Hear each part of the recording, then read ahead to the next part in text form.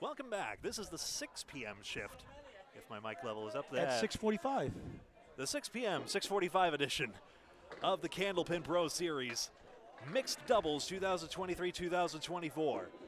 It's a large field event right now. We've got 12 lanes in action at the moment. And in front of us here, starting off is Lori Rossetti and Vanessa Huff. That's Lori on the right there on the head pin. 2-7-9. After all is said and done, Vanessa takes her first ball. As almost a spread eagle, but it's 2, 4, 6, and 7.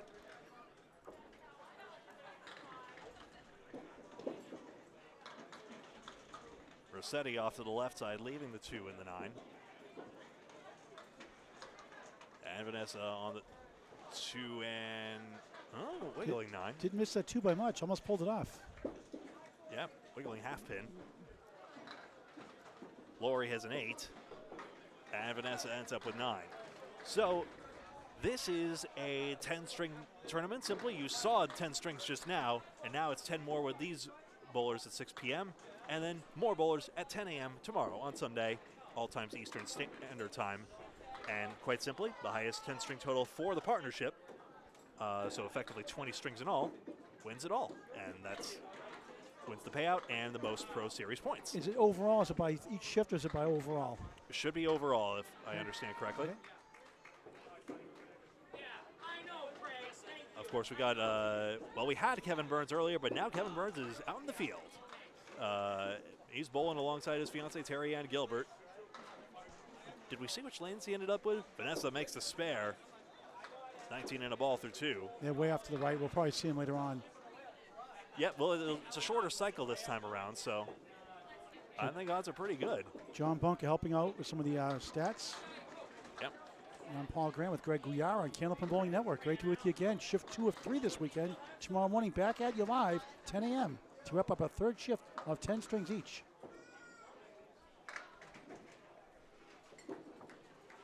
Greg Gouillart on the play-by-play. Thanks very much.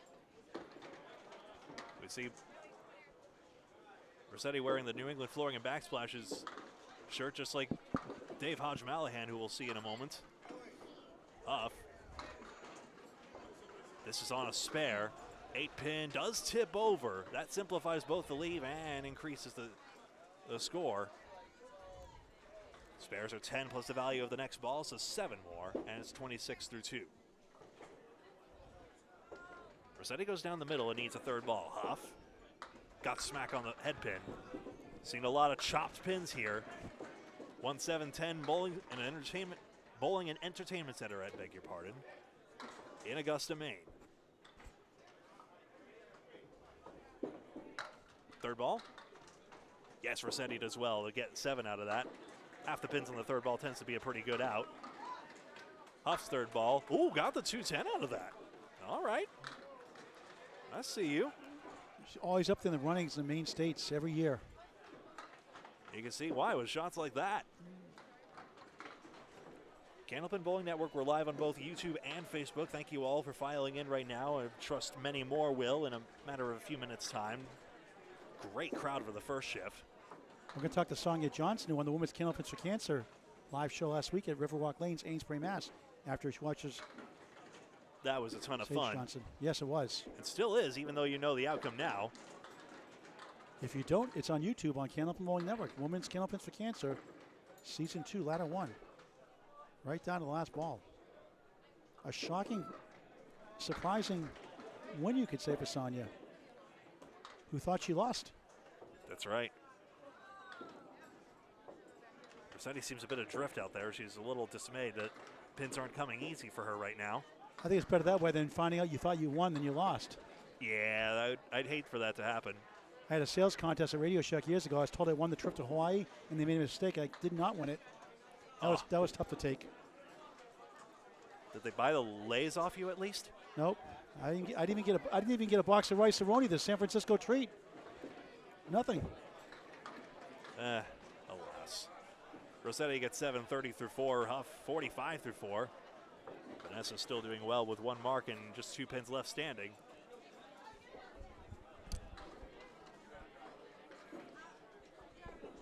has that bounce at the line. Very standard part of her delivery.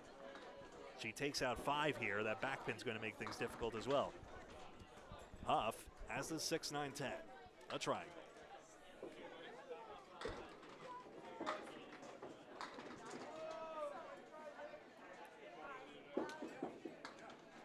Rossetti, ooh, on the head pin. Almost got the angle on it. Huff does not care to see how that turned out. That went immediately to the left. Wearing an Atlantic Candlepin Singles Tour shirt from the main tour we had, the main division. Champion Mark Weber, who you'll see in just a moment. Huff pins out well.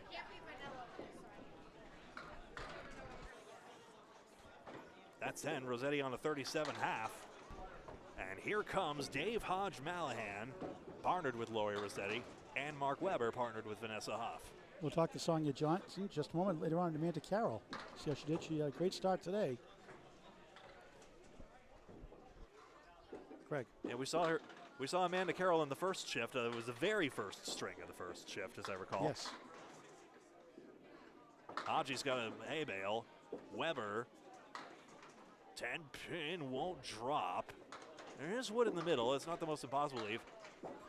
Dave gets it. Wood came back off the sidewall, and he starts with a spare. Weber's going to shoot this wood one way or another. Let's see. Right side of the front wood, yes. Goner. Boy, if you missed the main ACST finals this year, August 1st, 2020, last season, 2023, you missed a good one, a match of a generation. How about 48 marks, 19 strikes combined, a 1-pin win, and a huge come-from-behind victory. Even considering Newport Entertainment Center is a fast house, and that's still tremendous scores. Mark Weber, Mark Carrier, must-see match on Candlepin Bowling Network on YouTube. You will not want to miss that. Malahan dumps 3 on it, 13 in the first. Weber pulled it to the left slightly. Look at that wood ricochet off the sidewall. Unfortunately, it's taken out the 2-3, so this is going to make even the pinning tough, even with 2 balls to go. Malahan got good second ball on that. I'm skipping a jump. We saw him in recent Friday Night Pro League action. Weber, well, that's good pinning at least. Now he's got a 2-pinner to get, and he can escape for 9. Dave gets 10, 23 through 2. Mark Weber, that's 8 more. So after the 5 fill on the spare, 8 for 23. All right, John, Bunker's going to read off I'm going to read off the names. John, give us the scores. The first shift today, 10 strings. Brittany Underwood, Tim Douglas, who threw that 184 final string. Is 24.79. The first spot today, Amanda Carroll, Nick Cephaloto Freshy. 24.54. Madison Kelly, Bob Wickham, Madison River now, Bob Wickham. 24.01. Laura Doffler, John Winchell. 23.88. In 5th place, Glennis McKinley, Joe Smith. 23.37. Sarah Simmons, Chris Merrill. 23.06. Right behind Nikki McKeever, Jimbo Ayotte. 22.95. Jill Wood, Craig Holbrook. 22.84. Kim Kanga Smith, Mark Hollywood Smith. 22.52. All right, and that'll do it for now. Top 10 will get paid, they've announced. Hodge gets 10, Weber gets 8. Other scores, Sonia Rossi, Corey Packard, 22-43. Andy Bailey, Keith Beaupre, the Tsunami, 22-30. Ali Atwell, Tim Susi, 2200. Charlotte Prody, Tyler O'Brien, 2192. Peggy Donnelly, Justin Line, Ace, 2188. Bobby Joe Chase, Russ Neely Jr., 2185. Celeste Buckmore, John Irby Cafalas, 2180. Sarah Wright, Dominic Palladino, 2134. Karen Dumais, Rick Martel, 2150 above them. But good experience for Dominic Palladino and Sarah Wright. I'm just going to grab a phone photo of that if I may. Sure. That's shift 1 today. Hodgie, good bid there. Couldn't believe it didn't go. Weber, what a shot. Oh, the wood spun around. Missed the 7. Rolling wood back there, but there's no chance it takes it, right? No, it's going to stop up. Malahan imperfect for only the first time. 9 boxes, 42 through 4.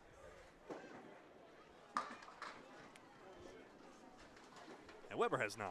Okay, so we see here that in order to make the top 10, And that's for the 3 shifts combined, right? yep, so all the shifts will be considered together. We've only had 1. 10th place is currently 22.46, so we're averaging about 112. So we're looking for high 110s to really take a big run at that 10th place right now. And of course, with many scores still to come behind. Some stats on Dave Hodge-Malian from John Bunker. Yes, Dave Hodgdon had an overall average of 108. 124 is his career high. Single is 196. High triple 489.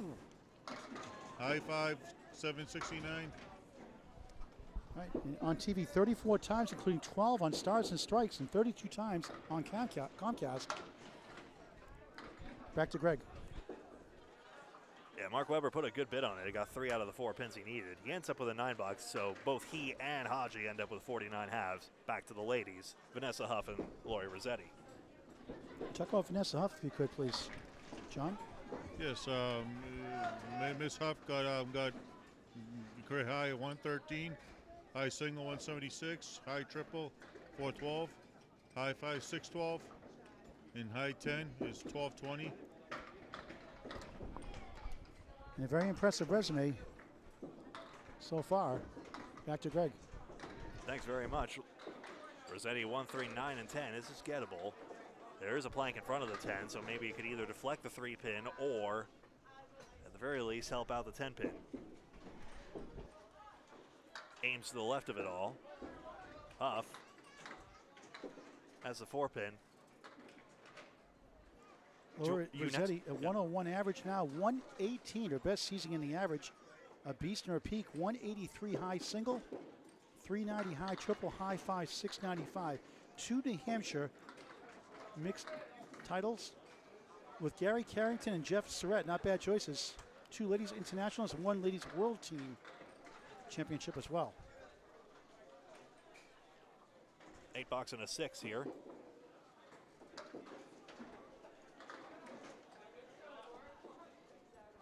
Remember 3 shifts. 1 before, 1 now, and another at 10 a.m. on Sunday.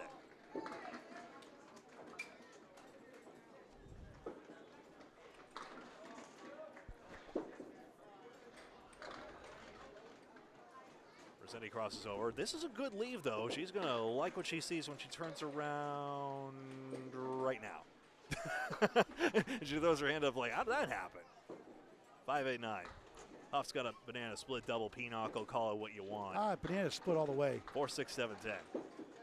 I do like the card game pinochle. I just haven't played it in an eternity. You can't eat a pinochle, though. Banana split sounds nicer. Yeah, it tastes better. Please do not eat the cards. Huff was trying to get a piece of that wood, I think, and only just missed it. You don't lose as much money with a banana split either. I mean, inflation does have a way of getting up there. Rossetti, shot wasn't on anyway, so that's 9.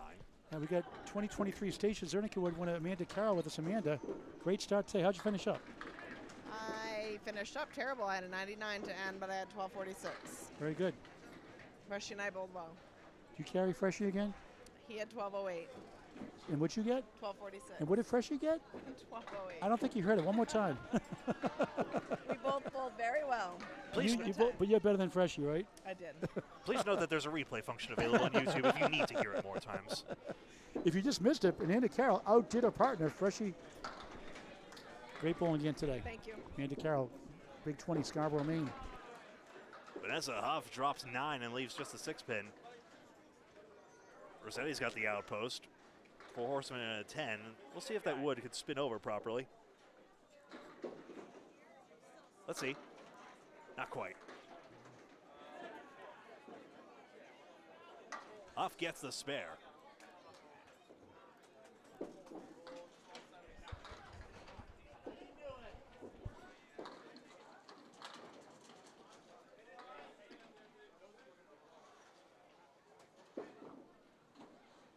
That's out there. 6 becomes 8 for Rossetti. I think she got the ball a little more out there on that last one, so still a potential to go 100 with a a couple of good marks here.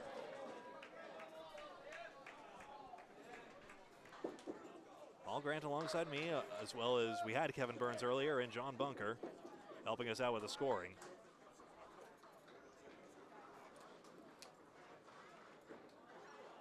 Brittany Underwood and Tim Douglas top of the shop right now with a 24.79. About a 123 average.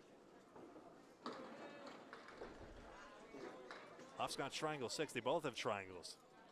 Rossetti's got triangle 3, 3, 5, 6.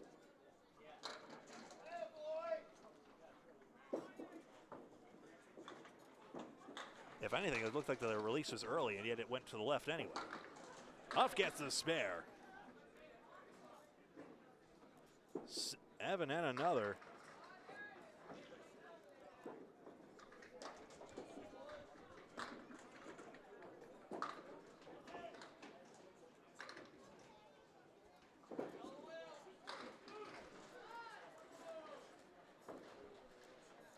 That brings Rossetti up to 70.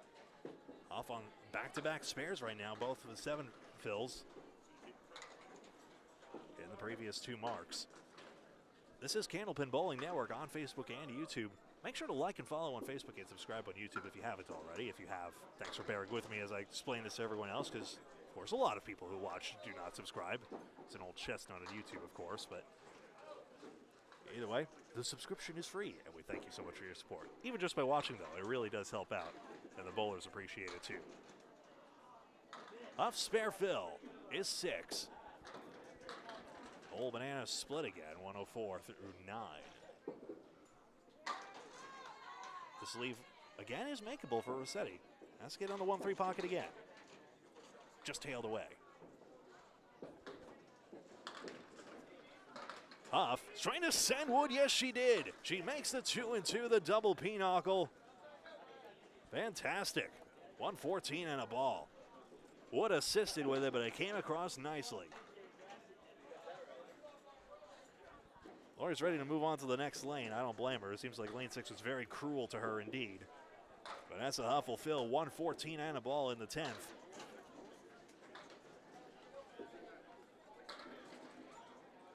Rossetti has made mixed swirls before. She is no slouch. Sometimes these strings just happen.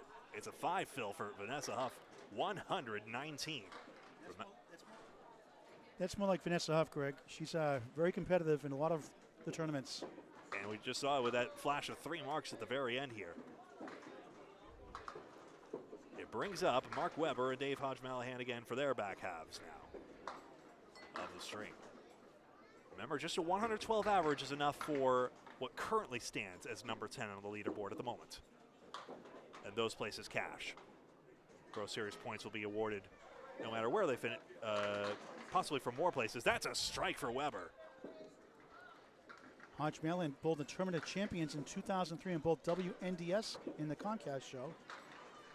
And he got the 10 pin as well and scoops a spare on the half Worcester. Top 10 the WCBC Pro Tour 8 out of 10 years from 1999 to 2008.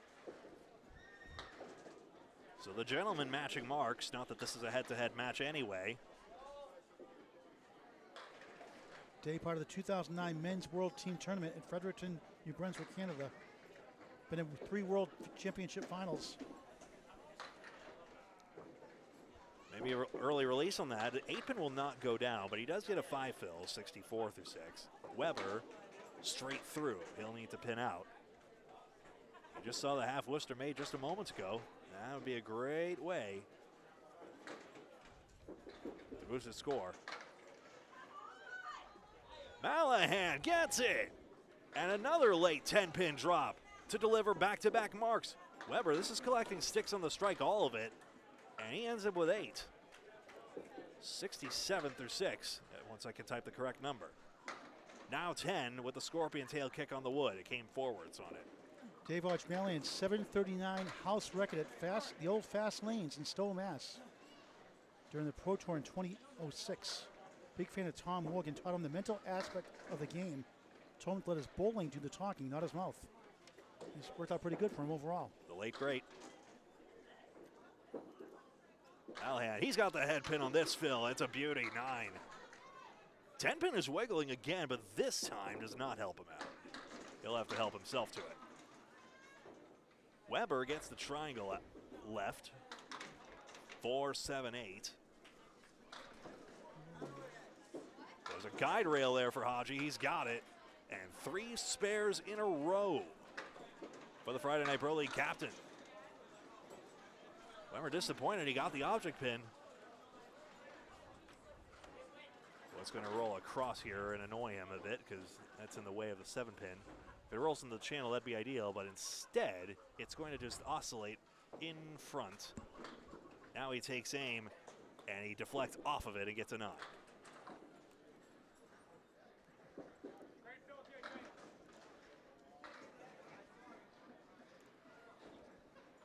We're getting the crowd back here. Good to see you all. I know these 10 stringers are tough. Goodness knows it's tough for these bowlers, even though this batch has just begun. So thank you very much for spending some of your day with us today. 7 fill for Malahan, 100 through 8. Weber straight through 2-4. These strings don't get easier as you go. So the bowlers that end up in the 120s are certainly above and beyond on this one. Malahan does not mark, hits the curtain. Weber, 2-4, got it. 3rd mark. Next match, Mario Johnson, Nick Norcross. Next on Canada Bowling Network, strings 2 and 3 with Mark Weber and Vanessa Huff. Dave found the range on the 3rd one, 110 through 9. 4 marks gets you 120 or close, generally, presuming decent pinning. Apart from that 1-7 box, it's been nothing to complain about.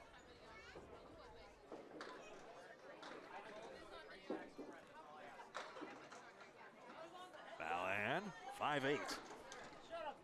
What is someone blocking the pocket for him, man? It's not the pocket you want to aim, but what the heck?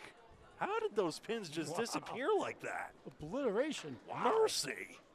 That's probably the fastest strike we've seen all day. Malahan, that's going to roll back, right? But it didn't hit it with the red line. It's the weak part of the wood, and it didn't take it.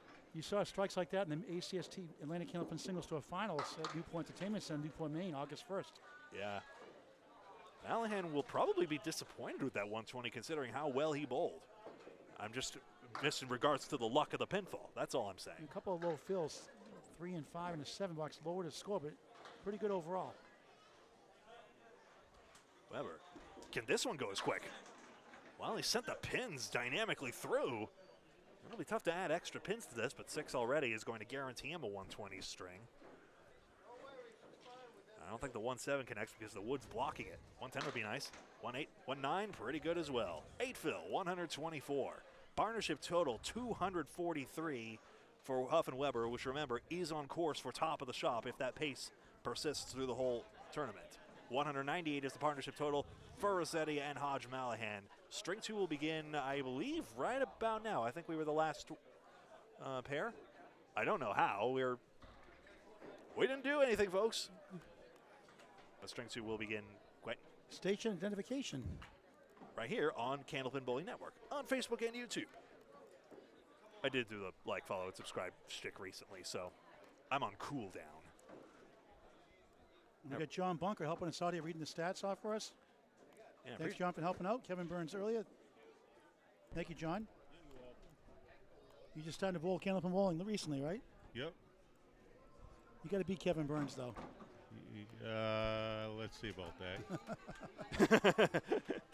Yeah, tell me you can't use bumper guards either, okay? Okay. All right, Greg. Thanks very much. So Huff and Weber, I've been doing this. Okay, Mario Johnson on lane 5 on the left with Nick Norcross to follow. Mark Weber on the right with Vanessa Huff leading off.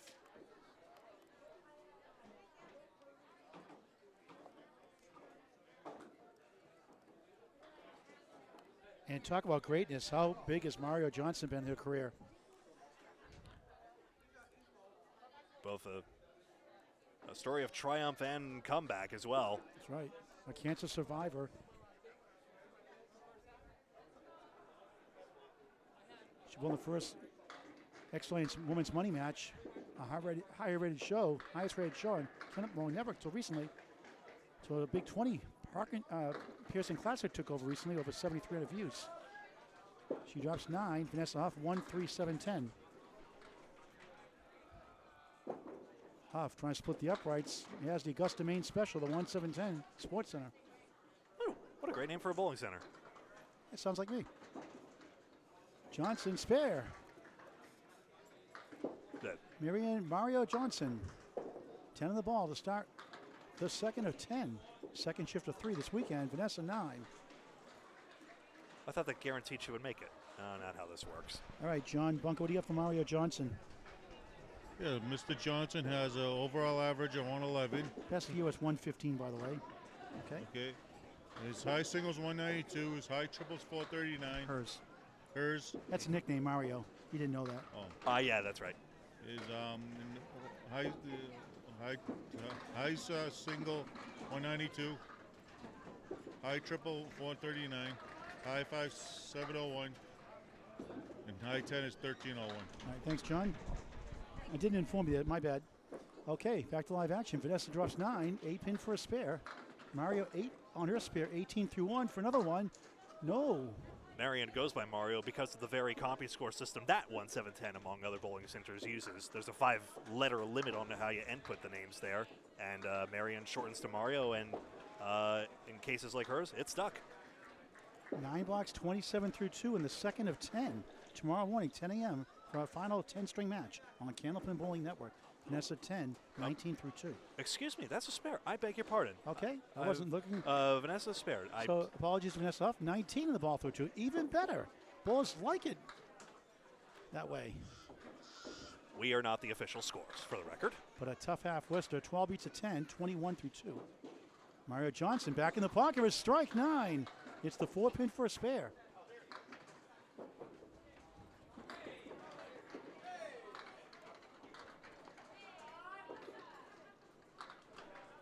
Blank right in front. Should be a slam dunk, and she's all over it.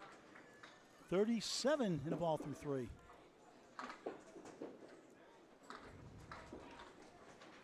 Huff, nice out, 9. Very good. 30 through 3 with the mark. Easily could have been less. We mentioned earlier, favorite bowling moment, watching her husband Matt Huff win the 2017 World Singles title in his first try, 2017. Her hobbies are softball. She played soccer, softball in high school. 2 kids, Morgan and Jacoby. And I talked to her at the States last year. Her son had a 91 with no bumpers with a 57 average. Pretty good. Mario on the bonus, crossing over, 5-7-10. Matt Susi special, no wood, no luck. 44 through 3. Vanessa 5 in the 7, see if she can spin that wood over. What a try, oh, just missed the 7. Great effort, falls short. Mario middle pin the 5, the queen pin goes down. Just a terrific and a fierce competitor. Vanessa 10. 40 through 4. Mario, great pinning on the 5-7-10 split. 9, 53 through 4 on Candlepin Bowling Network. Wayne in chat mentions that Sage Johnson is actually bowling in the lane adjoining. Mother and daughter on the adjacent lane, so wonder if there's some synergy going here. Yeah, and we got Ryan Southall her next. And we're going to have to face Kevin. We're going to have Kevin Burns and Terry Ann Gilbert bowling. There we go. Oh, the give and grief match. Yeah. A couple strings from now. Good to see you, Greg, as well. We got to cover Kevin twice now. Yeah. Greg, I see your comments in chat there. All I'll say to you is just don't let one person get you down, and it was a misunderstanding anyway. Hey, keep on keeping on, keep focusing on the positivity. I know that sounds cryptic to most of you, but a message I wanted to get out there. Good bid by Vanessa, 5 in the 7 again. Mario 6-10 for another spare. She got it. Yeah, that's a great one. 2-pinner. 63 half plus 1. Vanessa in the channel, that being 8. 48 half. First time we've explained it on this broadcast. A ball in the gutter stays in the gutter, and the pins don't count.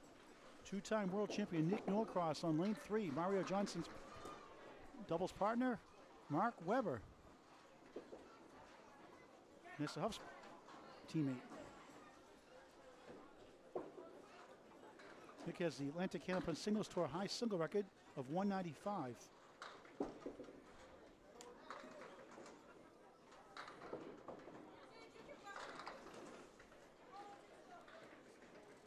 Mark Weber, 25 years young. What a future he has.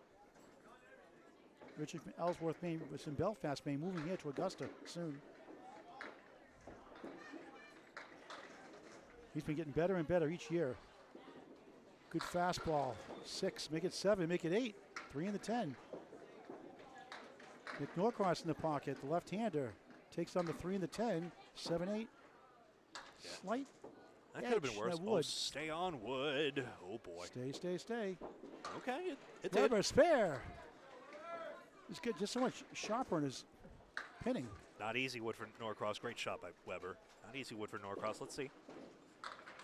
Nick won't go. Yeah, just deflected off the sidewall. Funny. John Bunk with the update after this box on Mark Weber. Yes, Mr. Weber has an overall average of 118. And his career high is 121. His high single is 195. High triple is 444. High 5 is 728. High 10 is 1317. Thanks, John Bunker.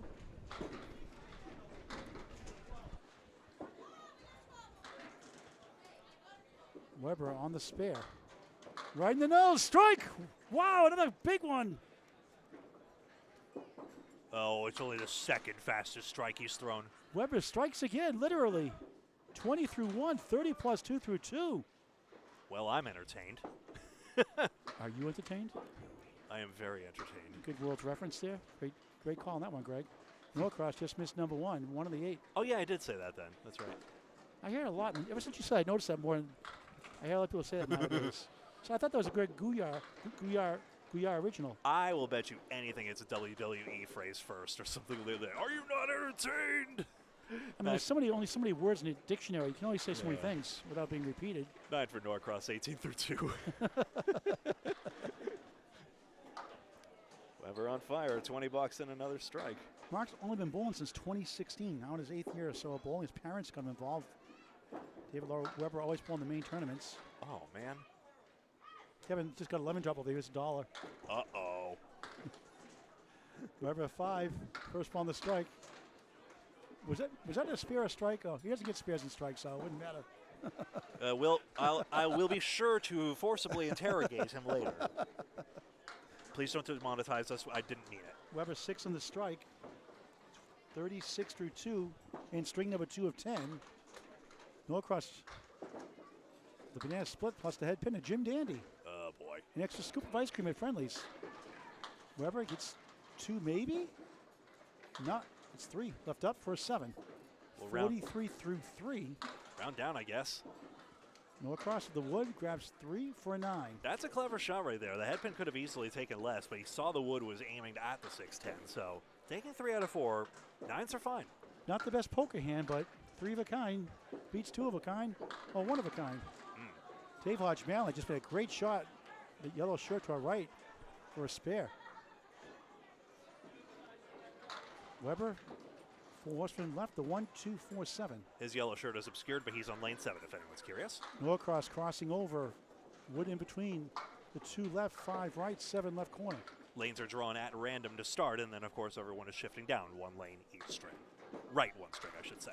Weber in this left, chopped out the 4, 1, 2, 7. Yes, spare. The 2, 5, 7 goes for Norcross. Now they'll go for a full house, maybe. That'd be nice. A great out for Weber, 10. 53 through 4. Pro Series singles knockout winner in 2019 when he only had a 108 average at the time. Through an 1197 for 9 strings. Won the 2023 all-night Russ Neely Senior Tournament in 2023. The 34th annual event. Norcross strike. So much for your full house theory. What a huge end That's to that a full house half. plus. Weber delivers 8. 3-9 spare strike. No problem. 47 through 4. 57 half plus 2. For the 2-time world champion, Nick Norcross. Mark trying to work at his mental game. I think he's proved dramatically in the last year. As he gets a 9, 62 half. Played football and baseball growing up. Has a wife and son, Jasper. He gets a 10, make it now. So, sorry, Greg, 63 through 6. 5 through 5. 63 through That's 5. right, because Norcross went left and right. That's right. Sorry. They're blowing through on pace. Sometimes it throws you up. I'm so used to right ball, left ball, right ball, left ball. So. But I do wish to say, even if it makes us momentarily confused, it really is good for pace of play when bowlers just go when there's no chance that they're cutting off anyone. Absolutely. And that's the way they used to do it all the time. Because consider, the first shift ran over time. We ran over a half hour, and I don't think it was any extreme delay or certainly not a pin set or malfunction that really caused any attendance to come out or anything. Do they get paid for overtime? I don't. I'm not going to comment on workplace reimbursement practices, but goodness knows they deserve all the accolades, that's for sure. Mario, the spare has missed. Just missed her spare chance. Tough break. Yeah, so 7 on that spare, thank you. That's So 70 70 half. half. Wow. Yeah. Spare 8, spare 7, spare 7, first, third, and fifth. Ooh. Huh. That won't go. Vanessa 9, 57 through 6 on Candlepin Bowling Network. Mario shouted something. Did you hear it? Yeah, that's the T word. She gets a 9, 79 through 6. You can certainly hear Mario, and I love it. 1997 Rookie of the Year. Former ICBA championship winner, several ladies, team titles, international team titles, mixed world team titles, 5 of those, a couple of NICO championships, just a couple, and a future Hall of Famer for sure. A Can-Am title and a previous runner-up in the Can-Ams. As a junior ICBA championship record holder, all events with 15-15. Vanessa 3-6 right, 4 left. Oh, she got a great shot. Second spare of the second, 67 the ball. Mario spins the 10, won't carry. Unlucky, the wood was too far in front. Vanessa Huff again, remember she had a late go of it, but then she had 3 marks on the end. She and Weber came away with a great total. 9 for Mario Johnson, 88 through 7.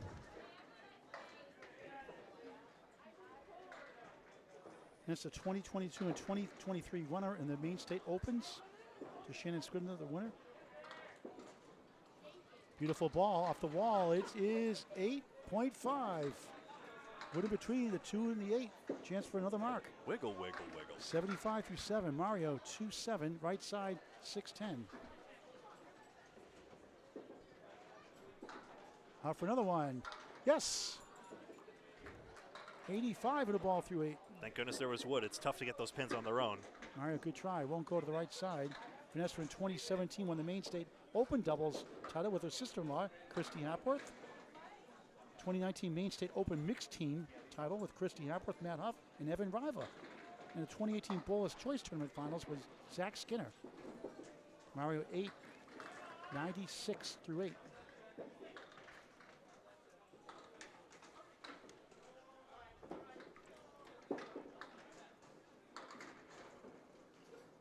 And I always tease Christy Hapworth because I was covering the Maine Money Match 2 up there, and she was helping keep score, doing some light commentary, and she always leaves the 1-7. What do you call it? The 4 from the Calleri leave. Yeah. So in Maine, I call it the Christy Hapworth special. I haven't mentioned it in a while, so I told her when I see her bowl tonight, I'm going to call it the Christy Hapworth special, the Maine edition of the Calleri. I have a confession. My knowledge of the Calleri leave is fuzzy. That's a good leave. That's a good shot by Huff to get an 8 drop again. Mario mislep it, steals 9. It's several times we've seen this. Yeah, Bob Calleri of Lexington, of course, and I heard he was quite a character. And that's for that one. 3 in a row. No, yes. It took a moment. Yeah. 8 on the fill. Now another spare. 103 in the ball in the 9th. Made a good shot and got rewarded. That's how it should be. Mario right in the nose. Spare. 106 in the ball in the 9th. Nick Norcross on a strike after a spare up next. Mark Weber, 63 half. Nick Norcross, 57, plus that strike fill. Sage Johnson, Ryan Southall, the next 2 strings. That should be fun, too. Huff on the nose again, just 5 that time. 108 through 9. Should have 119 in the first.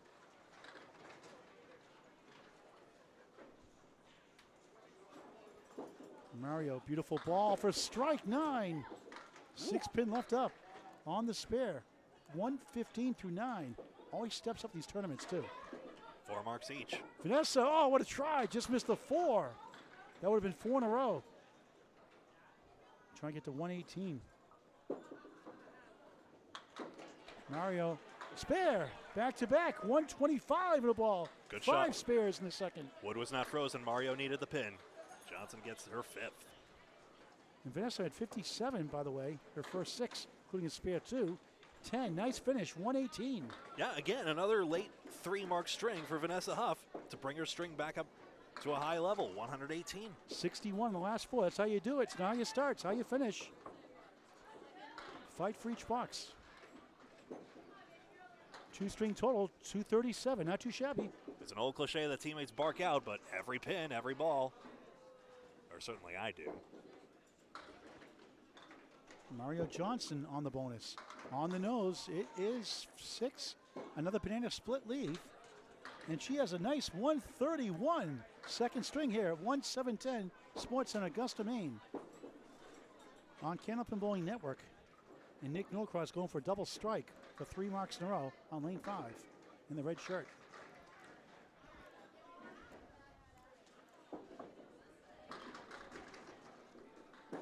As soon as we get results after the second string, we'll let you know what they are. John Bunk will get those into the third string.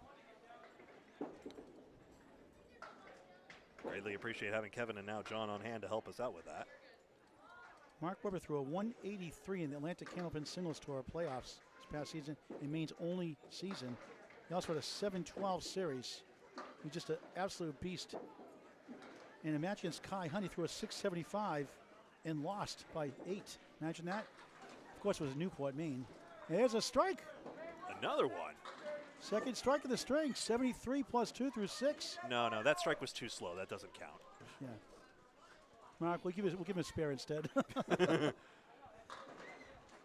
We'll tease Mark afterwards. He's an easy target. He's a lot of fun. Norcross, tough split. Odja pin won't carry. 8 in the strike, 65 half. A good sense of humor, you mean? Yes.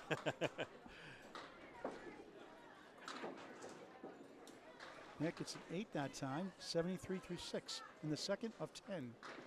One more shift tomorrow, 10 a.m. live right here Yeah. on Candlepin Bowling Network on YouTube and Facebook. You need a good sense of humor in order to succeed at this game, and that's why my average is 85.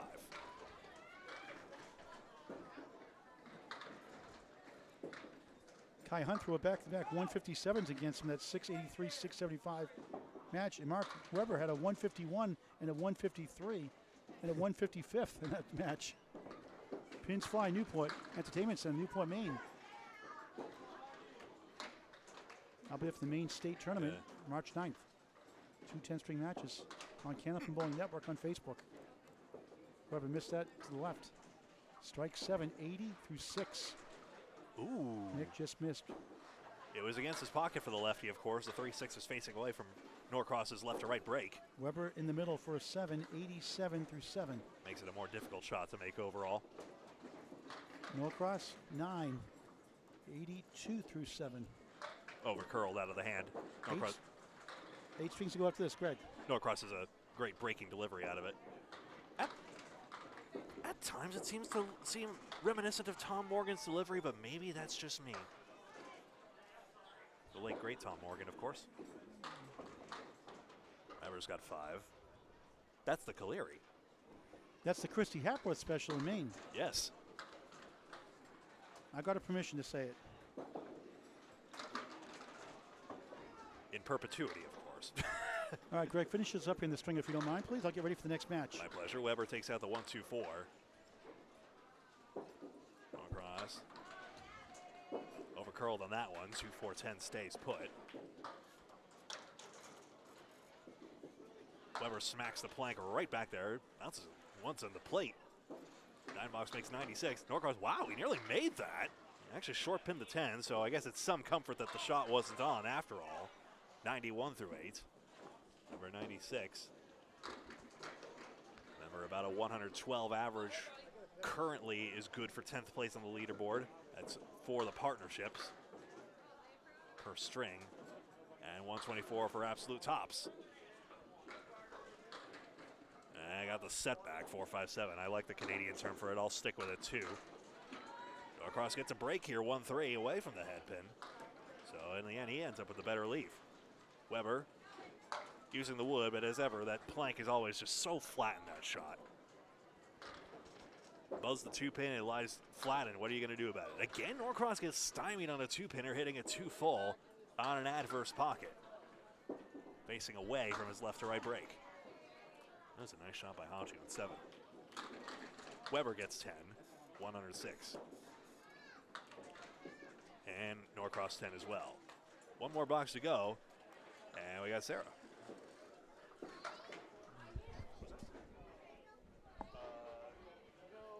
thank you. Maybe I'll have dinner later, but that's later, so don't worry about it. Thank you. Sarah Wright was very kindly offering if we needed anything over here at the counter, but we're fine, I think.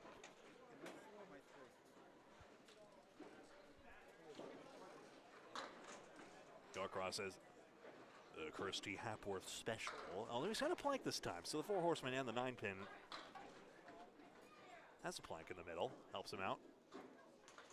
Weber threw it into the curtain. He'll need it all on the 3rd, or at least most of them. Norcross. Nick's just missed the head pin. He's actually gets everything else, so 9 down, 1 to get. Weber, straight through 5. Too bad. 111 string, though, so partnership total of 229, about a 114 average. That's still tracking well, again, overall on the leaderboard. Norcross will get 9, 110. Partnership total 241, so that's in the 120s. And that should put Johnson and Norcross on a good trajectory, at least as of that string. We will confirm total results as soon as we're able. Kevin is here. I don't know where the microphone is, though. Let me see. Do you see the microphone over there, Kevin? John, could you pass us that? Yes, please. I'll take that. Thank you. Kevin, 2 strings down, 8 to go. How are you feeling out there as you bowl out there? First string was horrible. Second string, I went over average. Terry Ann's been doing pretty. Terry Ann's over average altogether right now, so she's carrying us. Very nice. Remind us, your league average right now? Right now I'm at 73, but I've been struggling as of late. But I'm getting back. Well, I'm not worried. But you're getting back in the swing of things as well out there. Yeah, exactly. I mean, Yeah. this is a good way to get ready for the 20 stringer coming up in about what, 2 months, something like that. Of course, you bowled in the Easter Classic, and how was the endurance of 20 strings in that tournament for you? Was that terribly difficult for you? Not really. No? Ever since before I had the surgery, it was painful. But since I had the surgery, it's been a lot more manageable. So I did it last year, 1 year removed, and I felt great afterwards. Well, here's hoping 10 strings is a cakewalk. Thank you, Kevin. Well, I'm hoping 10 strings will get me ready for that as well. Very nice. And again, Pro Series events, you do not have to be a Pro Series member. And Kevin's far from the only bowler who's done this. You know, you can join any Pro Series event, and just for the admission fee and the ability to bowl properly, you know, anyone can. The Vegas line just came with Kevin Burns. His wife, his fiance, future wife, Terry Ann Gilbert, is going to smash him, they claim, in the over-under. She's a heavy favorite to beat you on your own team. Anything to say in your defense? She's bowling great. That's all I can say. It's her professional debut. Let her have fun. Let her experience it. She'll be fine. So, but I almost tied her the last string, but I'm not worried. Hey, almost doesn't count except for horseshoes and grenades, Kevin. Well, When are you going to learn? When are you going to learn? Well, this isn't horseshoes either, Paul. All right, I'll check in with you guys later. Right. So, Thanks for the warning. I guess you could set up a horseshoes pitch somewhere on the bowling center. I know Lita Lane's this cornhole, of course, relevant to Kevin's home center. I always have fun with Kevin Burns.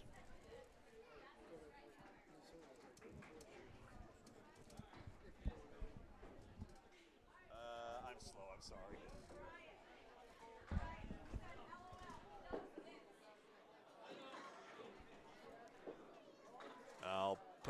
put your levels back up. String 3 is underway.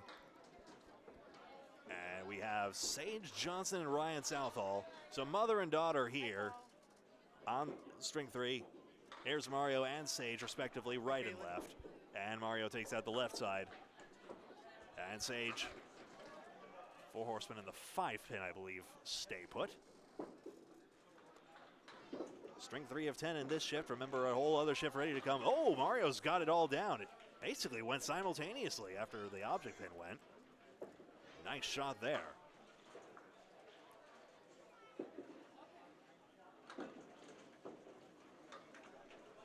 Sage Johnson's got a 9.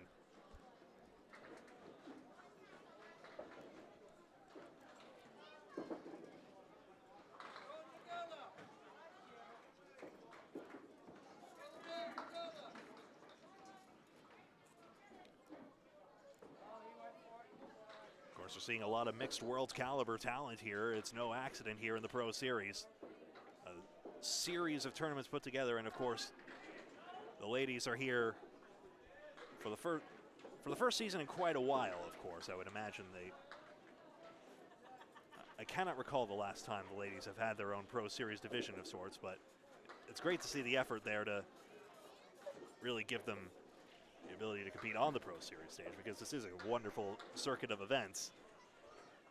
And with this great turnout today, I'm sure that's going to really jumpstart that effort. Mario strikes on spare. Take that.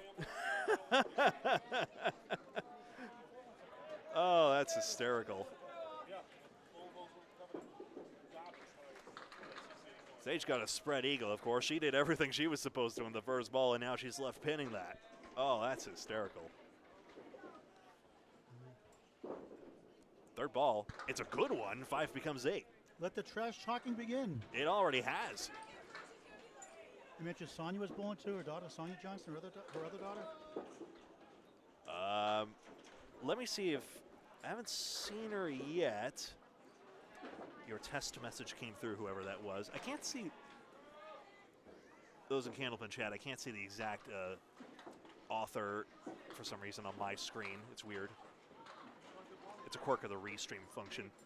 Sonia Johnson will partner with Danny Harris. I'll tell Paul that in just a second. This is Mario's strike fill. So far, the 7, 8, and 10 is all it stays. Wood in front. And, boy, didn't even get a corner to go. Sage gets hers. She spares. Right back at you.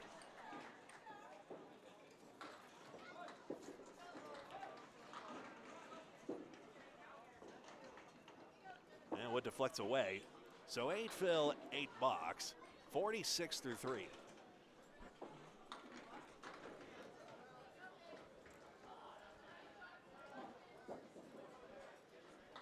Let me see if I can see this here.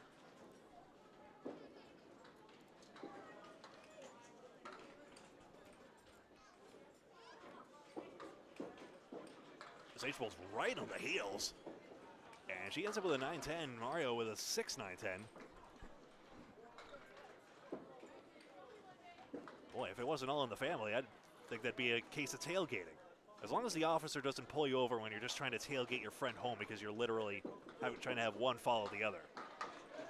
Spare for them both. Actually, Sage beat her into the pot. 8 fill on that. And a spare. So already Mario's third mark. Sage on back-to-back. This is delightful. Remember, just an average in the 110s could be enough to cash if I've done my math correctly here. 10th place, as it is after just shift 1, is 22.46, so 112 average per string per bowler. Simul throw again. Mario's got the head pin. Sage does not. Both will fill well. Mario's got 5, Sage 7. Ain't that the way? You miss the head pin, you get more. Hay bales go about 1 to 4 times, perhaps? Just the front pin. Sage again. 3 straight. That's Candlepins for Cancer bonus money if it were that. Had a great ladies ladder recently at Riverwalk Lanes. Really enjoyed having you along for that. It was a great crowd there. It's not hard to pack that small center in Amesbury, Massachusetts, but boy did we. And boy was it a lot of fun. 70 half. And we get the open roll-off coming up in Beltwell's Bowling Center, Concord, New Hampshire, 2 weeks from today, 12 p.m. Final 2-round qualifiers next Saturday, February 3rd, 12 p.m., 3 p.m. Register Candlepins number 4, cancer.com. Back to Greg. Geez, the Dan Murphy parallels are everywhere in this broadcast today. First look at Ryan Southall on the left. He's got the outpost, 4 horsemen left on the 10. Norcross almost has that, but he's missing a 6-pin. Let's see here. Southall just the head pin and the 2-pin. That's too bad. Again, facing the wrong way. His ball breaks right to left, so he'd rather be aiming at the 1-3. The 1-7-10 Sports Center leave. Norcross leaves the 1-7, so he has an 8-box, and Southall 9.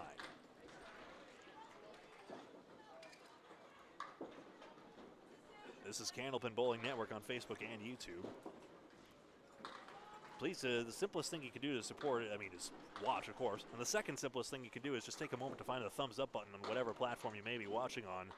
That just lets people know that this coverage is great. These bowlers are great. And it really helps us out. It does not help with persnickety 4-pins like that one of Ryan Southall's. That is slid all the way over to the 7. And it's creating a bit of a headache. Norcross does not spare. Southall, he collected it anyway. Now it's a leaning jowler if anyone plays past the pigs. And he left just the 10-pin. It is down by rule. Norcross just made that 5-7, perhaps assisted by the wood, but that's a great shot. He gets 10 out of that and Southall 9.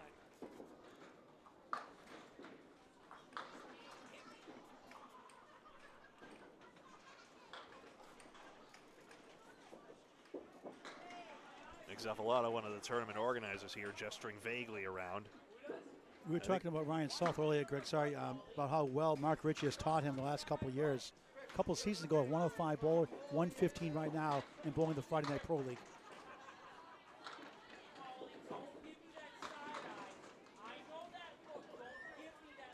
Great to see him out here doing damage. He's got the 1, 9, and 10. Norcross, 4 horsemen, 7 and 8. Zaffalato and Amanda Carroll in second place behind only Brittany Underwood and Tim Douglas. In string 10, when Tim Douglas had that lane record setting 185, Norcross spares. I'm ready. This next trash talking segment brought to you by Candlepin Bowling Network. Amanda Carroll with Freshy, Nick Zaffalato. Freshy, your partner Amanda Carroll defeated you on your own team. So Amanda beat you again. Yeah, again, that's right. Well, hold on. I don't know about that again stuff, but, she definitely was freaking bowling like a sexy mama all day, and I just couldn't catch her. But it's tough wait to... a minute.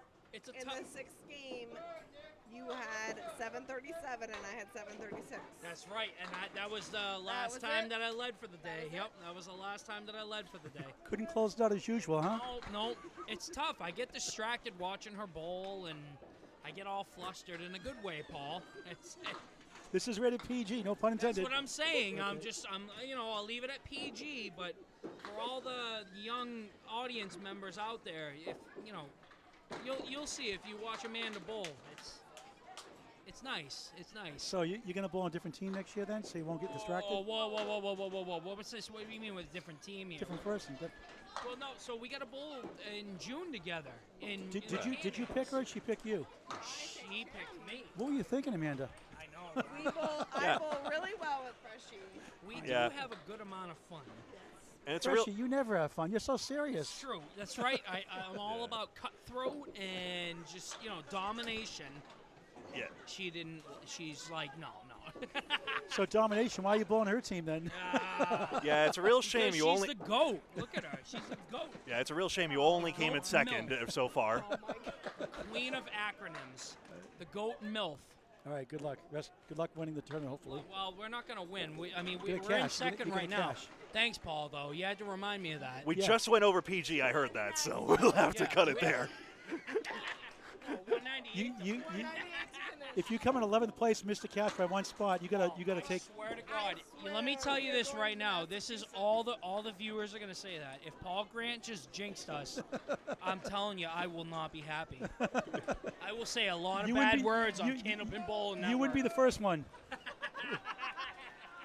Thanks, Paul. All right, thanks, Freshy. You made it, Carol. Back to Greg. I think a bad word kind of did slip out anyway, so whatever. Oh, dear, oh, dear, oh, dear. Sage Johnson back up on a 62 and a ball half. Norcross 52 and a ball half. And that's live, folks. And we got what we got.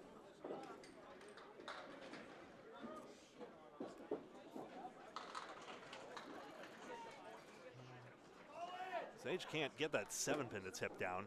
Oh, well, she's got a 6 fill, though. 68 at the half. Only 2 back of Mom. There they go again. Oh, close. 7-pin didn't go. 3-1 split.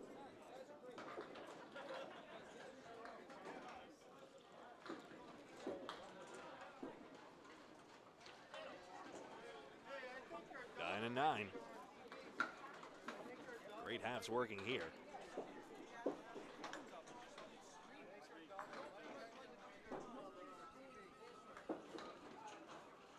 So that's right. Tim Douglas set a lane 4 record here at 1:7:10. They keep the lane record separate. I actually think that's quite nice, you know, first of all. I mean, sure, there can be only one house record. I don't think they're trying to obfuscate that either. It's not like we're trying to be obtuse here, but, you know, arguably each lane has its own personality. Maybe one has a sidewall that juts out, not here, though. Maybe another's got a certain quirk about it. So it is interesting to compare. Sage spares her 4th. Mario's got to pin out the 3, 6, 8, 10. And does not at 6. 85 through 7, still a great string working. So Tim Douglas has displaced Cole Fry's lane 4 record here, which interestingly showed up as 170 something as one of the magnets has fallen off. No matter, we'll have to take the rest down anyway. I will have to take a look at all the lane records in just a moment. I didn't get a chance to in my earnestness to bring this coverage to you. Half Worcester for Mario. Sage gets the 3 and 5. Good leave there. 95 through 7 on the spare fill. No fill south of 6 for the partner of Southall. One of these days, Mario's going to balk and Sage is going to go right ahead. And she'll feel very terrible. I'm kidding, of course. Mario's got a pin again. 1, 6, 8, and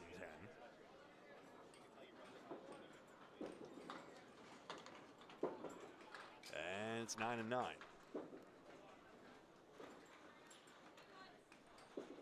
String 2 of 3 right now. Top score right now, 2,479 for Brittany Underwood and Tim Douglas. 10th place, the last cashing spot. Sonia Rossi and Corey Packard on 2,246, 2246, an average of 112. Sage, oh boy, the 7-pin wiggled. Mario's got the 7, 8, and 10. Wood in front. A little angled as well, and it is rolling back. That does help a bit. I don't know. Right side of the wood, spin the vertical wood to the right of the 8. Now she'll go left side on it and only take the 8 and 10. Sage spares again, her 5th of the string. And a chance to again go. Remember, 112 average is all it takes for the partnership in order to currently climb into one of those top 10 spots. Remember, there is also a shift to go after this, but the first shift was the biggest one. All right, we got Kobe Carrier making the grilled chicken wrap, and I split my pretzels with John Bunker over here. I was just serving it, Paul. I can't take any This credit for lunch that. is sponsored by Kobe Carrier at Hold the mic up 1:10 to him, Sports come on. Center. Yeah. I just delivered it. I can't take too much credit for it. But I put the order in, so. Did you make the food? No, I make all the drinks. Oh, that's why it tastes good, huh? Oh, you guys just kidding. You guys do an unbelievable job here. no, we've had a good day. We're really glad the Pro Series decided to have a stop here again. we obviously love getting any tournaments we can get. So it's good to spread the game and get some of these Mass and New Hampshire people up here up to our house. Love coming to Maine. We love having you, Paul. It's always great to have you. You guys always do a good job promoting our game and promoting our house. So we really appreciate all that you guys do. All right, so this lunch sponsored by Kobe Carrier of 1710 Sports Center. The address, the phone number to call for food. The phone number or address? Phone number is 207-621-1710, and we are located at 2246 North Belfast Ave in Augusta, Maine. Okay. And Sage Johnson just kicked her mom's butt on TV. Big time. Awesome. 5 marks to 3. Awesome. All right, thanks, Kobe Carrier. And we'll have to talk to Mario and Sage afterwards. So Sage gets the upper hand, 127, 113. We got to talk to Mario. Mario, we got to talk to Mario. What, is Sage chopped liver? Well, I'm going to talk to Sage too, and Mario probably doesn't want to talk now. Oh, I'm sure we'll find a way.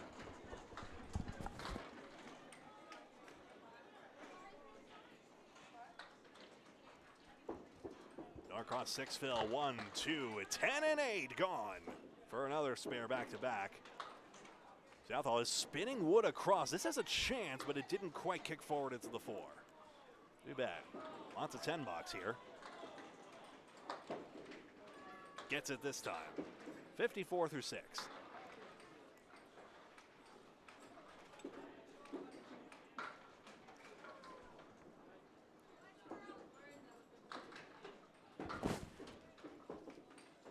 Would love to at least get to 100 here to support his partner Sage and stay on good pace for that top 10 on the leaderboard. Norcross spills the 4-pin. That's all on the spare. 9 more. The string is heating up now. Wants this pin to keep that momentum going, of course. It's the consistency that gets you in this game. And Norcross trips on the wood and does not get it. And how about Southall on the 3-5-9? Yes, he got it. His first spare.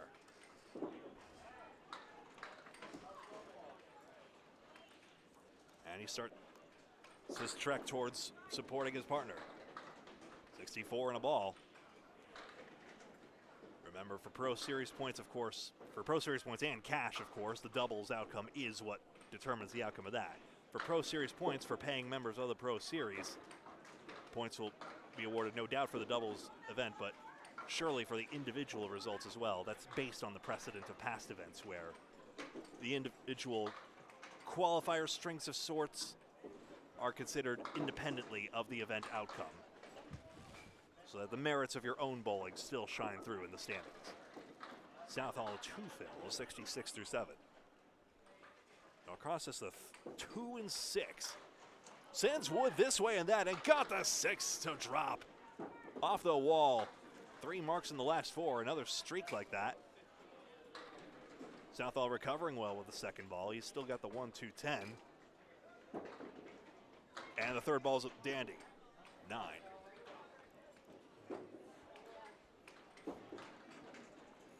Southall will probably want at least 1 mark. Nick takes aim. Washes out 7. 104 through 8. Ryan away from the head pin, but the 110 is gettable. Especially with his ball, it could.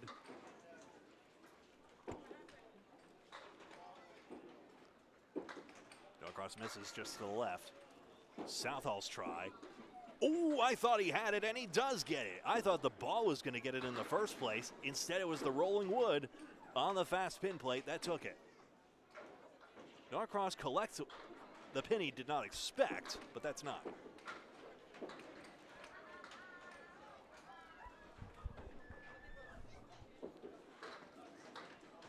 A comment from someone, be careful, Sage. Your legs will start to hurt from carrying Ryan. ROFL emoji.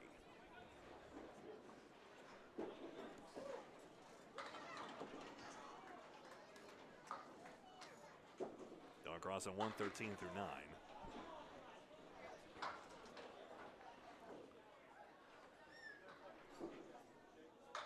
Nick's got the head pin, check mark left side. Southall Got more of a fill this time, 5 more. So he can pin out a 10 and get himself to that 100 mark level we were looking for. That still gives Johnson and Southall a good string to build on in these remaining strings in just this third of 10. Norcross got a second object pin, it didn't work out. Southall has a chance to go for 10 now. Ryan needs the 3 and the 6 pin to do it. Next 10 box brings him up to 123, and Ryan Southall pins out the 10 indeed, and he does reach 100. He's there. Partnership total 227. And for Mario and Nick, 236. Or an average of 118. That's still pretty good, even though we'll want something in the mid-120s to really challenge for top of the leaderboard. That's the end of third string of 10.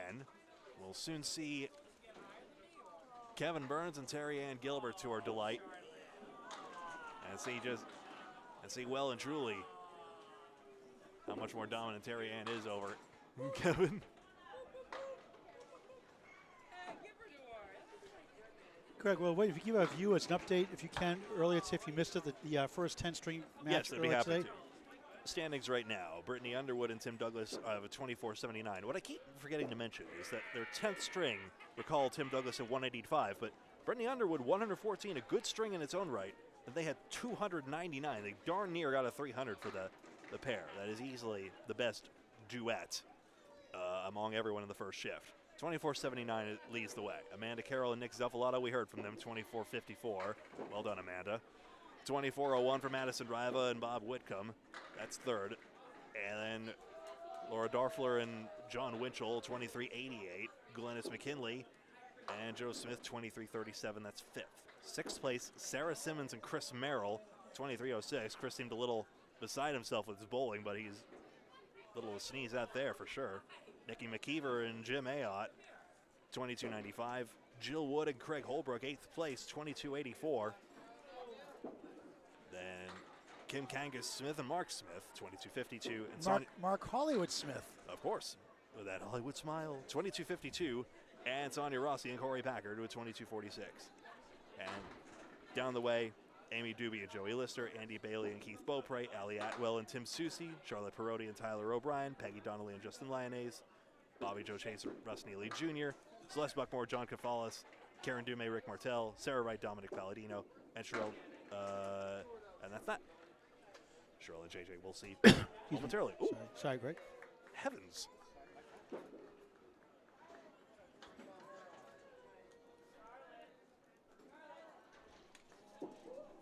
Looking around here, it looks as though we'll be going off lanes 7 and 8 right now. They have about a couple boxes each.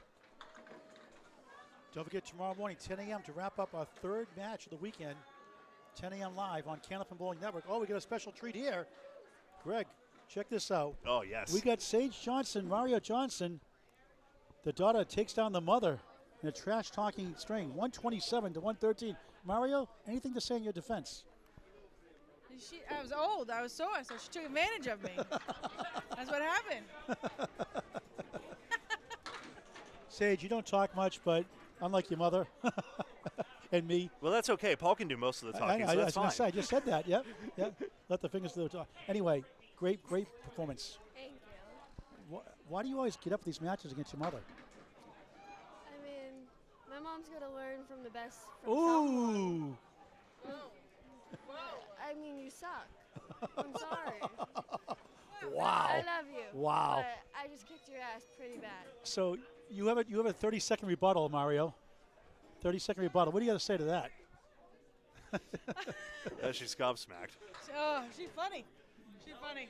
Should we get Mona Lamar as a referee this year? Mona Lamar, you get something to say in defense here? These two ladies are wonderful. All right. Leave it to Mona to be top class like that. But Sage, I do have one question, if I may. How is it having Sage just like on your ankles, like you're going up there, and then like a tenth of a second later, she's on the foul line as well, delivering as well? She's a butt rusher. Have you not noticed both of my girls? Hold the mic. She's a butt rusher. Yeah. Both of my girls are. I mean, they're so but I guess eager. I was at one time too when I was young, but I'm not anymore. Ah. What's that? So we're about to say, we learned that from someone, and that someone is you. I mean, maybe Mother knows best in this case, I suppose. Mother's just going to be quiet. This is fantastic. What do you got to say about losing by 14 pins to your daughter? I still got her in total. Next shift up soon. All right, all good fun. All right, congratulations on that win. Thank you. All right, Sage Johnson over Mario Johnson in the upset, 127-113. Having a great time here. I'm always the nostalgia one who says, the matches are not strictly head-to-head, but boy, was that In that entertaining. case, it was, you could say. Oh, yes, oh, yes. Ready to start our fourth string. Ryan Southall, once again, this string after Sage Johnson.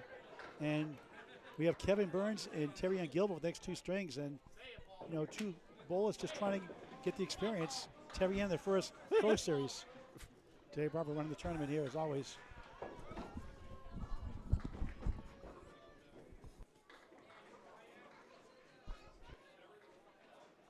Okay, getting ready to start our fourth string momentarily. Cannon Bowling Network's presentation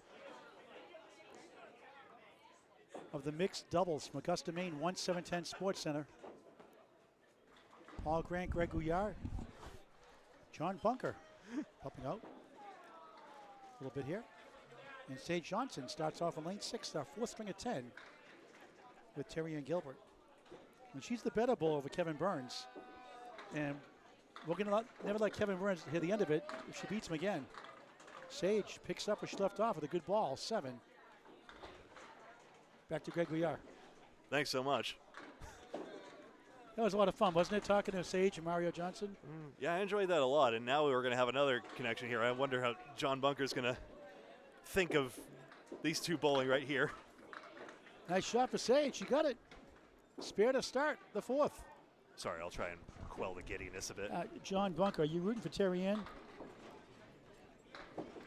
Yeah, I'm originally. I'm gonna be voting. We'll be going for Terry Ann and Kevin. You want Terry Ann to win, though, don't you?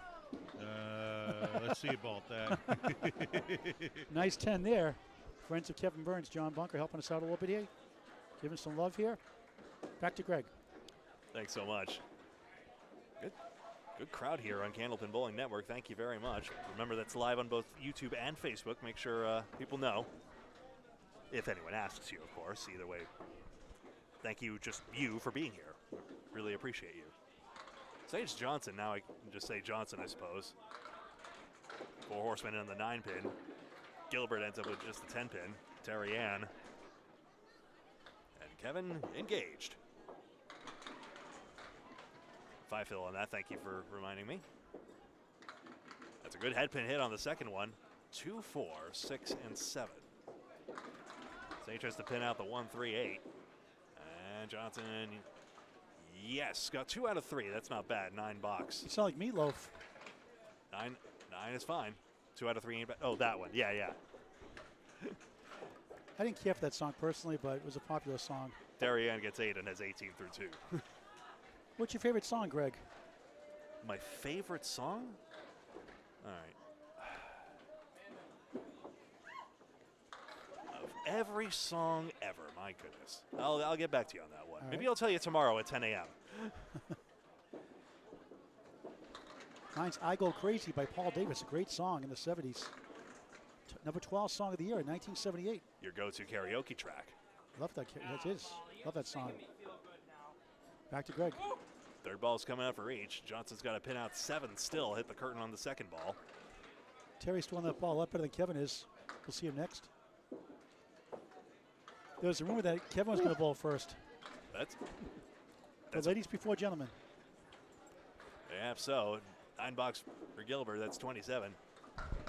Johnson came away with a 5 box. That's harsh. Hit the head pin on the third ball, but it was a little too thin and just fluttered around the entire left side diamond. John Bunker, some stats on Sage Johnson, please. Yep.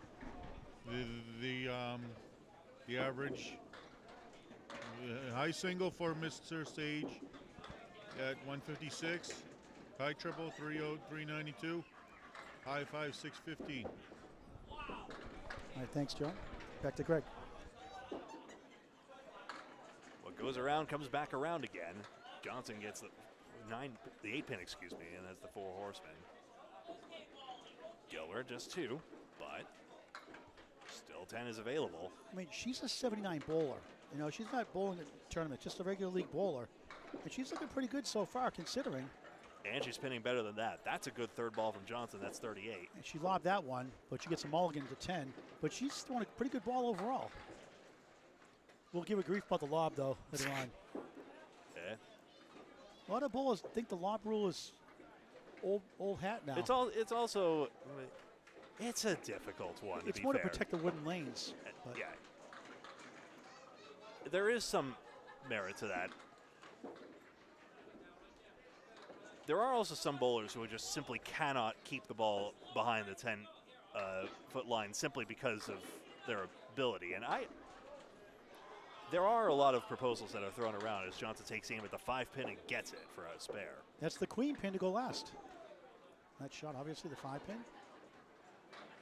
1-3-5-7 remains for Gilbert. Sage shot from spare 5 in the first, spare in the fifth, 48 half Yeah. plus 1. Easily the lob line is the most debated rule in the game today, bar none. And Terry Ann Gilbert, 44 half. That's better than her average pace right now. That's right. And her fiance, Kevin Burns, out of the old Masons in Leominster, Mass. Yeah. He's got a tall climb, you could say, for him. Speaking Ryan of Southall tall, back with Greg. Speaking of tall, there's a strike. Ryan Southall off to a hot start. Burns with a sidewinder delivery. There you see it. He's got the 10-pin to start out. Kevin Burns has joined us alongside many Candlepin Bowling Network broadcasts.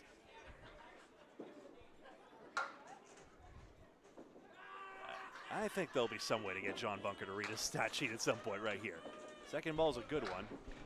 We'll wait for Ryan. He's not going to waste time. He's going to go for a strike. Another Yeah. one.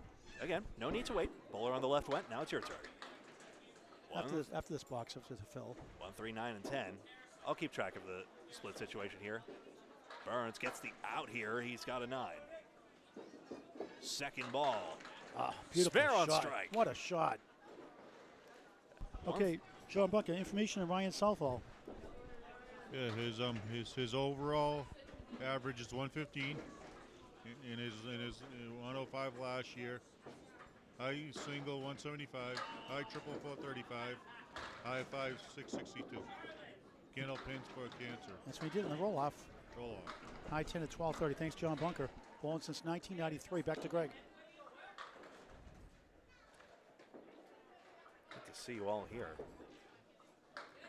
Even if we don't reply to all your comments, do know that we appreciate them all. Burns a good second ball on that. Southall got a 5 drop. 4 horsemen in the inner pin. Straight through the head pin, too bad. Burns picks up the 1 and 2.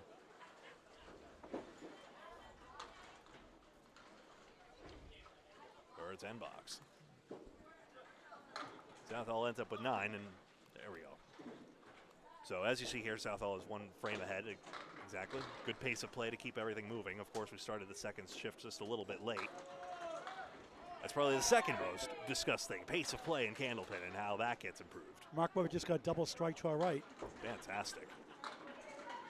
And little surprise as well. He's just been massacring the pins all day today. Southall punches straight through the middle. Kevin takes out the left side. 4 out, 6 to go. Southall. Oh, ripped the pins all the way around, and 1 came forward in front of the 3. Kevin caught a piece of the head pin. That's there, that's intact wood, and gives him a chance to take this out for 10. Southall does so easily on the single pin, and he's got 54 through 4.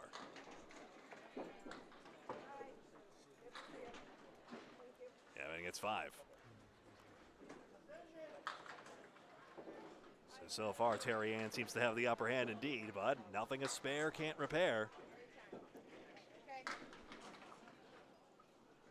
Well, we're feeling the cold, frigid Augusta air at the moment with the door open.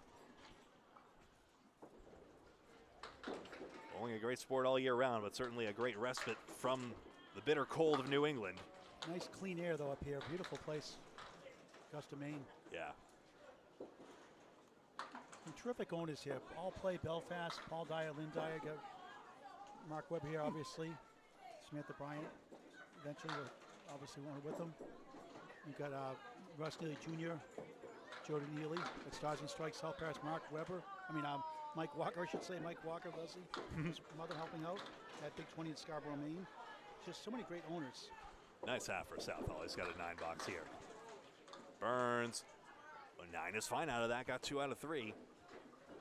He's on 33 through 4. Ryan Southall has completed his half. He's at 63 at the half. And the better news is Terry Ann's beating him by 4. Precisely. So he's opposite a 7 box at this point. Sage will wait before taking the lane. First, Kevin. He's on the 3-pin half Worcester.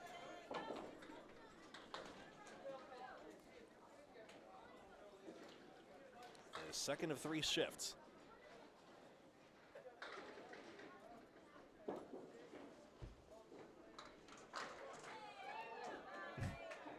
Chuck, I see that comment. I'll mention it to Paul when he returns.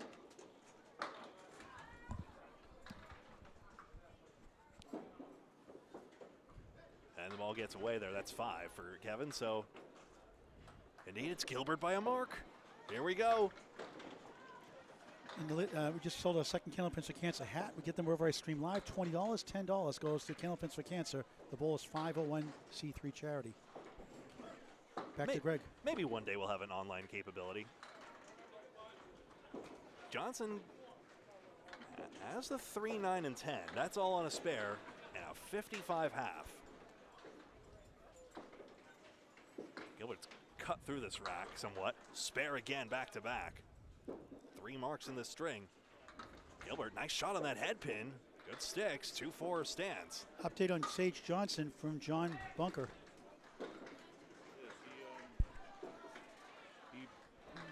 The ICBA New Hampshire and Mass champion kid states. 106 is his career high season. And he high singles 156, 401. 401 high triple. That's it. Thanks, John. Yep. Back to Greg. Back. Gilbert's got 4 out, it looks like. Sage is rolling wood, so Terry Ann, excuse me, is going to shoot again. And pin out. Now Johnson takes aim and got 4 out of the 5. You look disappointed at that. Parallel pins always makes it trickier. Gilbert can't get the break to come back. So this will be a 5 box? Yep. There we see the 5.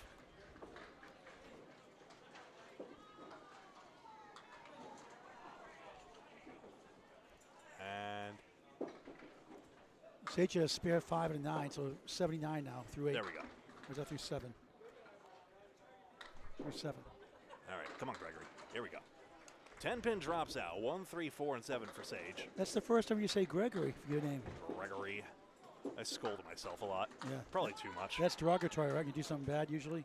Yeah. I think I heard Andy Murray do it once at Wimbledon, and it stuck. Gilbert. Oh, the wood almost helped it out. 10 pin didn't come through. Johnson a 9 box. She's on 88.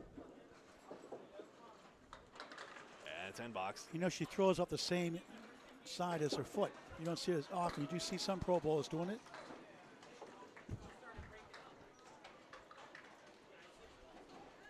It's amazing how often I miss that. You see Ryan Cox, Ashley Breton bowls like that. He's a left-hander, obviously. That's right. Sage drops 9. Terry Ann, 7. Back to Greg. It's a decent one. Triangle 2, 4, 5. And a spare. 98 already. 98 in the ball. That's in the 9th, right, Greg? That's right. Gilbert again close. She again hasn't been far off these spares, I'll tell you what. It is 9 as it is, 77. But don't forget, she's a 79 league bowler. Yep, just one more box. Johnson, meanwhile, working on her 4th mark, a chance to go 110 something. And it's a good fill. 9. That's the queen pin, the 5. Guarantees the 110 string. Terry-Ann has one last chance. It's the 138. And Sage found the gap between the wood and the 5. Terry-Ann off target. Good first, good second string for Terry-Ann. But again, every pin. Nice string by Sage, 116. See, it doesn't matter who you are. That 9 box, nice match there. Not a head-to-head format, of course. 7 pins over average, 86 for Terry-Ann Gilbert. From Lowell, Mass, originally North Chelmsford, Mass. Yep. 276 high triple, high single 97. Fairly new to Candlepin Bowling. Yep. I apologize. Oh, I entered a. That's right. We said 5. Beg your pardon. Score correction on screen. 85. And now Ryan Southall and Kevin Burns. So make the 85. Okay. Still good string. Well, every pin's going to matter. The duel between these two, Kevin and Terry-Ann. It's same team, of course. Ryan Southall strikes pair 5 to start. 9-10-9 since. In this mixed doubles format. Let's try at this. The inner pin always makes it more difficult. Hitting the head pin actually gives him a better chance of getting the 10 here because now all the pins are diagonally lined. Look at that shot by Kevin Burns. What a great Kevin shot Burns, that was. technical foul on Kevin Burns, that gesture. Yep. Oh, that is a disgusting act. What a 48 in a ball. A disgusting play by Kevin Burns. Johnny Moll's high above courtside. They've resulted to thuggery. How dare he do that? Southall is 7, 70 through 6. Struggled with that. Didn't get anything on the third ball in that 3-8-10 out. Burns now picks up 3 on that. And justice prevails. I'm Johnny Moll's high above courtside. Johnny laryngitis, more like it. 5-7-10 stands for Southall. You're even coughing right now. I used to do him a lot better. Yeah. Burns collects sticks in the back there. 1, 3, 5, and 8. It's all intact there on the third ball. Southall gets 8. 78. This guy's getting better and better. Ryan Southall. Again, credit to Mark Ritchie, taking his game to the next level. We heard him earlier, that's right. He's hungry to get better, eager to get better. That's the thing. He takes input. Last year in the Atlantic Candlepin Singles Tour, Class B North, behind Logan Gingras, number 1. They're both now in Class A. He's in the playoff hunt right now. 8th spot right now currently. Back to Greg. It is noteworthy that Kevin's wearing the Mason Bowling Center shirt, the now defunct bowling center in Leominster. Oh boy, Leo Minster. Yeah, as some call it. You got the banana split. But I was right. Yes, I've been there once. Glad I got the chance. Burns couldn't spin the wit over. Thought he even got to one side of the red line, but it just didn't have enough action. Southall for the out. It's a good one. 10. All right, the pinning is there. He's still got the 2 marks, and he's now protecting the pins. Burns pins out very well. A good third ball. Brings him up to 68.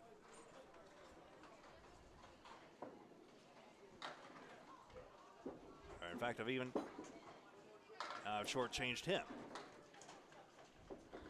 The fill was 4 on the spare. That's my mistake. It's 69 through 8. Southall is the 4-7. I always tease Kevin when he does that. I say, you thought you were on a spare, I guess, huh? Oh, Ryan gets hosed on that one. Second ball coming up for Kevin. Takes out the triangle, needs an out. He's in trouble if he doesn't beat Carrie Ann this string, his fiance. Well, the power of the third ball. Needs it now. Ryan gets 9. Oh, stay on the lane. Yes! 6. 75. He'll need a 10 to match Terry-Ann. He can do this. He's looking at the scoreboard. He knows. Yeah. He's a fun guy. In a sense. Oh, look at that. Wow. That fastball took it down somehow. The power of power. I think we've only seen that one other time today. 107 plus 2 in the 10th for Ryan Southall. Ryan's hope. Hey, remember, we saw Burns make a spare leave out of make a spare out of this, or something similar. It doesn't tail over this time, and now he's got to work for it. Needs all 8 to tire. His teammate, Terry Ann Gilbert. Obviously, she wants to get as many pins. They're on the same team, but she'll get the bracket right if he doesn't convert, and he won't. And a terrible 2. Yikes. 85-77. Yep. He's thrilled with that shot. Oh, I can't wait to interview him now. All in good fun, of course. Southall collects a 6 fill. A good string. Nice string by Ryan. Marks on the bookends, pretty much 113. 113, that's right. Yeah, power of the 20 box. All right, so combination scores. So Gilbert and Burns partnership score is 162, and Sage Johnson and Ryan Southall 229.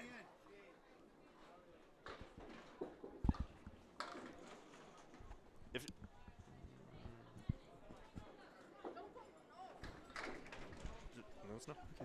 We'll try to talk to them later on. All right, we get 6 more strings to go in the second shift today. 1 more shift tomorrow, 10 a.m. live on Candlepin Bowling Network. Greg, station identification, please. This is Candlepin Bowling Network on Facebook and YouTube. Please make sure to like and follow us and subscribe on YouTube as well. I remember we tried on Twitch at one point, but essentially Facebook is oftentimes where Paul-only streams will be, and whenever possible, we also have the restream service, like today, where we are on Facebook and YouTube. So it is a bit of a user experience iffiness where you have to figure out which platform it's on, but we do our best to let you all know.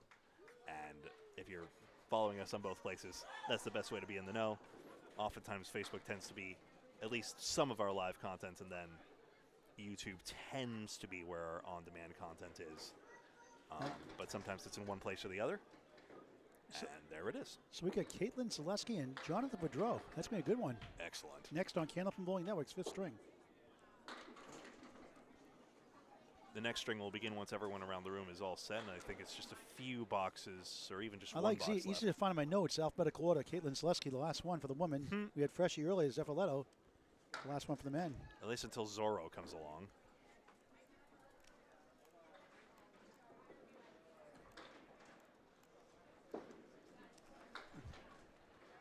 And Jonathan Boudreau has accomplished so much already. Returning 29 April, late April. To a 200 back in 2017 at Extra Lane Shooter Sports Club, Exeter, New Hampshire. Living in East Boston, originally from Lynn, Mass. I will never not mention how cool it is that Boston Rob from Survivor, okay, Canton Rob, came to not Central Park Lanes, but South Boston Bowl. Goodness gracious. South Boston Bowl. Get it right. Distinct Brighton Center. We know what you meant. Yeah. But then they had a match. And, yeah, Jonathan won, of course. At least Rob had his bowling hand not broken. He had his other hand in a cast at the time. Hey, we got a special treat. We have the wizard, the all-world Chris Winiars. Hey, how's it going? Chris, how are you? I'm doing all right. How about yourself, Paul? Good. How's the life at the post office? It's I've never had a bad day at the post office. I've been there for 7 years, and you know, there's never no such thing as a bad day. There's good days and shit shows, but never a bad day. Are you better than Kevin Dietrich? Well, always. But you know, I'm not as good as C- though. I'm not as good as Corrado. Corrado is one of the best postmen out there, and you know, he's the high standard that we look up to. You're not bowling? You're bowling at all? I'm bowling tomorrow. I just, okay.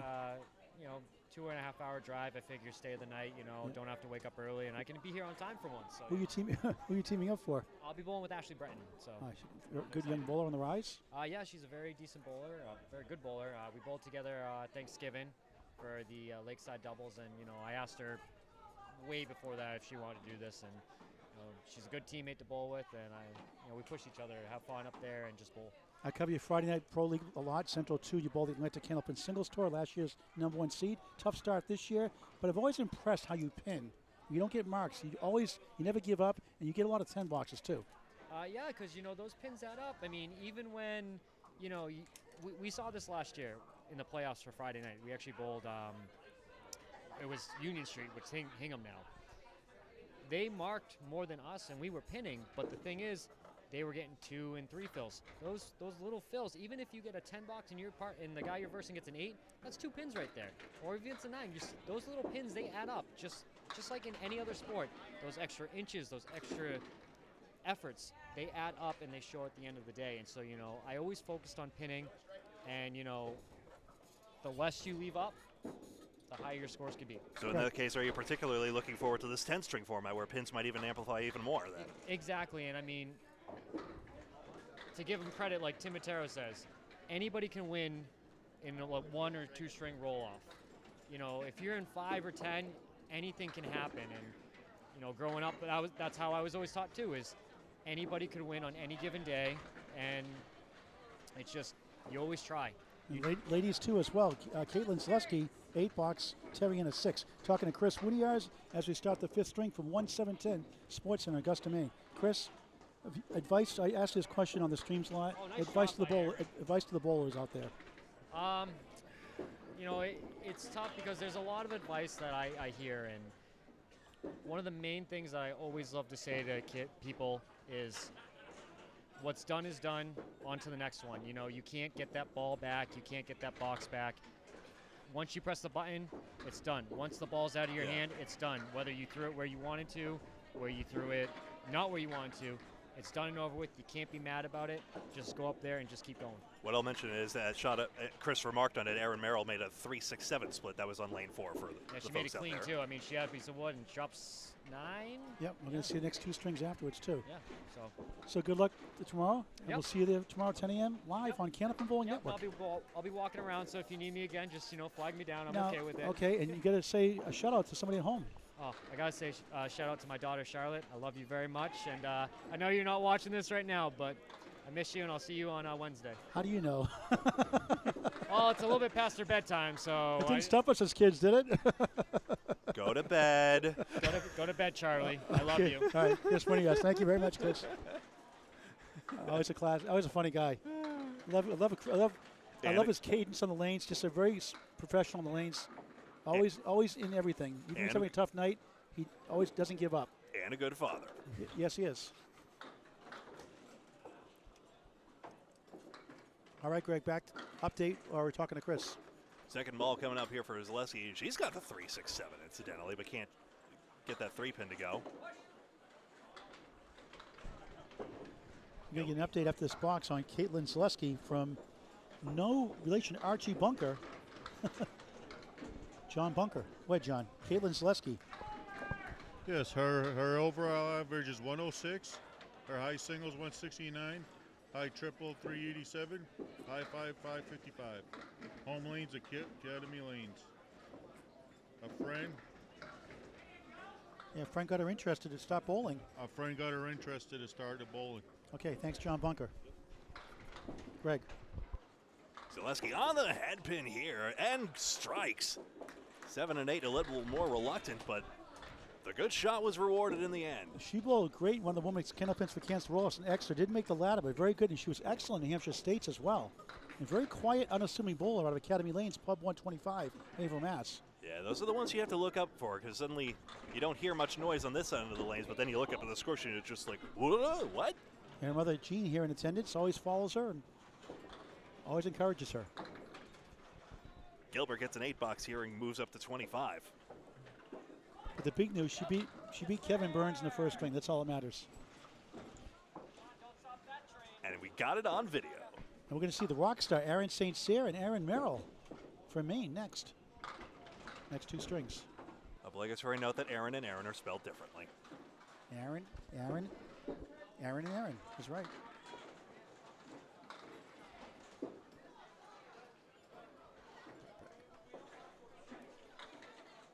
That's it.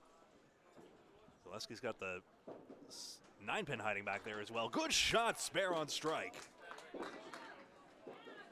Have to send the pin this way and that. Gilbert hated that ball out of her hand, unfortunately. So a 28.5 brings up her fiance Kevin Burns. And Jonathan Boudreau now up on lane 5.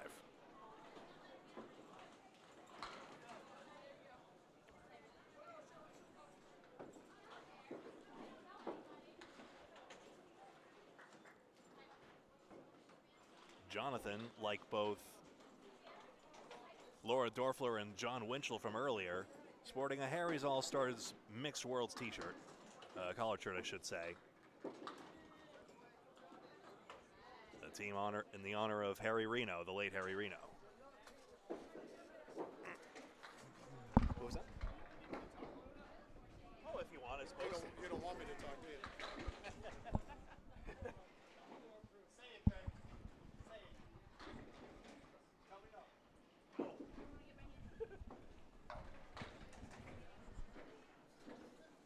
Burns got 7 there. Boudreau, ooh, close on the diamond, didn't get it to go.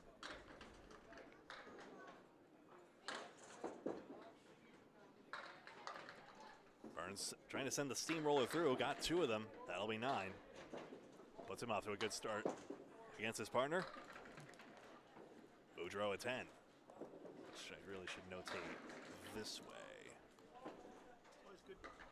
Always good, Greg, to watch Jonathan Boudreau. What a fierce competitor he is. Really into every shot. Such a perfectionist and a very darn good bowler. Bowls in the Friday Night Pro League with Woburn 2 now with extra lanes, extra New Hampshire. He's got the head pin this time, 2, 4, 6, 7. His high single 200 extra lanes in 2017.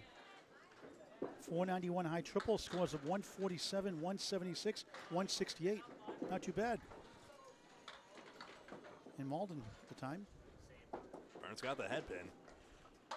Boudreau not just a skosh to the left of the 2 pin. Otherwise had a chance to take it into the 6. Burns completes the 10. Only 1 pin left standing through the first 2.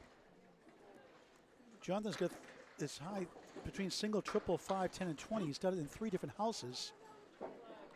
The extra lanes for the high single 200, the high triple of 491 in Malden, and the high 5 there also. Metro Bowl, PPD Mass, high 10, 1435, high 20, 2631, Easter Classic at Leader Lanes, National New Hampshire. Probably 2016 World Championship with Lucky Strike.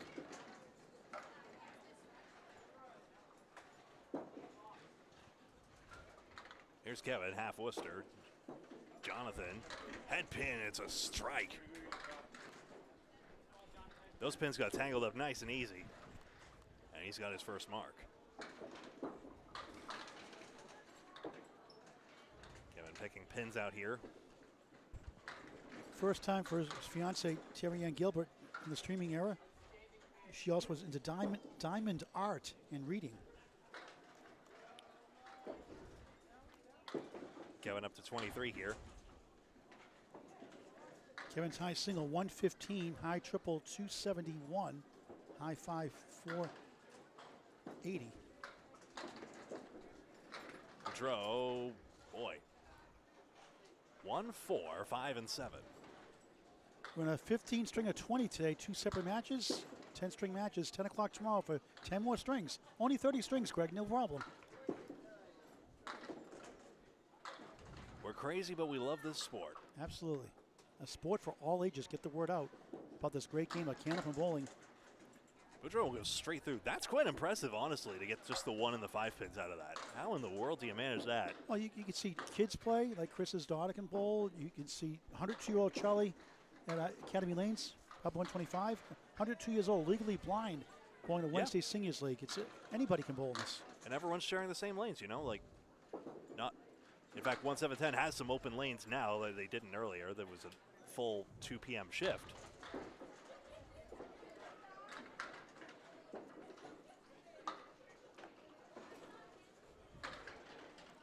Kevin Burns 7 that time. Next string, the rock star and Aaron Merrill. And like I always say, we just need more community centers, you know. Too many people out there in this country have a third place they can go to that's not home or work, essentially. You know, there's many ways to do that, but a bowling center absolutely can be that community scene where you meet people that you otherwise wouldn't.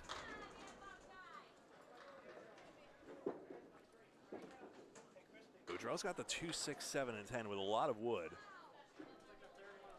Burns has a 7-pin cluster. He takes out 5 more and has the 1, 8. Now the 2, 6, 7, 10. Seemingly the left side will Be the most tempting target, although it doesn't matter much. Interesting. Somehow even the 7-pin didn't go for Boudreaux. Kevin takes out the wood on the side rather. That's an 8 box. So he'll take a 38 half. Terry Ann still within a striking or sparing distance, I should say. Boudreaux wants the pins this time. He's got it. 10 there and 56 at the half. Brings up the ladies, Caitlin Zeleski and Terry Ann Gilbert on lanes 5 and 6. Here at 1710 Sports Center.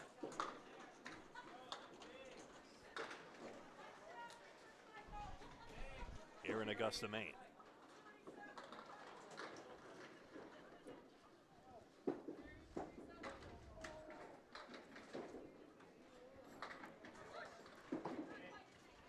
We should, after this, probably seek out a score update somehow. I went Paul, for a printout. Okay, 6 in that fill for Caitlin Zaleski, 62 half.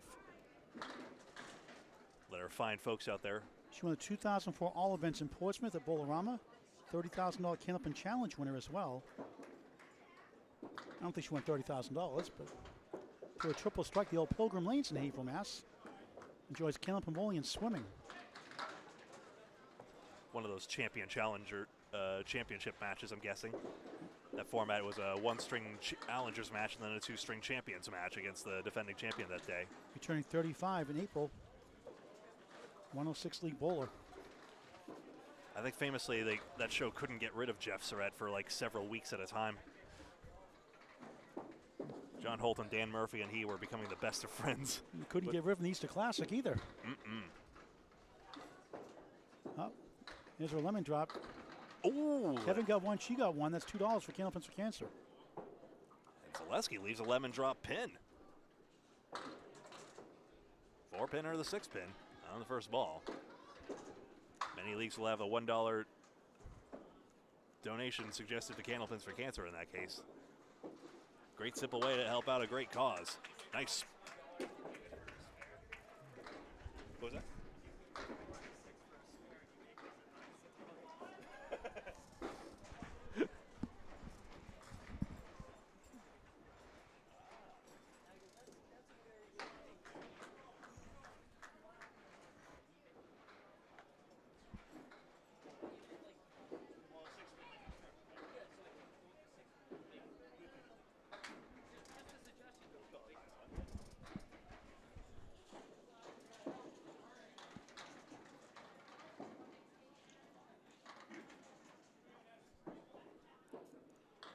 Gilbert on an 8 box through 7. Sorry about that, just had to clarify something. Zeleski gets 4 on the spare fill. Not a bad crack at that for Gilbert. Zeleski, this will be something. Didn't quite get over to the 3-pin. I bowled Caitlin, not in her team, but in the Sunday Mixed League at Academy Lanes before Pub 125 was in a few years ago. My worst year, 93 average in a long, long time. That's that burnout year. I'm assuming she had more. Too many hours of retail and just bowled like I was half asleep. A very good bowler, always competitive, and a great class act as well, on and off the lanes. And friendly PSA to our listeners, for a healthy night's sleep, please do not follow Paul Grant's sleep schedule. Not by design, believe me. Gilbert's got 4 horsemen and an 8-pin. Zeleski mixing pins on the back. 1, 3, 6. That 9 will wiggle but not drop in the back. By the time we get out of here, it's going to take a couple hours to unwind. Probably get about 4 or 5 hours tonight, maybe.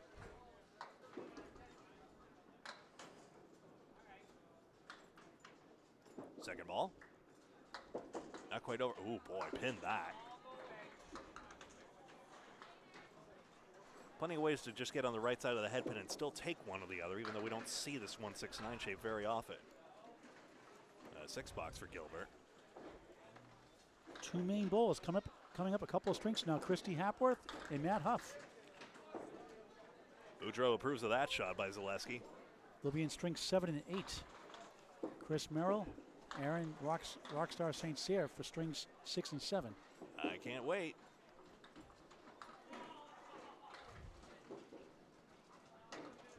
Gilbert's got the leave that's pretty when it goes. Zeleski head pin. Oh boy. 3 and 2 split. 3, 4, 6, 7, 10.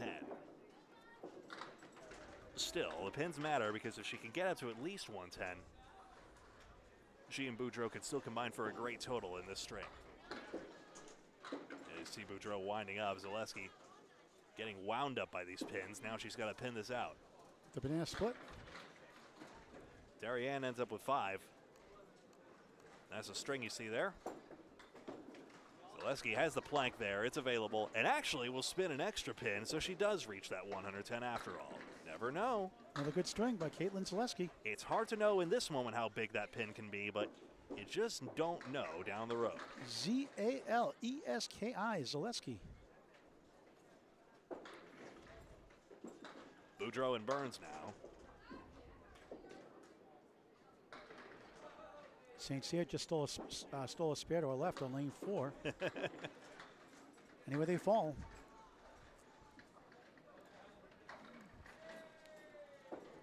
Wrapping up our halfway point of our second match today. Oh, look at that shot by Boudreaux. That strike almost went down as fast as the last one. This second one. And Aaron just drilled a strike next to him having a spare. Very nice. Burns got 5 pins and 6 for a spare. Brilliant.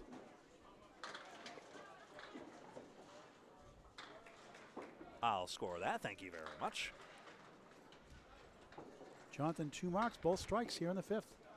Strike 8 in the 3rd, strike here in the 6th. Boudreaux on a strike. Boy, that had about as much action as the last one. Unfortunately, at least he will not double, but at least he's got the 610 with wood in front. Kevin Sparefill gets away. He ends up with 1 on that. 610, the plank is right there for Boudreaux, so he does have the chance. Slam it home, and he does. John Bunker, some stuff on Kevin Burns. So yes, his high single is at 115, high triple 271, high 5 480. 480, yeah. An interesting fact, he loves cooking as well as bowling. Yes. But look at the shot he made. Talk about that one. Made a 710 on Easter Sunday, no wood. Okay, and no bumper guards either. Back to Greg. Thank you. Boudreaux on a spare. Again, he's just pummeling the head pin. He's found the range completely on lane 5. The spare fill is 8. Puts him in great position to possibly Another go into banana the split. 120s. Sorry, another Yes. banana split. I love banana splits. Does Chris Winiarz like banana splits? You like banana splits, Chris? Yeah. Oh! I haven't, excuse me, I've never really had a banana split, to be honest. Friendlies make the best ones. I mean, yeah, I've never really had banana split because I'm not a big fan of like peanuts and stuff like that, and I know they normally have nuts on them, so I normally don't get them. I mean, dirt cup, I will eat a dirt cup all day. And Jonathan Boudreaux, 3 spares in a row. Nice ball again. Aaron Saint-Cyr drops 10 on lane 4.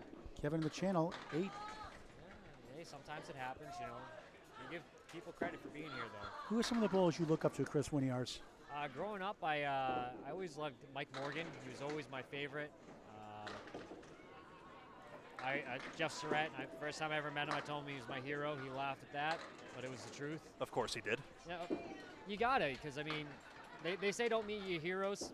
No, I was so happy I met him. Like 9 the spare for Jonathan Boudreaux, 113 through 8. Yeah.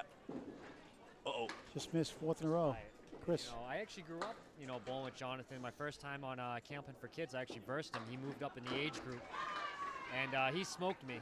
He smoked me pretty good, and there's nothing I could do. The kid, he bowled well at Pilgrim, from a young age, and he's still throwing a great ball. He had 684, number 1 seed in qualifying Kennel Pins for Cancer roll-off a couple seasons ago. Yeah, and I know he doesn't bowl as much because of his work and everything, and a little bit higher up there, you hit me in the chin. So I understand, sometimes, you can't make it, you got work. I'm the same way, always, delivering mail and stuff. So, but the kid still throws a great ball. And, I mean, I can call him a kid; he's younger than me. So. 12 and 3 p.m. next Saturday, a week from today.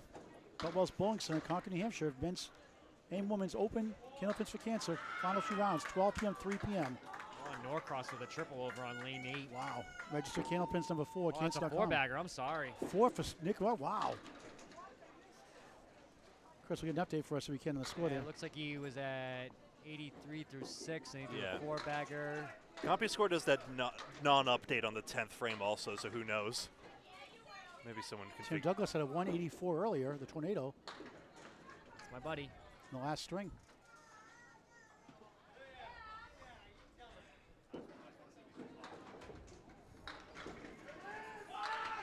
We saw 185. Another one, row, 5 in a baby. row. Come Wow. on. You can see it's the right. It's on lane 8. It's all visible. We don't see Nick's reaction, unfortunately. Can we shift the camera over, Greg, to see that real quick? What's the right? We can take the scoreboard away, certainly. Another kid I grew up with, and coming up, great kid out of Woburn. Jonathan Boudreau, 130 for a partnership total of 240 with he and Caitlin Zeleski. Nick Cross going for another one. 6 in a Shoot row. up, shoot Almost. Wow, what a finish.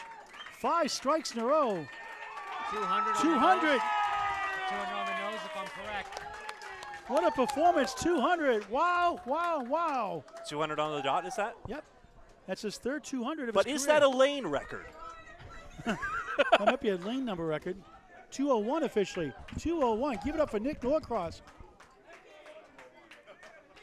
We'll try to talk to Nick afterwards. What a performance.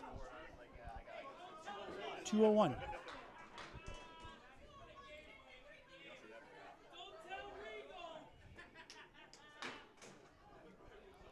What a performance. We'll start our second half of the match in just a moment. Paul Grant, Greg Gouillart, John Bunker on Candlepin Bowling Network.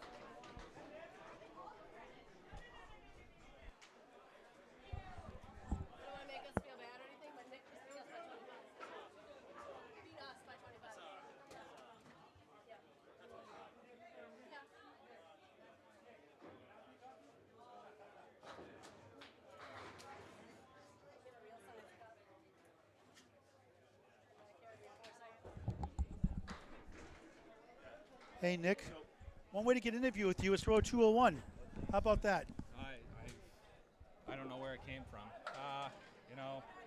I was just fortunate. I was getting the ball in the pocket, and they were all crunching, and they were all going at once. So I was. So tell the viewers, we caught the tail end of it afterwards, extended coverage off to your right. What did you end up in that first half? Remember? I had 67 and a ball at the half. Is that you've had 3? That's 3 200s now in your career, right? Or was that 4? 3 200. That's right. Three 200 games, and that was my third 5-bagger. Wow. So, Yeah. And remind me, you had a high string in Woburn at the Pro Series as well? Do you remember? 196. 196, you came close. Like in May, yeah. Extraordinary. With a 4-bagger. And then I almost threw another 5-bagger. I dropped 9 on the last ball. And I think that was in a doubles event too, if I recall correctly me as and well. Sean Morrison. That's right. Yeah. So a 5-bagger with an 8 fill. The other two were 5-bagger and, remember? That right there. It was an 8 fill in the last one. If I threw another strike, it would have been 205.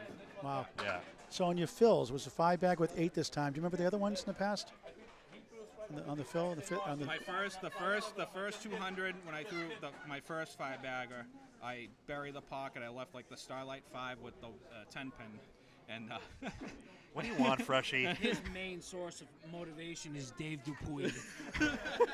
So now you got Freshy 3 200s to 1 now, and you're all over 200. He's only at 200. It's tough to throw one. So I mean, if you got one, that's something special. So it's awesome. What a great feeling! Congratulations, 3-letter word. Wow. Okay, Nick Norcross. Wow, 201, amazing. Gotta love Augusta. This is a fast house. Thank Greg. goodness the camera got just enough of it. I'm sorry we couldn't see his reaction, of course, but we got it on camera. The pinfall was there. I'll push back in with some trepidation now. And I'm sure it's been hard to repeat. Wow, 201. And Tim Douglas, a paltry 184, you could say earlier. 185 even, I think 185 it was, rather. yeah. 200. Wow. How about that? Hang on, where's? And then we get the rock star here, Aaron Saint-Cyr, out of Academy Lanes Pub, 125 Haverhill, Mass. With Aaron Merill. This should be fun. Old TV game show, can you top that? That's the question. I mean, who knows? Who knows? You never know the way it's going. Here again, one of the fastest houses around. Augusta, Maine, 1710 Sports Center. It's not like everyone's throwing 200s. House record, Mark Ritchie, 207, by the way. That's right. So, wow. But it does set a lane record. Evan Riva had 190 on lane 8. Yep. Sorry, Evan. All right. Well, all good things come to an end, right? Records are made to be broken. Yeah. And there was a third lane record that fell, but I'm not sure which. I'll have to seek clarification on that. Okay. Mark Ritchie, out in Colorado doing your Rocky Mountain wrestling with the Coastal Crusader, Brian Athern. Your record's still intact. House record. He has the world record, by the way, 3 strings, 519. All right, second half of our second match today. Greg Gouillart with the play-by-play. Thank you very much. String 6, we'll get that updated there for you folks.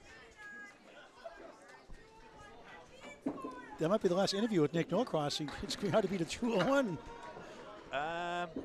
Never say never, I suppose. So let's see Christy Hapworth, Matt Huff, next 2 strings. Both bowlers pick this leave up, and it's 10 to start for each. This is Caitlin Zeleski on the right. We've seen her and Erin Merrill on the right side. Partnered with Aaron Saint-Cyr.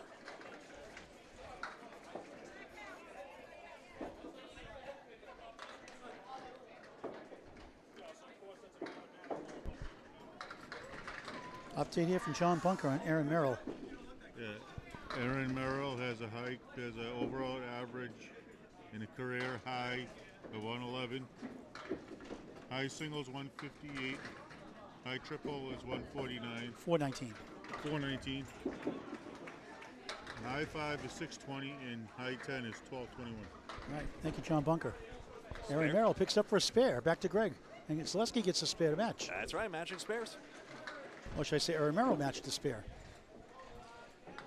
Some order or another. It's not like Sage Johnson where she's going to beat her into the pot, to borrow a poker term.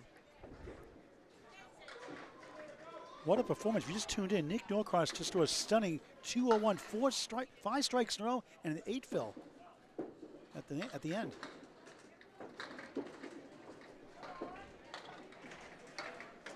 Zeleski a 6 fill, Merrill a 7 fill. Good strings working for each. Perfect through 2. Caitlin gets the spare back to back. Aaron very well could have, but the 7-pin stays put. Talk about fierce competitors. Aaron Merrill, great resume. She gets 10, and she's pin perfect, just like Caitlin. She made the 7-10 without wood one time. Probably a better shot than Kevin Burns, 7-10 without wood. The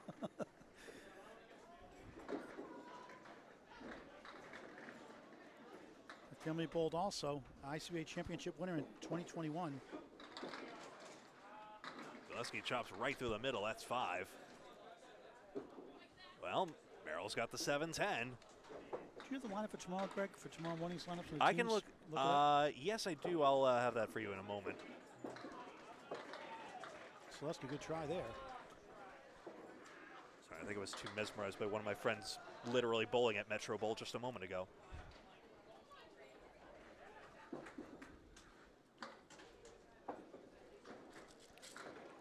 No spares either side. Zeleski gets a 10. Paul enjoys his beverage, and she's up to 51 through 4. No relation to Richard Beveridge. He's a good main bowler, yes. We saw him in the Pro Series. He came all the way down here to Millis. Yeah, Richard Sr. is a very good bowler too. His father, Richard Beveridge Sr., very good bowlers out of Oakland Park Bowling Center. In Rockport, Maine, Tim Matero's home house. Hall of Fame Tim Matero's home house. We're in the 6th string attempt from Augusta, Maine, 1710 Sports Center on Candlepin Bowling Network. Pro Series mixed doubles. 10 a.m. tomorrow morning for our final third round. Both chisel through. 3 pins out for Zeleski and 5 out for Merill. You know, got the head pin this time. Aaron tips the 6 pin as well.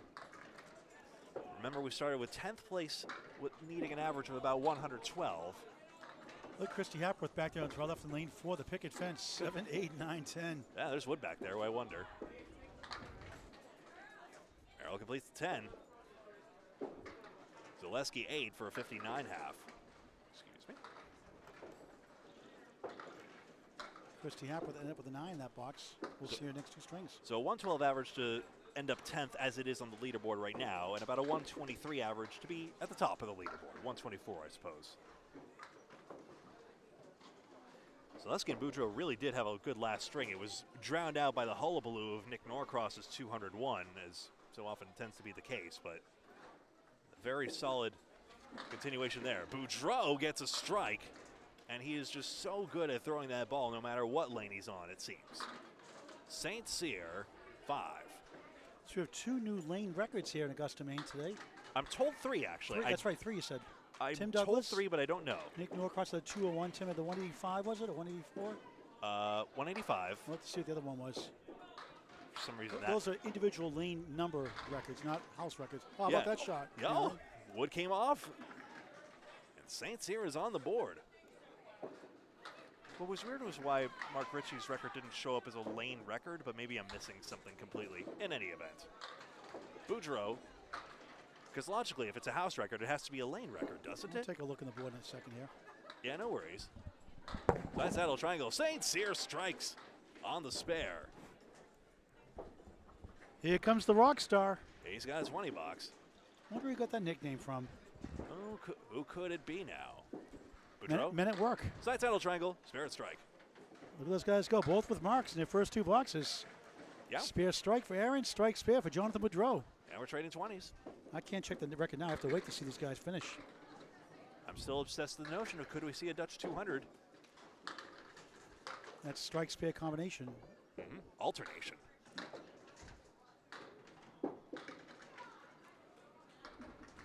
Some days the pins move, sometimes they don't. If it happens in big ball 10 pin, it's almost a nuisance. Here would be John's exuberance. 7 of fill, 37 through 2. Saint-Cyr, 1, 7, 8, 9, 6 on the fill, 30. He's on a strike though. That's right.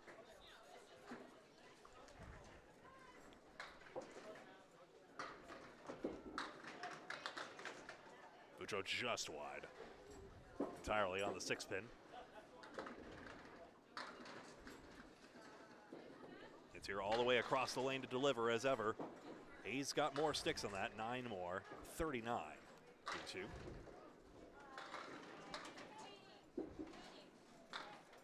And Vadro completes the 10. So Vadro stays pin perfect. Saint-Cyr moves to 48 through 3. Seeing some great bowling here. It's getting better and better, and the crowd's getting better and better as well. Just by 5 numbers last time.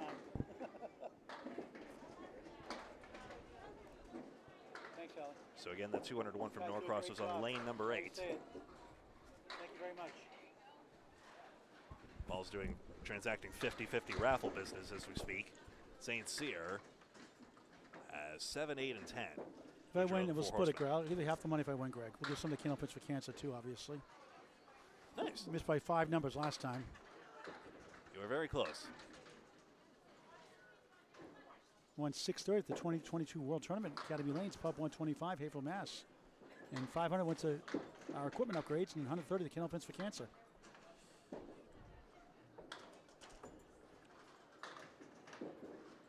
Executive producer at Candlepin Bowling Network is Bob Lee, Greg Gouillart on the technology and the commentary. Saint-Cyr yielded right away.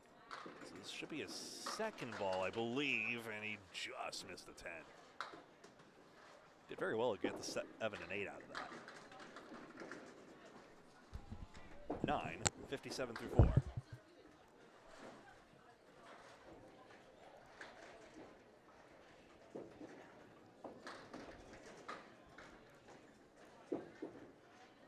String 6 of 10 in this middle shift. So effectively, we are truly at the halfway point of all of this.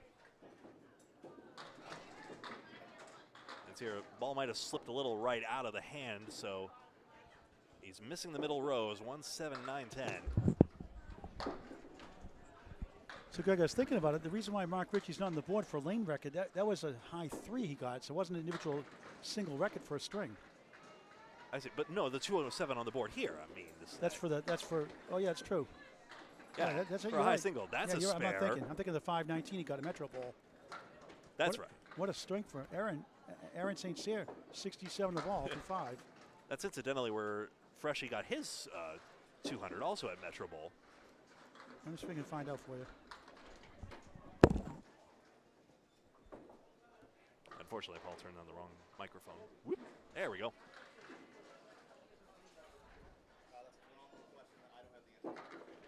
I believe that it was during a mixed tournament. It was on 2 different lanes on 2 separate halves. Which is why we can't. It was during the mixed international. Gotcha. Zeleski gets a strike, and Paul has figured out the solution to our conundrum. Thanks to Colby Carrier, it was on 2 different lanes in the same string in the mixed international tournament. The Mark Ritchie 207 single. Right, 207 single here. So it's a house record, but it was done in 2 lanes where that's, it's a technicality. Yeah. Well, that means Norcross has the highest single lane record, I suppose. But this is, you're blowing on 1 lane the whole string, 10 boxes, so. Yeah. Asterisk next to that one, it should be. Well, she only took 1 pin out of that. Actually hit another en route, but that's a brutal 3, considering she hit the pin she wanted to on the 3rd ball. I'm sure she's tickled pink by that box. Yeah, how about some new pins, please? Not actually disparaging the quality, but we just want some new ones, please. I always say it can be a cruel game sometimes. Wouldn't surprise when he gets a strike here next. Only every day. How about Zeleski on the strike here? That was close. Yeah, the always ball in full effect here, although Merrill's got a split, 5-7-8. Mystery of the game, you get a 3 box and you get 7 in your next ball. It always comes when you're not on the fill. Zeleski, the only problem with the tricky 2-pinner is it's facing away from her usual pocket. Got it, though. Ran it down on the inside nicely, as does Merill with the wood. Nice bounce by that 3 box. Didn't get the strike, but a spare. You bet. Hang on. How do I notate this? Dip.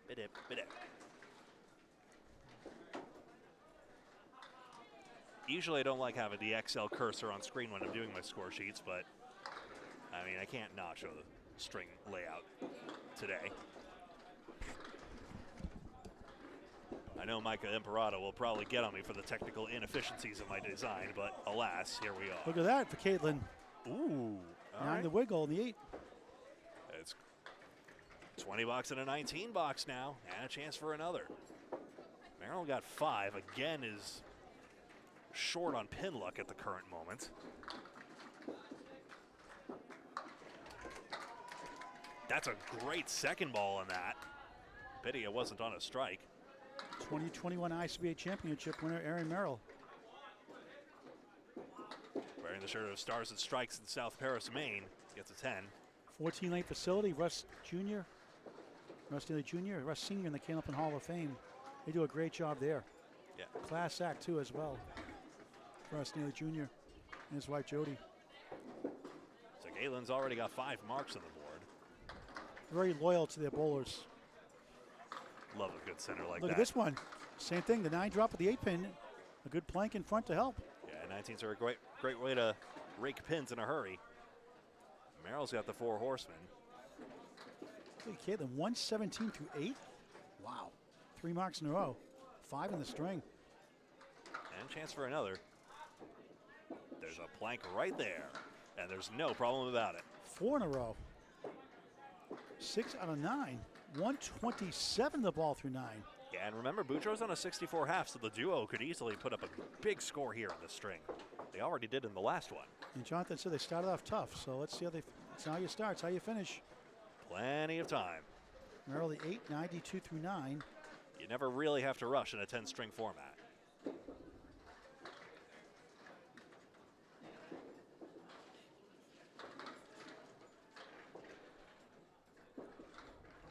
Look at that shot. Diamond. 6 fill 133 through 9. Amazing. Really gonna have to work for it here. Diamonds go about 1 and 4 of the time. Thanks for Bob Lee for compiling the stats on that. Another spare. Wow. Mark perfect. Back half. 43 a ball in the 10th.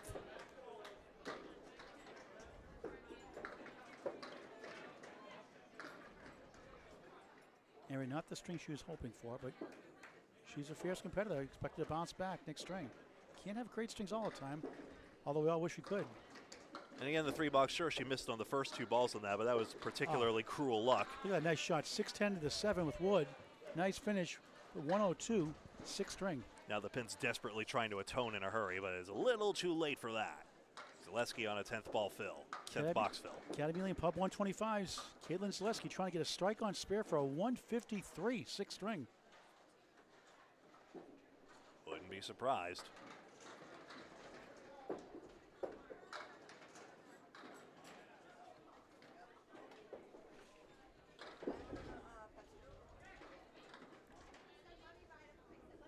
Takes her time. Beautiful ball again. 9, 152. Yeah, she threw the ball for it, certainly. Great string. What a performance by Caitlin Zeleski. Smile on her face. Good for her. The ladies are bowling great today overall. So now even if Boudreaux just pins out lazily, they still got a great string, about like a 130 or something like that.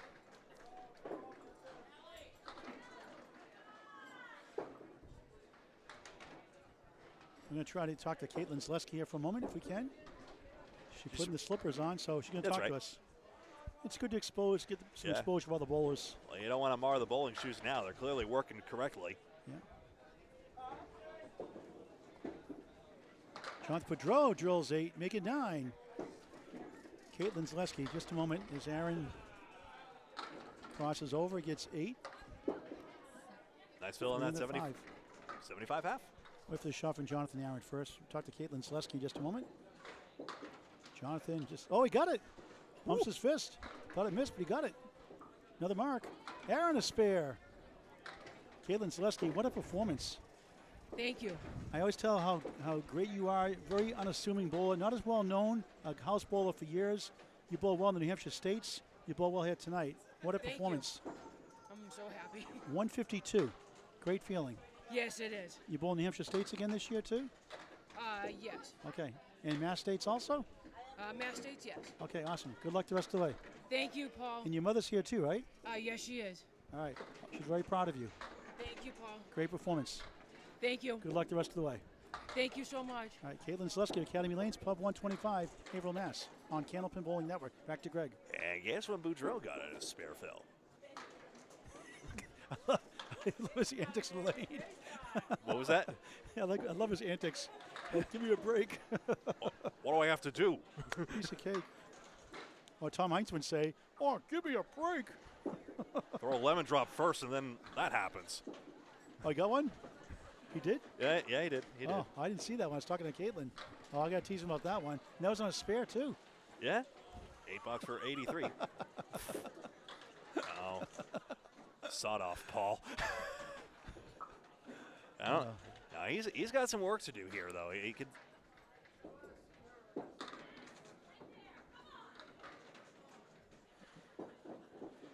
Trying to take on the pins. Back to Greg. 1, 2, 7, 10. Saint-Cyr wrapping around. He's got an 8 fill and 9 fill. Now at least an 8 fill. That's what it'll be. So 25 bonus pins in the last 3 for Aaron. He can now pin out 140 very easily. 5 marks.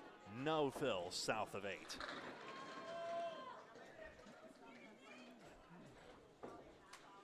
Boudreaux's got the 1, 2, 7, 10.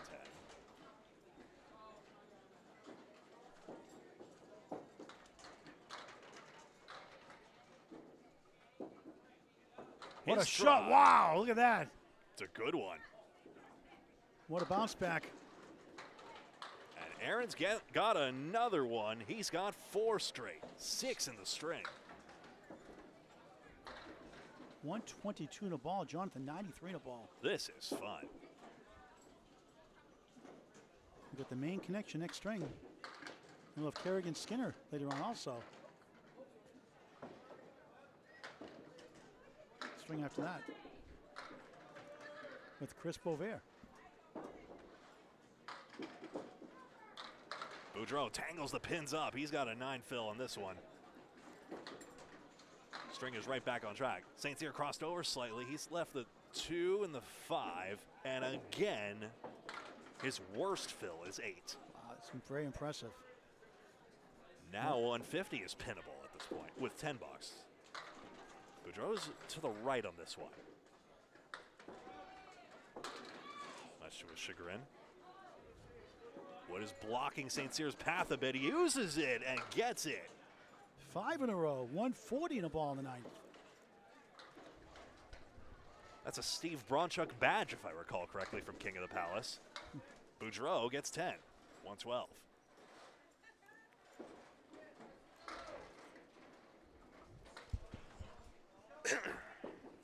Aaron, 26 years young, has a bright future. The future is now, I'd say. And the future is Electric Youth. Debbie Gibson song in the 80s. Spread eagle for Boudreau. Nothing you can do about that. Saint-Cyr. Thin on the head pin this time, so guess what? He's got a 4 fill for once in his life. 144 through 9. Boudreau yields right of way. Can Saint-Cyr find a way through all this wood to send it across? Yes, he does! Spare in the 10th, his 6th consecutive for a 154 and a ball. Boudreau still has 2 cracks at the spread eagle here. His try. 4-7 to start. Aaron will reset and get ready for the 11th rack to descend. And a chance at a 160 string. And there's the 9. Boudreau with a great out. Again, though you never know if those pins will matter. 121. Saint-Cyr takes aim and demolishes the pins. 164.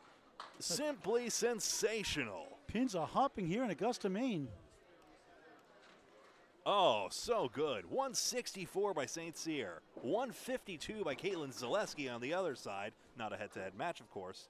So the partnership totals. Remember, I was saying just 120 average would be put you on pace for number 1. Aaron Merill and Aaron Saint-Cyr combined for 266, a 133 average. Caitlin Zeleski and Jonathan Boudreau combined for 273 and about a 136 and a half average. Not too shabby. How about that? We await the final boxes, I think, just to our left here, and then string 7 will begin momentarily. Christy Hapworth and Matt Huff. Excellent. Brother and sister. We saw Matt's sister Vanessa Huff earlier. Chris Bovair and Kerrigan Skinner later on. And we'll have, once again, the rock star Aaron Saint-Cyr rocking and rolling with the 164 6th string with Caitlin Zeleski. Correction, Aaron Merrill, rather. Aaron Merrill. Jonathan Boudreau and Caitlin Zeleski will go to the right now. You'll see him to the right on lane 7. Our coverage on lanes 5 and 6 tomorrow morning again, 10 a.m. for 10 more strings. 30 strings in less than 2 days. Lane 8 is visible for what it's worth. Yeah, there was no lane record over 190, let alone 201. Again, that can be very deceptive. Other ones could have beaten, like you said, because you bowl 5 on one side, 5 on the other side. Of course. But the strings like this, you know. It's just interesting. I find it a cool thing to do, even if the distinction is interesting. We got the rock star, Aaron Saint-Cyr, rocking and rolling, 164, not too shabby. Yeah, no, the pins are falling. I was hitting them, so yeah, it helps. But yeah, no, thank you guys for coming out and recording that one. I'm gonna go back and watch that. Hopefully, I can learn some things. But yeah, no, you guys having fun back here? Oh yeah, always have fun. It's fun watching you. Always such a competitive bowler. 26 and still getting better. Yeah, I try. I try to keep up with my teammate too. She's kicking butt today, so. Some great scores today. Thank you, Paul. Thank Right. you, Paul. Keep So, it up. how's the day going overall for you all? I mean, I'm averaging about. I think I'm averaging about 125. That game probably bumped it up a little bit. But Just a bit. Just covering just around average, a little bit over average actually for this place. But it's a nice little place going on here. Bowling pretty well today, so I can't complain too much. Do you bowl in the Sunday Pro League here once a month here too? No. Okay. Pins move pretty good 2 here. hours. I live right next to you, Paul. Yeah, I can't know. Drive that much. Doesn't stop me. Yeah. Northern Massachusetts for our viewers. You're right. How's your You got dad the doing? dedication. My dad's doing pretty well. Just saw him today. He was working on his car. So not bowling, working on his car today, even though he needs to practice. How'd you get the nickname the Rock Star, by the way? I think you gave me that nickname, I Paul. did? Yeah. I can't imagine that. I'm not sure how I got it, but mastermind. You throw out of marks. I'm going to go keep score for my teammate. All right. Good luck, Aaron Saint-Cyr, the Rock Star. 164, 6-string, back to Greg Gouillart. Thanks very much. Aaron Merrill collects a spare on this. Christy Hapworth is the 4, 5, 6, and 10. And the wood was just too flat, unfortunately. So a third ball coming up. Christy from Burnham, Maine, her whole life. John Bunk will get some stats here. Go ahead, John. Yeah, she has an overall average of 110. Her high career season average 114. Her high singles 178. Her high triple was 422. And her high five is 610. And she now bowls here at Augusta, Maine. Used to bowl at Newport Entertainment Center, Newport, Maine, probably the fastest house. And this one's pretty close. Back to Greg. Thanks very much. And this is a strange one for Aaron. 5, 6, 7, 9. That's a wrong way triangle. And all the wood disappears just to top it all off. Boy, would this be something. Christy got rid of 2 on that ball. You know what? That's a pretty good second ball there. That should mean something. And you never know what the power of a pin could do down the road there. But the wrong way triangle was made by Merill. She doesn't get the corner pin, so it's 9. But how impressive was that? Just get it all wrapped around each other like that. Christy gets a 9.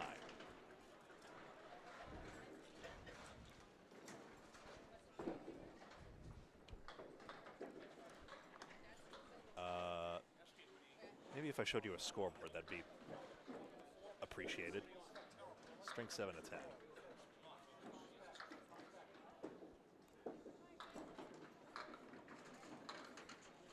Merrill, the 5, 7, 8. Hapworth, 4 horsemen right side.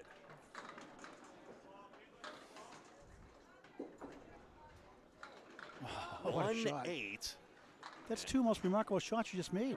Probably needs a wall shot on a shot like that where the pin has to go supposedly both straight back and diagonally. I don't know how that's supposed to work otherwise. Good shot 4 horsemen makes for Christy Hapworth. Merrill completes the 10.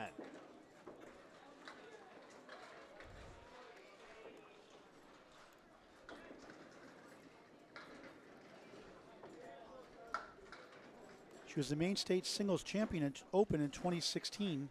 Maine State Doubles Champion Open with Vanessa Huff. 2-time Maine State APH Championship average per handicap as well.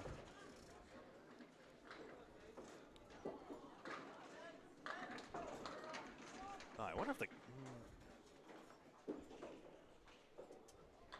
you think they're open late? Or Yeah, I'll check with them, yeah.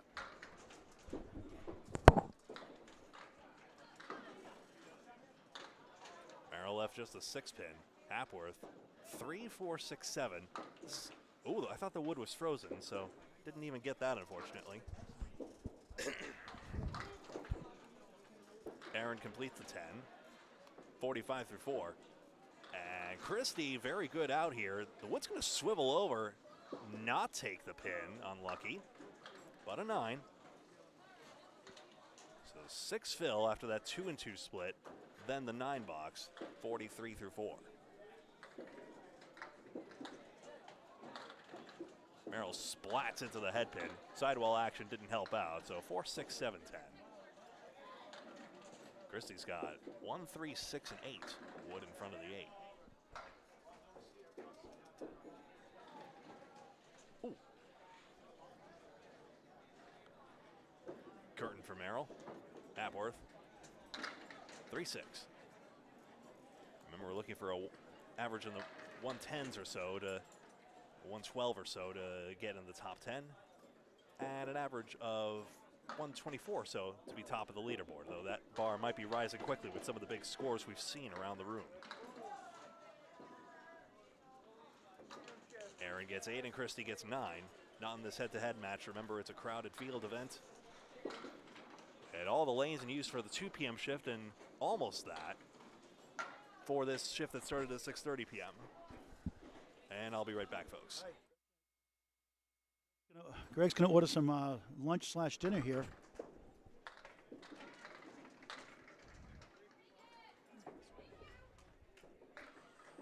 And Aaron Saint-Cyr.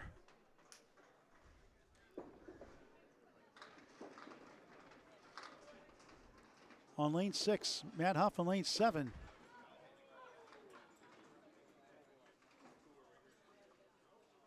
that was a strike for Aaron, I believe. We just missed that a minute ago. It is a strike. We're just getting situated here. Matt Huff, spare. Aaron wasted no time in lane 6, going for a double. He has a banana split, -2 as the 6-10 go down. If you missed it earlier, Nick Norcross, 5 strikes with an 8 fill to finish up with a 201 string earlier in this shift. Huff on the bonus, beautiful ball, spins 9-10, strike on spare. 20 through 1, 30 plus 2 through 2. Saint-Cyr, spare on strike. They reverse marks, 20 through 1, 30 to ball through 2. We'll update this board in just a moment.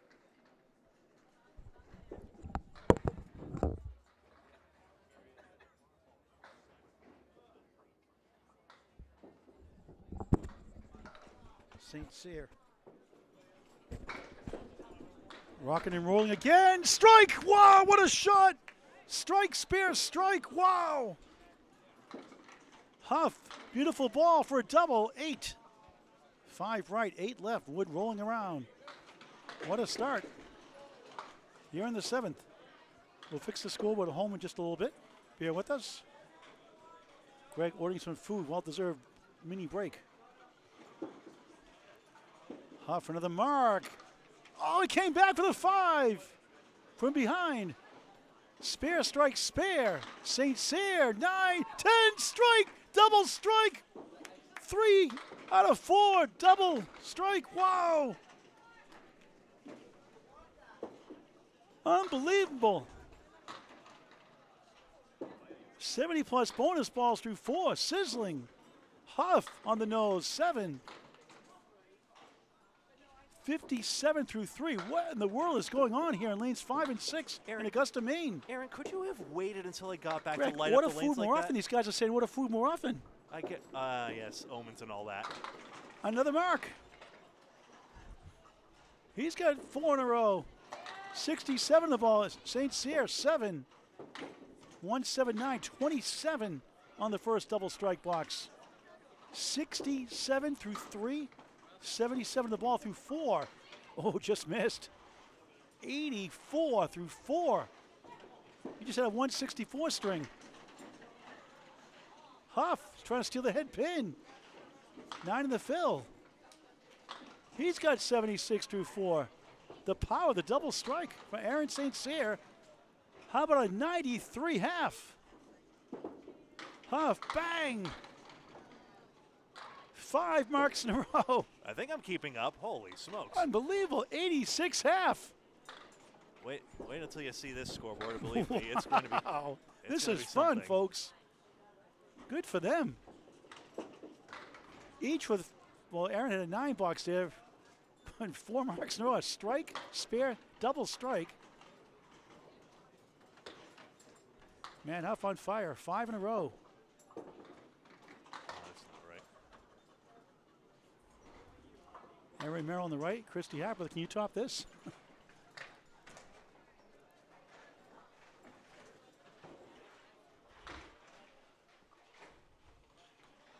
This is fun to watch, folks. There we Gotta love Augusta, Maine. There we go. Up to Greg. It's unbelievable. Look at those black marks. And we're only halfway through. Aaron Merrill trying to pick up where the guys left off. Sweeps down the head pin. Here goes the 2. It's the 4-7-9. Decent wood possibly. They easily could. We've seen it many times already today. Christy Hapworth goes left for 3, the 4-7-8. Merrill, yes! Oh, what a shot. 63 in a ball through 6. Christy Hapworth trying to tie her up with a spare. Hey, and that's good teammate too. When Saint-Cyr doesn't make the mark, Merrill says, don't worry, I got you. 1 of the 2 for Christy. Nice young lady.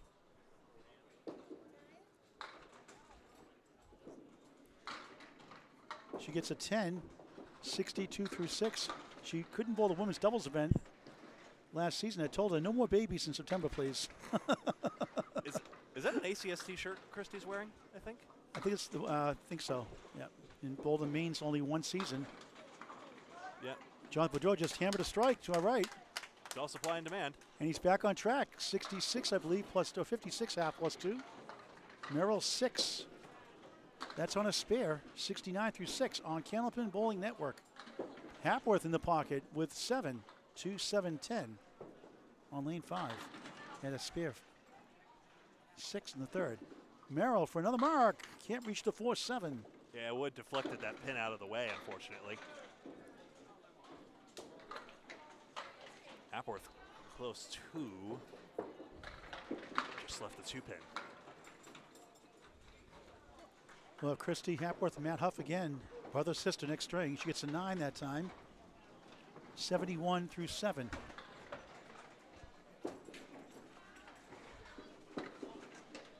Garlic butter pizza or breadsticks, sort of, if you're curious. I can't wait. The breadsticks sound good. Yeah. Or breadstick-like things. I can't wait to see. Kobe's assured me it's quite delicious, though. Aaron Merrill 6, 1, 2, 4, 10. Hapworth on the nose. Strike! Second mark of the 7th. 81 of the ball, plus 2 rather, through 8. Oh, yes, yes, nice shot. Aaron Merrill, great shot. Thank goodness this score sheet is electronic. Spare. Otherwise, it'd be running out of graphite. 88 in the ball through 8. Go, ladies, go.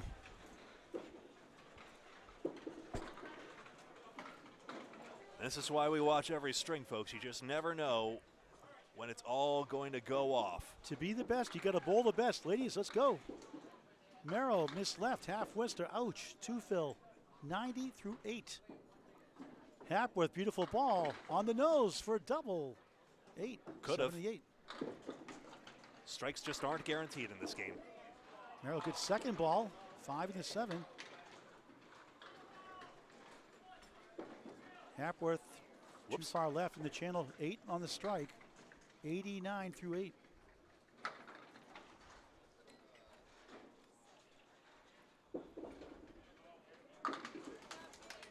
Merrill a 9.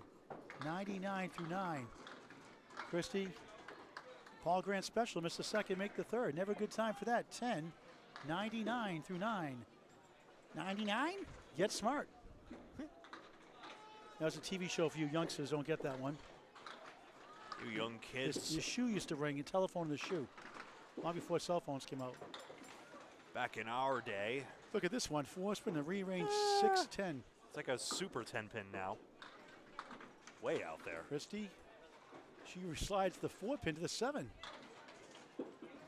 Merrill, good bid. Almost pulled it off. Looked better than that. These pin decks slide. In fact, you're seeing it right now because the 10-pin just dropped for Merrill. Merrill trying to work out of it. Good ball. Can't get to the 4. 0.5. Yeah, if it were in the right spot, maybe. Aaron, good pinning 9. 108, 7th string. Christy Hapworth with a 9. Also 108, 7th string. And here comes 2 hot bowlers right now. The rock star, Aaron Saint-Cyr on the right. 93 half. A disappointing 9 blocks in the 5th, you could say, by where he was bowling the ball. 3 strikes, including a double, and then half. Matt Huff, not too shabby, 86 in a ball. Can we just fuse that with the Norcross back half of 5-bagger? Really? 201 he had earlier tonight with 5 strikes in a row.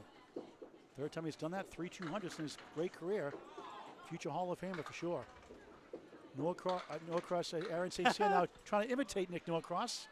3-2 split. In the bonus, Matt Huff crossing over, spin 7, reverse triangle. 5 He matched the half. middle, 8 back, 6 to the right. And the plank is almost perfect. I'm not sure it's flat enough. It's rolling forward and might be now. They're both 93 through 5. Unbelievable. When do you see that, folks? Unbelievable. For another one. No. Came back. The ball took out the 5. Oh, boy. When you're hot, you're hot. 6 marks in a row. The 2017 ICC Singles Championship winner, Matt Huff. I was literally about to say that. 103 in a ball through 6. Wow. Aaron back-to-back 9s, 102 through 6.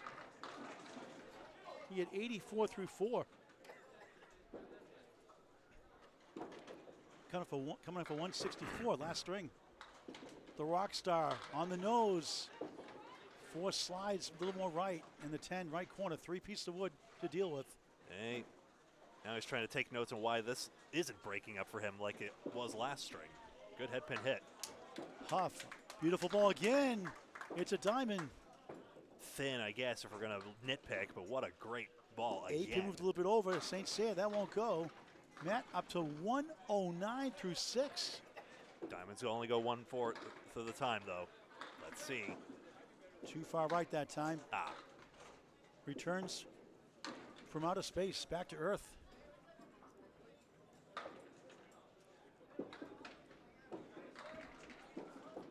Huff 9, 118 through 7. A funny story about Aaron Saint-Cyr, true story. I always like to ask people how they got started bowling. At 4 years old, he was forced into bowl with his parents. I think it's worked out pretty good for him so far. Would you agree? I would hardly consider being taken to a bowling alley a hostage situation. I know, really. What was he thinking? Listen. I would love that. 139, Matt Huff trying to get him the mark. On the nose again, a Greek church. Super duper on the nose. I think that left piece of wood is a little too deep. We'll see if he can leverage it. So the right piece of wood is inching forward. There's a chance for Huff. Aaron chops out the 3, 1 and 9. Huff trying to kick it over. Interesting. Oh, sliced and diced. Just missed the 10. It fell the wrong way. What a clever shot that was. I didn't expect the pin action to work that way around. Aaron, another 9. 121 through 9. Matt Huff gets a 10.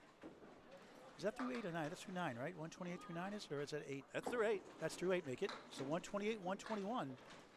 A shootout side by side. It's drying up only just a little bit. Matt Huff, 36 years old, another July birthday from Burnham, Maine. 120 average, 122 his best season inning average. Saint-Cyr, strike, his 4th of the string. Huff crossing over, he gets 8. 6 right, 9 left, chance for another mark. And nestles the wood very well. A nice leave. Aaron, 131 plus 2 in the 9th.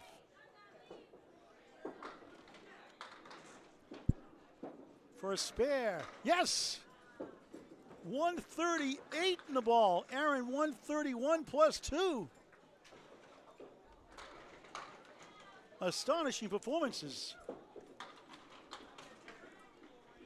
Somehow I had a feeling it would be worth the trip up here to Augusta. Absolutely, always a fun time. Aaron just missed left, but takes down 8, maybe. No, it's the Augusta main special, the 1-7-10. 138 through 9. Plus more on the strike, Phil. That's right, he's on a strike. Huff on the bonus, 7, 3, 5, 6 triangle. 145 through 9. Saint-Cyr chops up the head pin, 8 on the strike. 139 through 9. Unbelievable. This could Huff go. For another one, missed right. Oh. Well, he wanted that one. Aaron grabs one for 9 blocks and an awesome 148 after 164. How about 312 his last 2? Wow. Winner picks up their own deadwood. Matt Huff at 10 blocks. He gets a 155. Unbelievable performances. So 263 for Haworth and Huff. They combined, not in the same team obviously, for 303. That is an amazing bowling performance. That's right, the gentleman did, that's right. We'll try to talk to Matt Huff if we can before we start the next stream if he wants to. 256 for Merill and Saint-Cyr, average 128.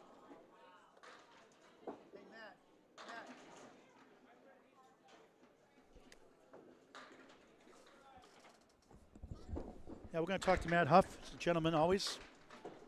Matt, great performance. That's the old Matt Huff we know. Oh, thank you. Thank you. I needed it. I've been struggling the last few games here, so nice to have a good one. Nice bowling in Maine here. It's good to see you guys again. Your Yeah, sister always very competitive too. Yeah, she is. She's having a tough day today. She's always competitive. She's Now, who's the better bowler, you or Vanessa right now? Oh, I'd probably go with Vanessa at the moment if it was me. Smart money. So if you did a money match, she'd have the favorite? Oh, I don't know. Probably. I think the money would be on her. So. For those who don't know you, Matt Huff, how'd you get started in Candlepin bowling and some of your accomplishments you've had? Well, I grew up in the bowling alley. My parents were bowlers, my grandparents. I grew up in Pittsfield Bowling Alley with Sessa and Menendez. For a lot of the bowlers around here will know Sessa. So I grew up there. Vanessa as well. We met in the bowling alley, and yeah, just been there forever. I always talk about Candlepin bowling, a lot of marriages in bowling, and you're a good example. Yep. Yeah, definitely. Yeah, never would have met her without. Her parents were bowlers. My parents were bowlers. We, like I said, met in the bowling alley and love of the game, and ended up,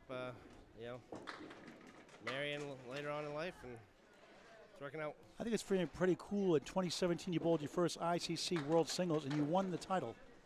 Yeah, it was unexpected for sure. My first year up in Moncton, it was. I had a good day, bowled really well, and great experience. It was a fun day. All right, good luck the rest of the way, Matt Huff. Thanks, Paul. Thanks for Back to Greg. We'll see Matt and Christy in just a moment. And who do we Chris see around the pillar? Bovair and Kerrigan Skinner next. Ooh, nice. There we go. Bear with us, folks. We'll get set for string 8 as soon as it's ready. Enjoy Chris Bovair's bend back delivery in the meantime in that orange Lucky Strike shirt.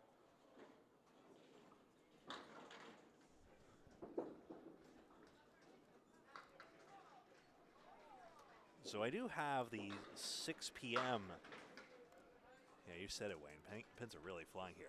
I do have, not 6 p.m., but the 10 a.m. tomorrow. I have all of those. So we actually don't have Glennis McKinley and Joe Smith. We saw them already.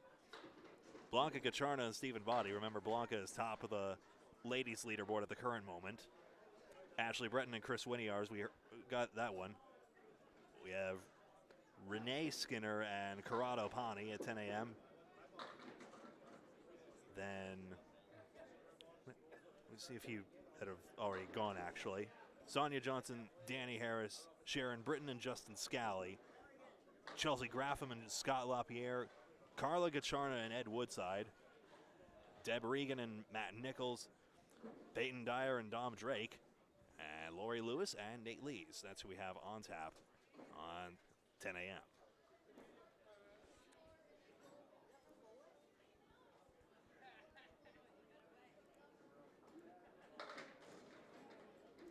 Great to have you all here virtually. You would not all fit here.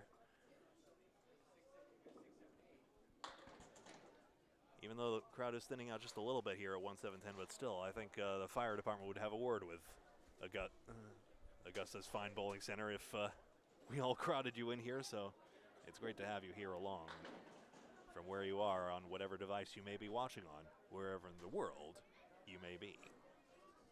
Looks like Bovair and that's Austin Barnes, one lane over, each with one box remaining.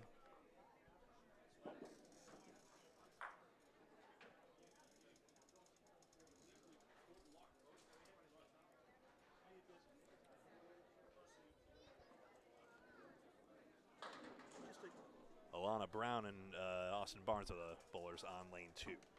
I just want to shout out to the Augusta Maine staff here, the 1710 Sports Center here, the great owners, Mark Carrier, son Kobe Carrier running the kitchen, do a great job. Mona Lamar off today, always does a great job here, as Samantha Bryant, Nathan Provencher works here.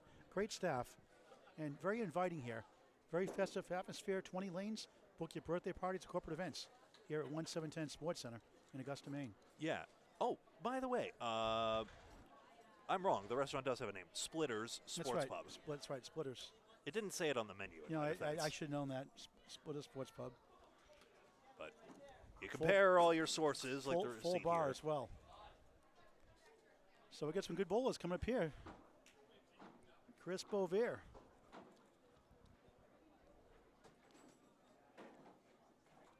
I freely admit that I chickened out from a Dave Barber interview right now.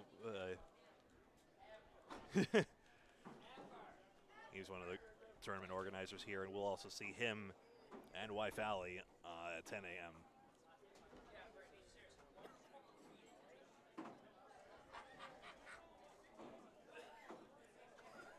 All right, so Kerrigan Skinner will lead off, followed by Chris Bovier.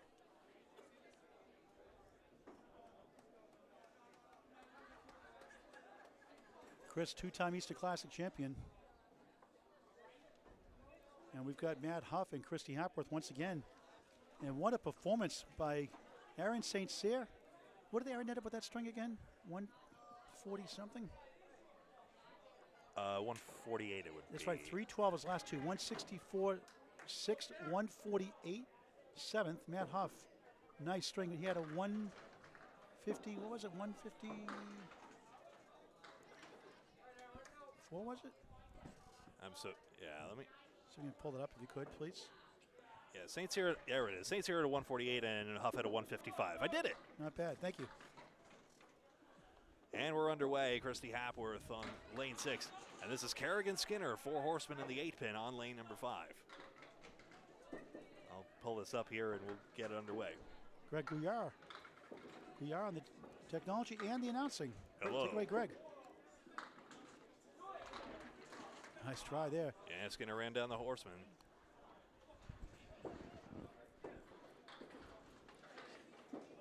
Seven pin. Hapworth takes it out, and that's a 10 to start it off. Kerrigan gets a 9. Let's pause 10 seconds for station identification on the Candlepin Bowling Network. Hi, this is Candlepin Bowling Network. I'm Greg Gouillart. That's Paul Grant. We've been joined by Kevin Burns earlier today and John Bunker throughout today. And, of course, joined by you as well, watching on Facebook or on YouTube, whichever your preference may be, on whatever device you may wish. Hapworth, half Worcester. Skinner jutted out 2 fingers, actually ends up with more as it happens. That's 4. I think I still see an 8-pin hiding. Yes, it is in the back. Christie takes out 5 more pins, so has the 158. This will be tricky to pin, even though the head pin is the obvious target. Skinner's got the 1-2-4. Daughter of Renee Skinner, great bowler. Christie an 8, Skinner a 9. John Bunker, talk about Kerrigan Skinner from Dresden, Maine, originally South Paris, Maine. Yeah, his high single is 173, high triple 419, high 5 639, high 10 1202. 116 league bowler too. Yeah. Okay, thank you, John Bunker. Shitcher is born into Candlepin Bowling. Back to Greg. Thank you. 10-pin tips for Skinner. 3-5 remains. Hapworth's got 2 layers to dig through. 1-3-5-8-9. And that seemed like the full ball that could have done it. I guess it deflected away at the last moment. Kerrigan sails to the right. Well, no, sails isn't the right word. It was only a board off.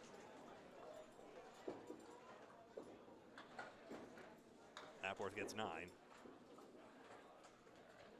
And Skinner has 8. Thank you very much.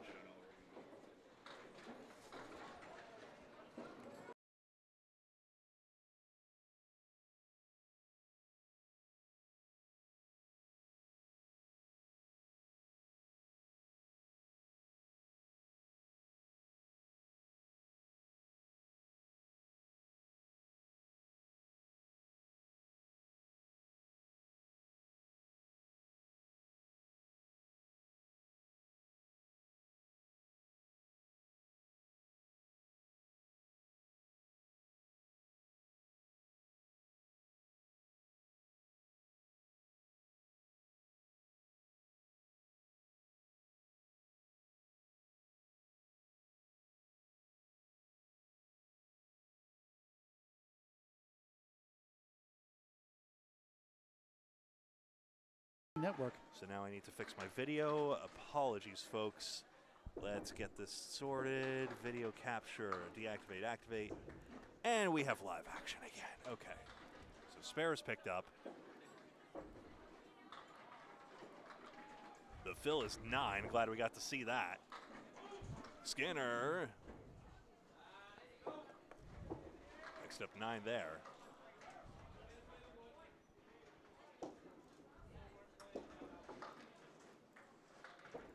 And this should now be correct. Okay. I was hoping to see a Christy Haworth special in Maine. It's the Caleri. Kerrigan collects. Well, dang, never say never. Haworth 10 after missing the single. 56 half. There we go.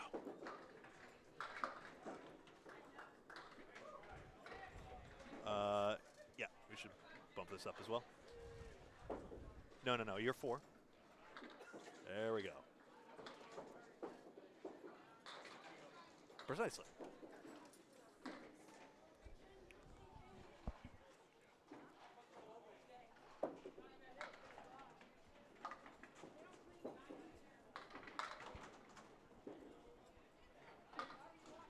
Matt Huff coming up for 155. 7th string starts the 8th with a banana split. Chris Bovair goes left, he gets 4.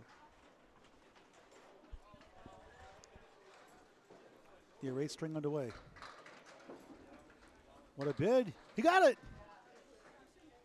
10 of the ball for Matt Huff, picking up where he left off last string. Bovair, beautiful shot. Oh, just missed the 7. Oh, for the life of me, I'm trying to remember. Bovair definitely at least was finals when Woburn had a doubles elimination event. But I'm trying to remember if he was victorious in that or not. I got a stat sheet here as he gets a 10 to start string number 8. Tomorrow morning, 10 a.m., one more 10-string match. Third one this weekend. Coverage live on Candlepin Bowling Network on YouTube and Facebook. Huff on the nose, spread eagle, 14 through 1. 2-4-7 left, right side, 3-6-10. Bovair, great bowler, 47 years young. Here's the Matt Harnett shot in the World Tournament he made to get that big spare in the last box. Help his team win A+ accounting their 5th championship. Watch that thriller, match of a lifetime on Candlepin Bowling Network on YouTube. A must-see World Finals against Fenway Academy.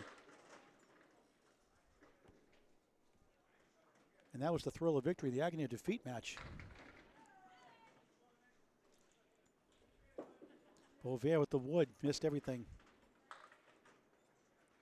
Great, great competitor. Huff, object pin for a 7. 21 through 2.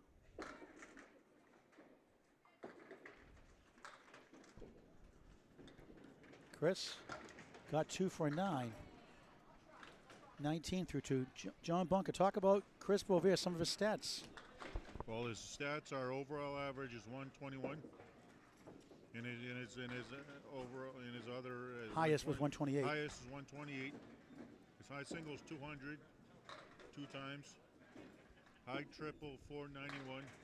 High 5 735. High 10 1424.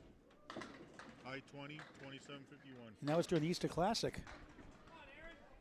Part of the 2016 Lucky Strike World Championship team. Works as a project manager.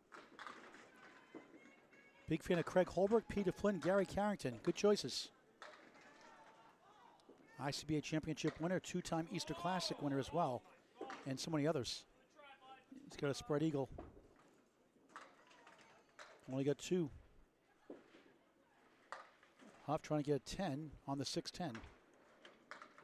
Third box, 8th string from Augusta, Maine, 1710 Sports Center. Great place to bowl and hang out. 10, 31 through 3.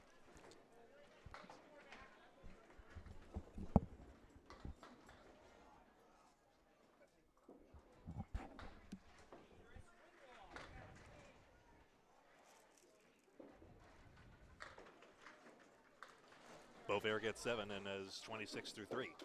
Okay, trying to get going. There's a guy you want on your team, Chris Bovair. One of the best ones out there. Yeah. Huff drops 9. Forgive me for getting my meal in edgewise. Hey, gotta eat sometime. We're not robots. Although, when you're doing this, sometimes you block it out. Oh, he almost stole the strike. Yeah, just fell the wrong way. Huff. Roadblock. Tough break. Thanks for nothing. Just because Candlepin has played with wood on the plate does not make the game easy. Matt Huff also has a main scratch singles title under his belt. Bovair picks it up. Spare. Huff at 9, 40 through 4. Bovair 36 in the ball through 4.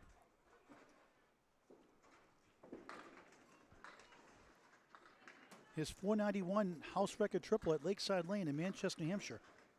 It goes to Mr. Chris Bovair. Multiple Friday Night Pro League titles.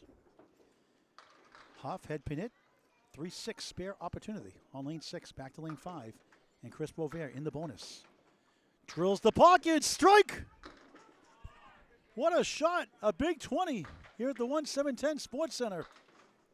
46 through 4, 56 half plus 2. Huff a spare. Second spare, 15 a ball through 5.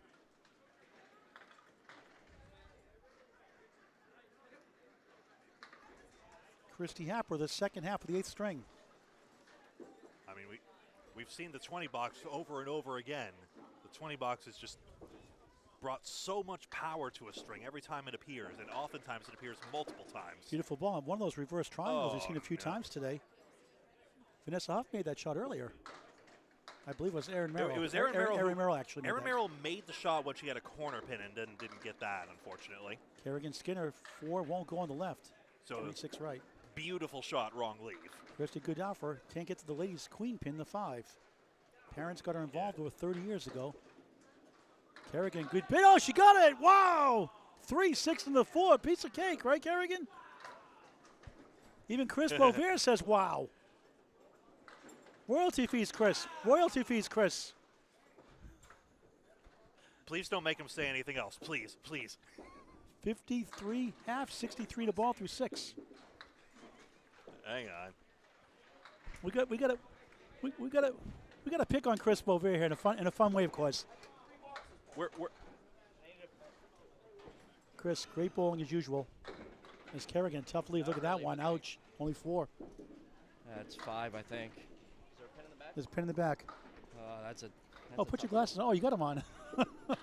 It's hard to see, though. Paul, why are you picking on old guys? Oh, it's so you're fun. Hey, I'm older than you are. Yeah, Hey, but that doesn't. how do you do it year in, year out? You're still born at a very high level. It's called alcohol. It's PG rated now. Yeah, no, it hides the pain. I didn't swear. It's I know. alcohol. It hides the pain. No, it's tough keeping up with these young kids, like, that kid on 4 and all those other kids and stuff like that. But it's fun. As much as I hate to say this, it's fun. You're not that bad at it either. The Yankee ball for extra lanes, formerly Woburn 2. I don't know. Maybe one time, long time ago. It's kind of like that dinosaur movie, Back then, maybe. All right, good luck, Chris Bovair, the rest of the way. Always a character. Craig. Haworth has a side saddle triangle. Kerrigan just a 2-pinner. Skinner will take aim at the 2-5.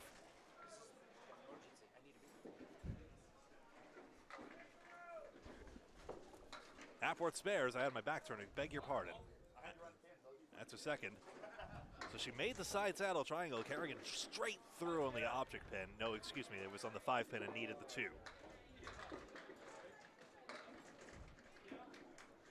That's the 2 pin gone for a 10. Christy Hapworth played baseball, basketball, and golf growing up. Favorite food is pizza and loves cheesecake for dessert. She's into the Xbox game system, and she has favorite game is Halo.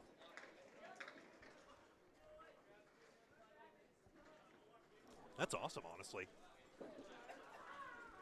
Beautiful ball there as Greg chops down that How's the, what's that, pretzel? No, well, I mean, a well, mozzarella? it's pizza-ish, speaking Oh, of it's what okay. Christy's bio mentions, but she gets 7 on that fill. But 91 through 8, is it? But yeah, it's more like cheesy bread adjacent, and it's really good. Good bid. Can't quite get to the 9. Kerrigan Skinner missed everything. 1, 2, 7, 10. I mean, nobody can live on bowling center food forever, but I could for a while. I'll be honest with you. Well, I love the chicken wrap. My second chicken tender wrap today. They're really good. 1 for lunch, 1 for dinner. That's also more sensible, nutrition-wise. Oh, nice shot. That's a tough ball grand special. Missed the second, make the third. 10, 96 through 9. Christy Hapworth with the 10, 101 through 9. Back to Greg, unless you want to eat. Just one. All right, Greg, back to his food. Hapworth, strike, takes down the queen pin last, the 5. Tough start today, bowling well the last couple. 111 plus 2 in the 10th. Meanwhile, Kerrigan Skinner on the left, 3. Wooden back to possibly help. And what a try. The queen pin holds up.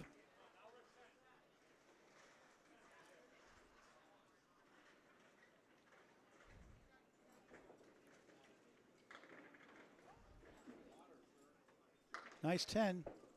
106, 8th string. Kerrigan Skinner. We'll see you again next string with Chris Bovair coming up in lane 5. Hapworth missed right, 6. First ball on the strike, trying to get to 121. And this is the Christy Hapworth we're used to seeing.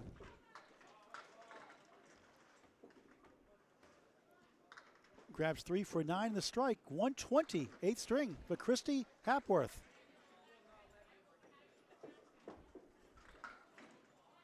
Nice string.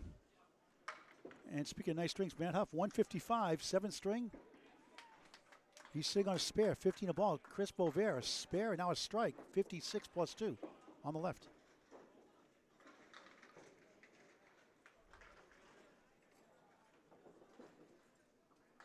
Huff, 3-2 split, 55 through 5.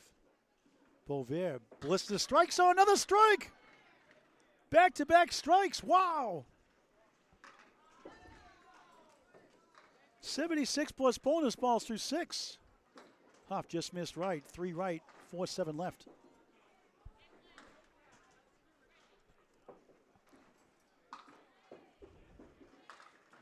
Matt grabs 2 for a 9 box. 64 through 6. 8th string of 10. Back at you live tomorrow, 10 o'clock for 10 more strings. Just 30 strings, Greg. Piece of cake, right? I'm down.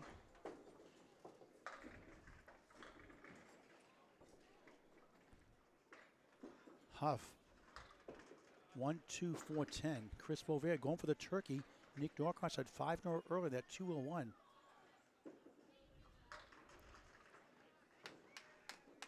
Beautiful ball. Only 7. Looked like a diamond. 3, 6 separate a little bit. 7 left. 27 in the first double strike box.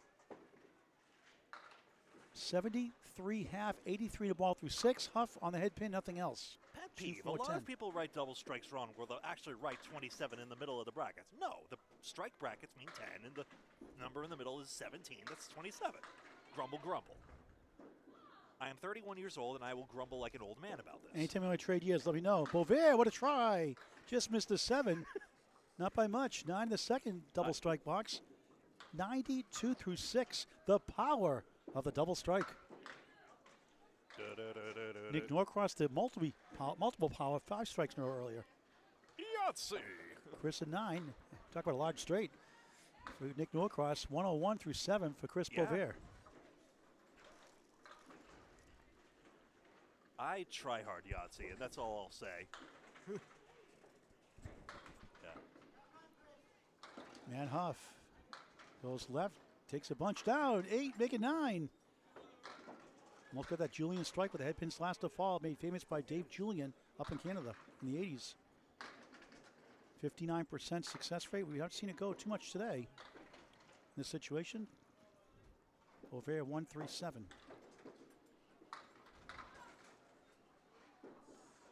Off for a spare. Tailor made, he got it. 83 in a ball through 8. 2 strings left after this to wrap up day 1 of 2. Bovair, good ball. He got it. Great shot. 4 in the last 5. 111 in a ball. That's why I just through don't. 8. That's why I just don't believe him a word he says when he says, "Oh, it's so difficult to keep up." Oh, he's doing fine.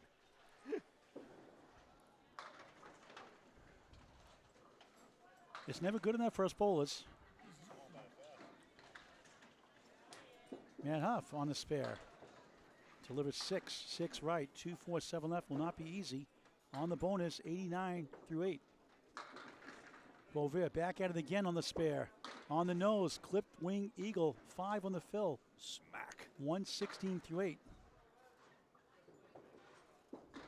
Huff, what a try. Just missed. Right. Not by much. Apparently full on the object pin. Brutal. Just missed that 6. Great try. Very good ball and a great guy. Bovair going to 2 and a 3. Got the 2.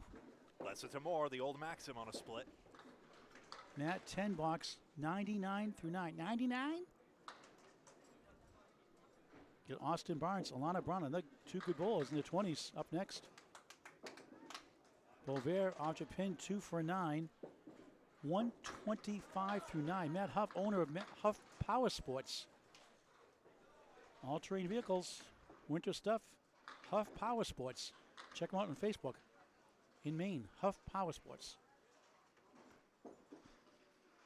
That one got away, 4-7-8.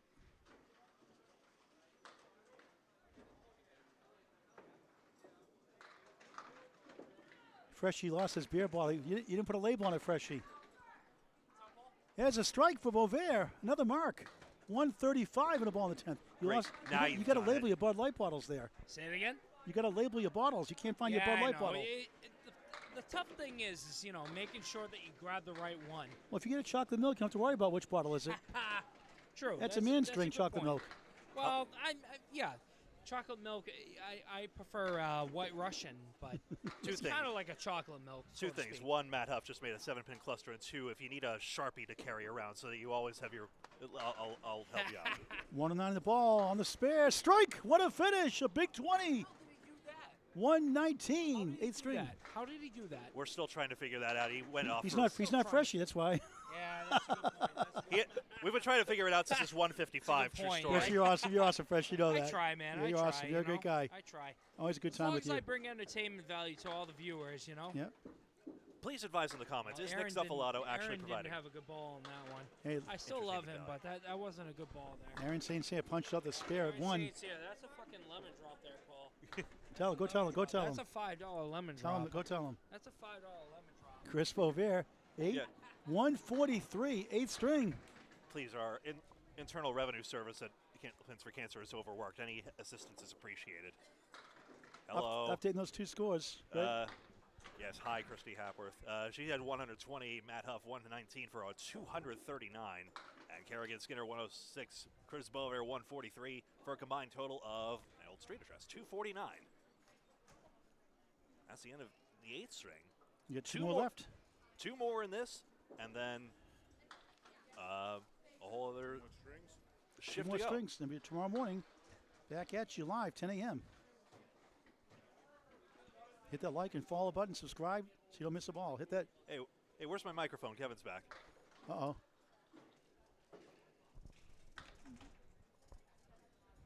So 8 strings down. So, all right. What's the score between you and Terry Ann? First of all, is she getting most of them? I think we saw 1 and 1 on this featured pair there.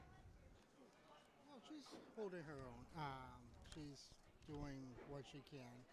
I'm just proud of her. I mean, she's blowing her heart out. In terms of score, she is beating me overall, but average-wise, she's only up by 3 pins on me. And how's the experience overall? I mean, you got Jonathan Boudreau to your left, for example. How's that all overall? You've bowled, of course, alongside other pro bowlers many times before. This is nothing new. It's new to her, but she's holding her own. She's doing what she can, and all I can say is she's having fun. She had 1 bad string and she bounced back. That's what you have to do. If you have a bad string, You got to bounce back. You Right. just can't let it get to you. Don't let it eat you, because if you let it eat you, you're just going to start doing rough. And maybe it's survivorship bias, but I find that the bowlers that have that attitude of just like, you have to stick with it are the bowlers that stick with it as well. There's sort of a perpetuating thing. Well, Greg, ever since I joined the tour, I struggled royally when I first joined, and I just stay with it. I don't care about throwing the money away. I don't care about not coming in the top. All that I care about is throwing my game, doing what I can do, and just have fun with it. If you don't have fun with it, then honestly you should not put on shoes and throw balls. So when viewed that way, worth every penny. Exactly. To me, it's just the experience. The experience is by far worth more than coming in first, coming in second, or coming in dead last. It doesn't matter. If you love the game as much as half of these guys that are here today do, they don't find it as a chore. Just keep doing what you can do. Fantastic. Thank you so much, Kevin. We'll get Ed for string number 9 in just a moment. Looks like all bowlers are changing now. And we will have Skinner and Bover over to lane 6, obviously, and then who have we? I had it and I lost it. Here, I'll flip the. We can flip the switch back on and put it on ambient at least.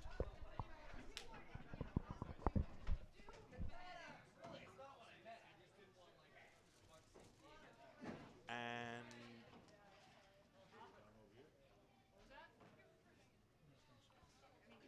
that's right. That's right. We have Alana Brown and Austin Barnes. That's right. Yeah.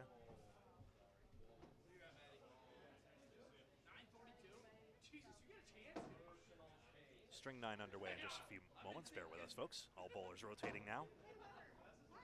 Thank you to everyone watching at this relatively late hour of the evening. We so much appreciate you all. Still a great crowd out there.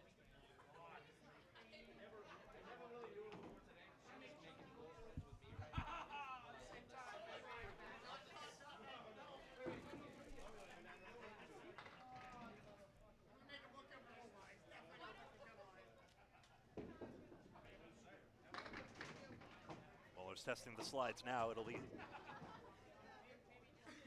Skinner and Brown. Not sure my levels are up high enough. No, that should be good now. And Paul, you're on channel 4. Okay, I keep forgetting. Okay, 9th string about to start. A great young bull on the rise, Alana Brown. Out of Academy Lanes, Pub 125 Haverhill, Mass. Bowls in the Sunday once monthly. Rob Vaccara's Shooter Sports Pub at Exeter Lanes, Exeter, New Hampshire. I reached 112 a couple of seasons ago there. Speaks multiple languages. Just a great lady. On and off the lane. Do you know them? She was in the New Hampshire State Final against Madison River. Really tested Madison that first half, 590. Eventually succumbing to eventual champion Madison Kelly, now Madison River. Watch it on YouTube on Candlepin Bowling Network. I guess you could dig through the Facebook archives as well, but why would you? 940 videos and climbing, always free, never a charge. Please subscribe to Candlepin Bowling Network on YouTube. Yeah, we've definitely added 2 to the count right now. And thank you all for supporting this project. Obviously, Bob Lee, who thanks you from the very beginning, of course. A real COVID-era passion at the time to see what it would take to get Candlepin back into the live stream universe. Kerrigan started bowling back in 2005. She said she was born into it. 3-time championship winner on Candlepin New Generation, which she holds the highest game score of 155 for the ladies. Big fan of Mark Carrier. In your opinion, one of the best bowlers out there, certainly in Maine, and one of the best in the business. She bowled him for over 10 years, even through youth bowling. Alana Brown starts off red hot with a spare. Kerrigan Skinner, a 10.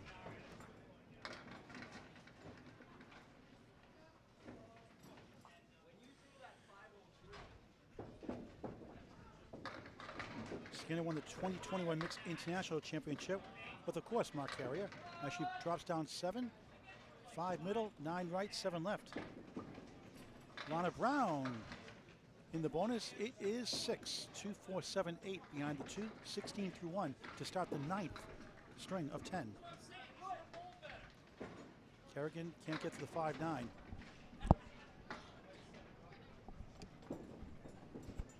Lana Brown, beautiful shots, beautiful spare. Back to back to start the 9th of 10, 26 in the ball through 2. From Hudson, New Hampshire. 107 average, 112 her best year. To 153 perfect game. High triple 380, high 599. Today he had a 101 half earlier today and threw a 153 in that string, tying her high single. Only over 18 years. Kerrigan Skinner, beautiful ball, but look at this. Rearranged 3-pin, moves close to the 6. The 6 goes, so it's the 3 right, 4 left. Lana Brown, the second spare in a row. Spread eagle, 30 through 2. How's the cheesy, what's a cheesy garlic bread? What is it, Greg? Yeah, cheesy garlic bread, we'll just say. A lot of great food here. Falls under the subheading of pizza. There was a question in chat. Oh, what a shot for Kerrigan Skinner. Outstanding. 3-4 with Woods? Wow. 29 of the ball through 3. What a shot by Kerrigan. Brown finally found a leave she can't make. Sporting a new look. I like the bangs. Yeah. Yes, very stylish. Not a good bid there. Gets a 9. So 39 also through 3. Here's an interesting YouTube chat question. What's an average score for a new bowler? I'll tell you that much. Yeah, this is correct. I don't know. A new bowler, I remember I went to Norwood Sports Center. Of course, that place is a tough house. And I think I fell below 50. But then, of course, someone politely let me know maybe you should get the ball out there more. And that would help out a bit. Spare 2, 31 through 3. Lana Brown, tough leave. 1, 3, 9 in the middle. 4, 7 left. 10 far right. Yeah. I was like, I'm sorry I'm damaging your approaches. I know my technique's terrible. And it's like, no. You just, get it out there a little bit. No one's saying lob the ball, of course, but helps a bit. Tough split there for Lana Brown. 1, 4, 7, 9, 10. Parallel pins plus the 9 right for Kerrigan. Nice out. She'll take a 9 out of that mess. 40 through 4 with the mark. Lana Brown, great out. She'll take them all down. How about awesome? That's a pro 10. Yeah, that might matter. 49 through 4 on Candlepin Bowling Network. It's just worth remembering amid this grind that you just do not know which pins will matter. Not that you have to tell a pro bowler this twice, but worth reminding you all as well. Austin Barnes next, followed by Chris Bovair. Uh-oh. Chopped out the 6. I'm not saying it. Lana Brown with the triangle, 3, 5, 6. You know what it is, though. Triangle 3.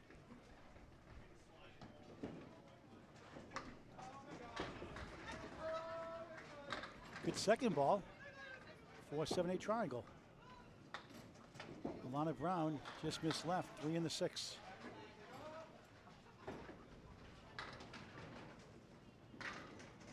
Skinner 10, 50 half. Alana 9, 58 half. That extra Shooter Sports Club shirt she's wearing, I think it was from the last Mixed Worlds, if I'm not mistaken. There's this nice snatchy shirts. They make it. Robert Carr makes extra lanes. Got one myself. Great owner there as well. Well, Alicia Callie next string. Wonderful house. Now Chris Bovair again and Austin Barnes now. Is that Alicia Carrier? Mike McIntosh 3.0 next string. Our final string. Chris Bovair at 143 steals 9. Would push into the 8. Not enough on it. 25-year-old Austin Barnes out of Academy Lanes Pub, 125, Haverhill, Mass. Strike to start the night. Another one of those great bowlers coming out of Youth League. Got 90 bowlers or so every Saturday morning. I wonder if backup balls are being increasingly taught to the younger generation. If what? If Bovair's backup spare. balls. Since he deals from left to right, which is opposite what a righty normally would, of course. Charlie Collins does it. We saw Aaron Saint-Cyr do it. So many good young bowlers on the rise. That's for sure. Great for the sport. Kenneth and Bowling Network's presentation of the mixed doubles from Augusta, Maine, 1-7-10 Sports Center. Next match tomorrow, the final one, 10 a.m. live on Kenneth and Bowling Network on YouTube and Facebook. Bovair, 5, 1 and more, 15-1. Austin Barnes on a strike on lane 5. Going for a double. Had one last night in Millis for his Academy 2 defending champion team in the Friday Night Pro League game of the week every Friday night during the regular bowling season around 7:30 on Kenneth and Bowling Network. Bovair, that's the Christy Haworth special I call him Maine, and he got it. 25 of the ball through 2. Barnes, great try. Oh, he got it! Nice. The 10 fell from the heavens. 2, 4, What 7, came down? 10. How about that shot? 20 through 1, 30 in the ball through 2. So good. Getting better every year. Very teachable, very coachable. Yeah, that shot was a teachable moment. And he keeps his focus in the lane at all times. Bovair drills the pocket. 7, the Canadian setback shot. Called up north. Spare 5, spare 7, 32 through 2. Barnes, 9. Just missed a strike. That would have been a strike. Yeah. Though again, we got to figure out how widespread the term is, but a high-level bowler uses that term. for 39 certain. through 2. What term is that you're saying? The setback term. Yeah. I'm not sure how widespread it is. We truly learned at the through- World Tournament in Moncton, New Brunswick, Canada. Yeah. As well as the Canadian bucket shot, the hay bale, the bundle Yeah. of 5. Bovair trying to kick it over. What a try. Just missed.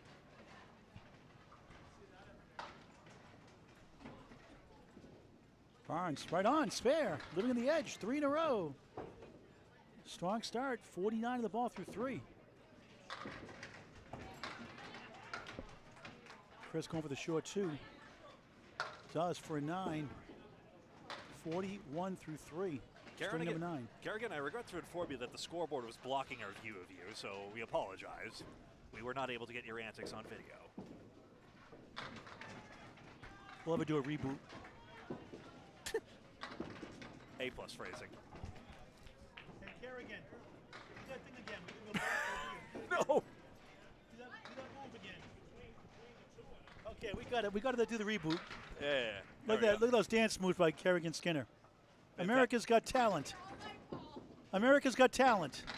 Bovair 9, 2 pin for a spare. Barnes 7 more, wobbling 2. 4-8. 56 through 3. Yeah, it's 2-4-8, right? 7 Phil? Yep. 2-4-8, going for 4 in a row to start the 9th. We have to be our own spotters, Paul. We are. Bovair missed left. Wants that one back. Barnes, can he get it? Up the wall, no. Boy. Ball came back. Yeah, Everything with the kitchen sink. Yeah, a long way back. Wrong way, buddy. Wrong way, you silly ball. Chris wide left again for 9. 50 through 4. Barnes wasn't there. He gets a 9. 65 through 4.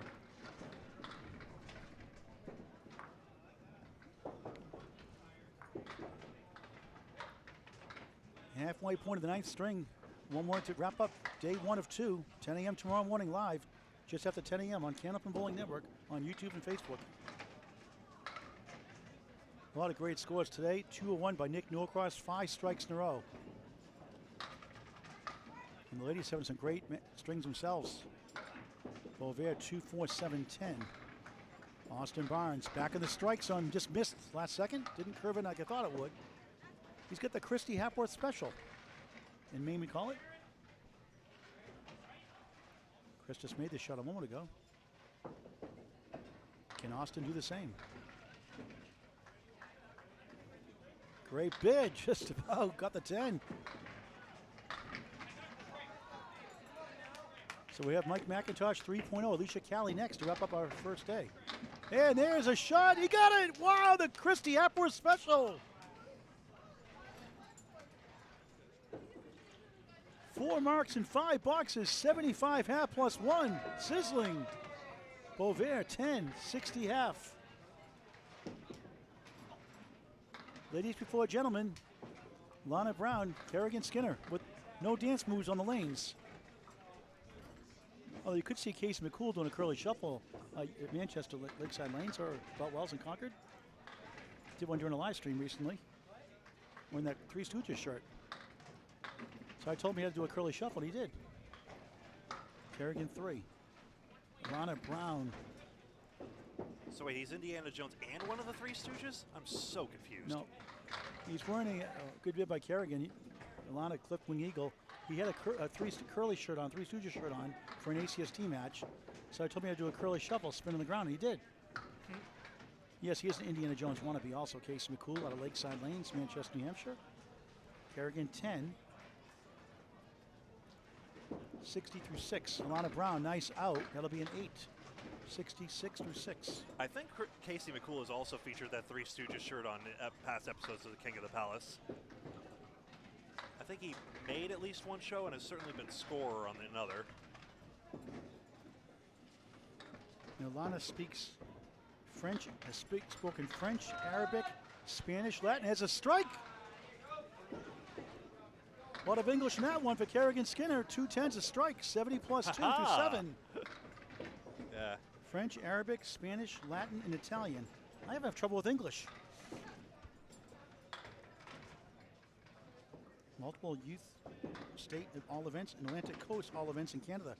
Lana Brown, 4 8, 9 10. Just 23 years young. She gets an 8, 74 through 7. Kerrigan Skinner spare 2 1/3, strike here in the 7th.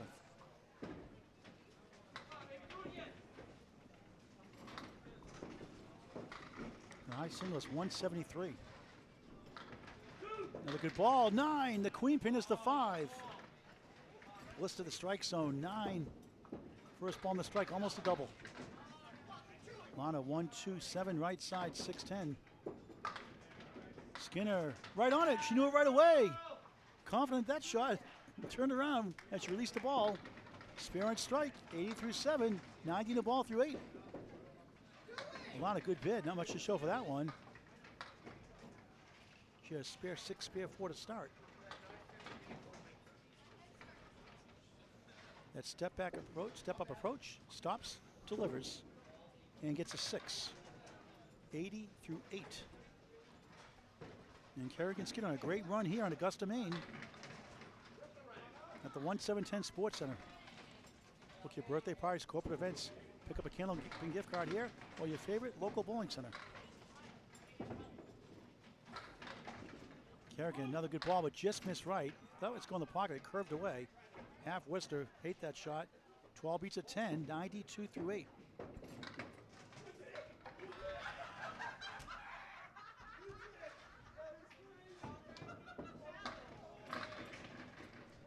Alicia Callie on lane 4 is thoroughly befuddled that a piece of wood between the 1 and 3 just didn't cooperate. Lana Brown joins the half Worcester party opposite side. Kerrigan 7 to go with the ball left.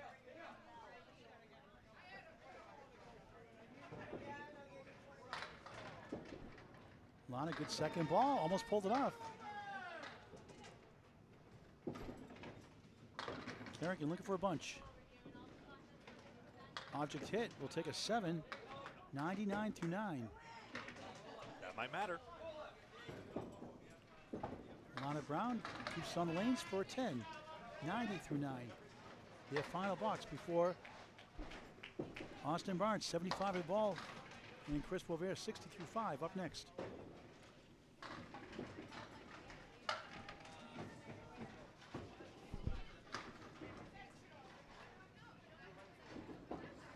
Kerrigan in the pocket, thin hit, 5-1 split. Alana Brown, 1-3 spare opportunity.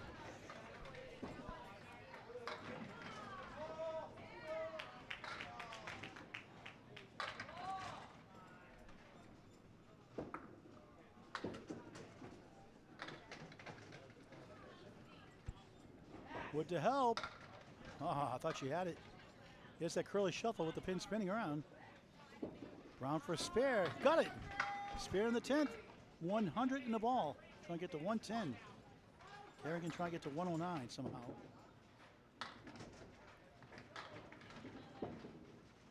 And beautiful shot, only one for an 8. 107, 9th string.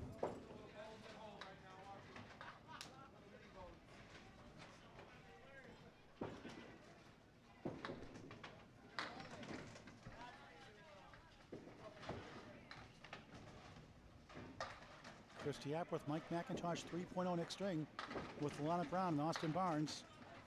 4-7-8 triangle, 10 right corner. 6 fill, 106, 9th string for Alana Brown. Watch out for her, folks.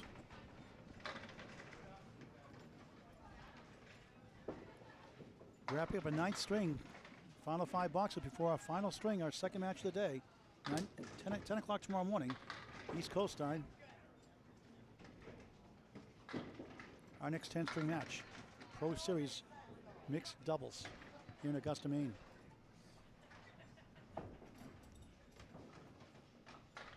Beauvais, only 4. Austin's on a spare, 75 in a ball. A 9 box in the 4th, everything else marks. In the pocket, strike, he's got it! What a shot!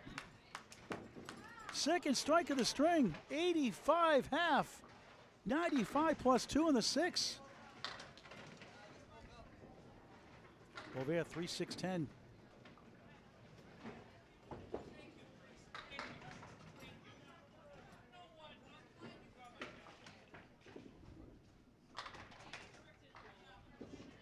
Beauvais gets a 9, 69 through 6 on Candlepin Bowling Network.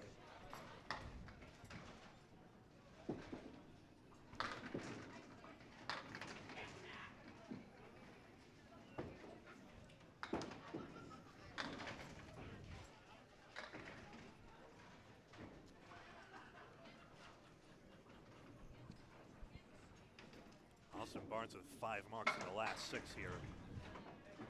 This is some string working at the moment right now. I've been very impressed. I covered a lot in the Friday Night Pro League. Just got a great attitude, like I said.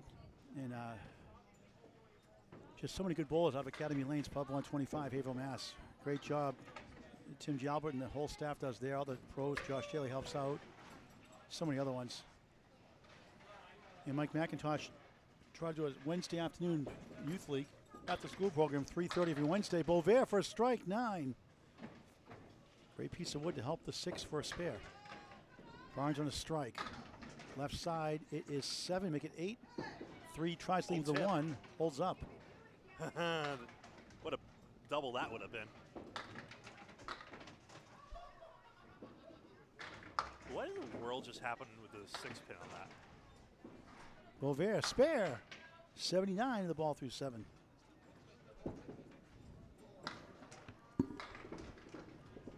Barnes, I thought he had it. How'd that not go? Thanks for nothing. 9 in the strike, 104 through 6. 10 in the box, 114 through 7. Chris Beauvais, ICBA singles champion, 2-time Easter Classic winner, 2 Pro Tour wins and 1 Pro Series doubles win. Bowl of the year in 2001. On the nose, 4-2 split. 4 is the fill, 83 through 7.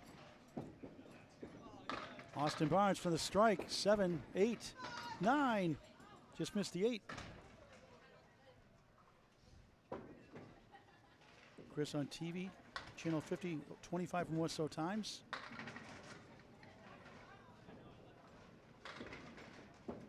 Chops up the object pin, the 3. On the 2000 Tournament of Champions. 2023 Mixed World Championship also. Barnes, another spare. Look at him go. 124 in the ball in the 8th.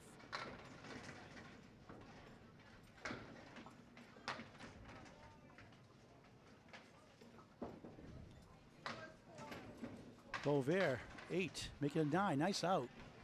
92 through 8. Wrapping up the 9th string. You mentioned Austin Barnes has a Pro Series title with Nick Leach at doubles at Leda Lanes. 178 high single, high triple 420, high 5 687, 25 years young. A young 25, birthday in December.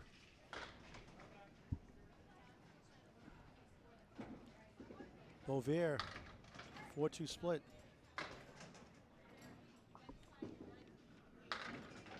We'll have Austin Barnes and Lana Brown. Austin Barnes, Lana Brown again next string. Barnes crossing over, 8 more. 132 through 8. Defending champion Academy 2. The team he's on last year, won it all. 4th seed right now. 7 looks easier for Barnes. I don't know about the 10 pin though. I don't see any wood like red line aiming at it. Play the junction. I thought he might use the wood left, a little more right rather. He might have missed it. Trying to do that, obviously. But Bovair 1 4 6 a 7, 99 through 9. Austin Barnes 10, 142 through 9. Yep, that's confirmed officially.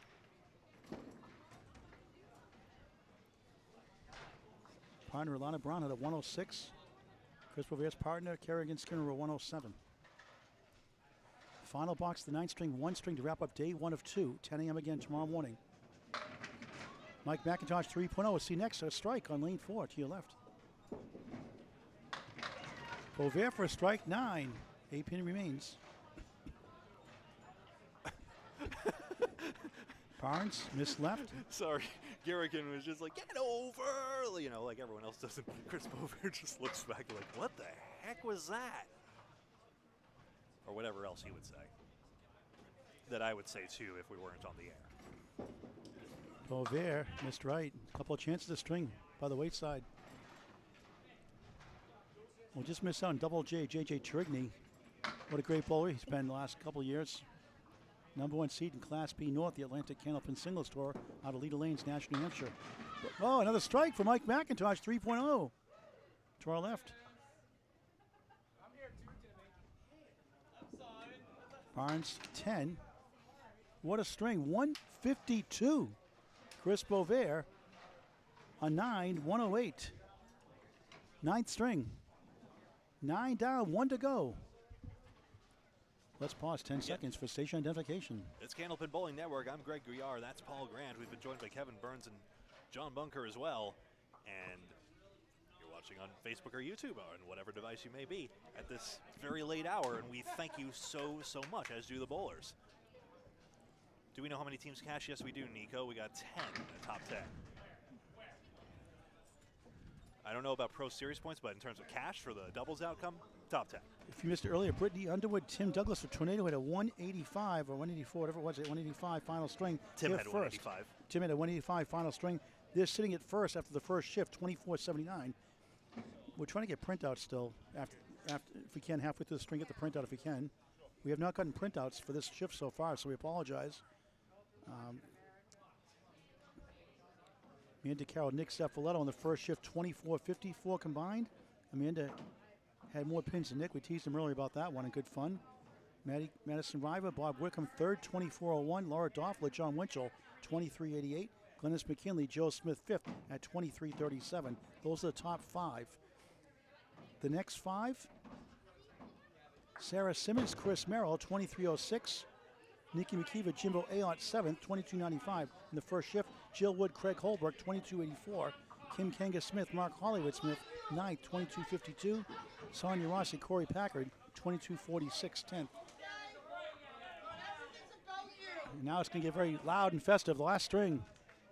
There we go. Lana Brown leads off on lane 6. Alicia Callie out of East Boston, Mass. 174, high single. Out of a tough house in Central Park Lanes, Chucky's house. Just turned 41 the other day. Lana Brown, 3-6, 4-7 left. Final string underway. Alicia for a strike, 9.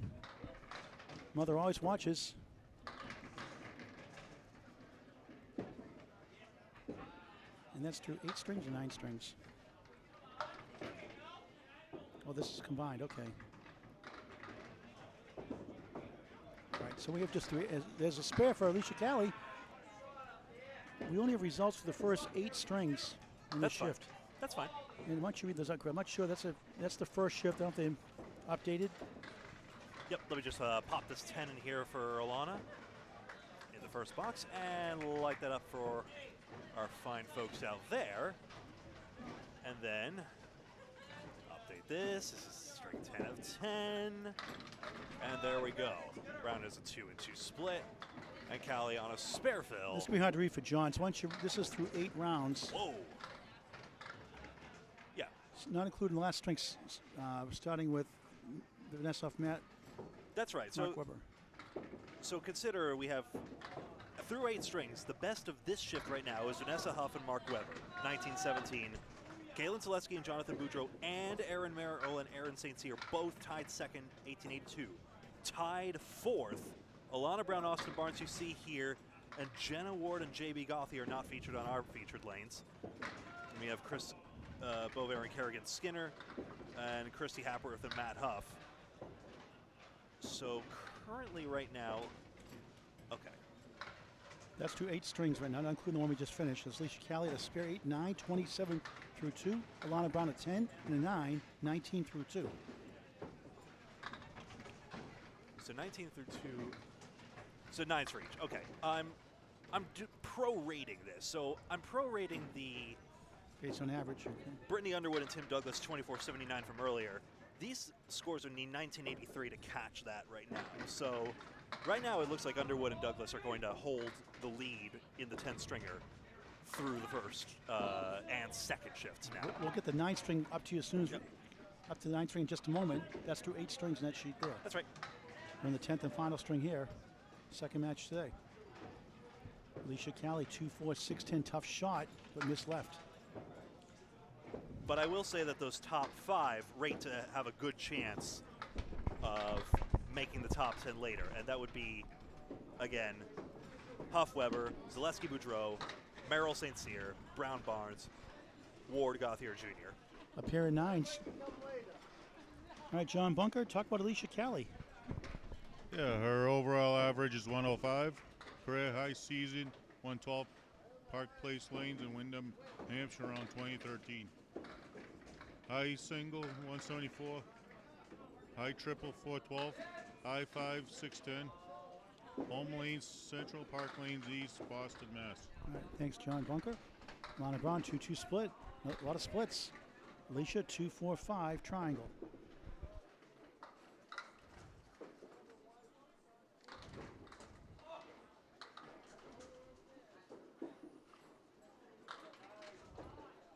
Not bad. Got the 2-4 Alana did. Alicia Callie missed that chance. Could have had 3 or 4 marks possibly.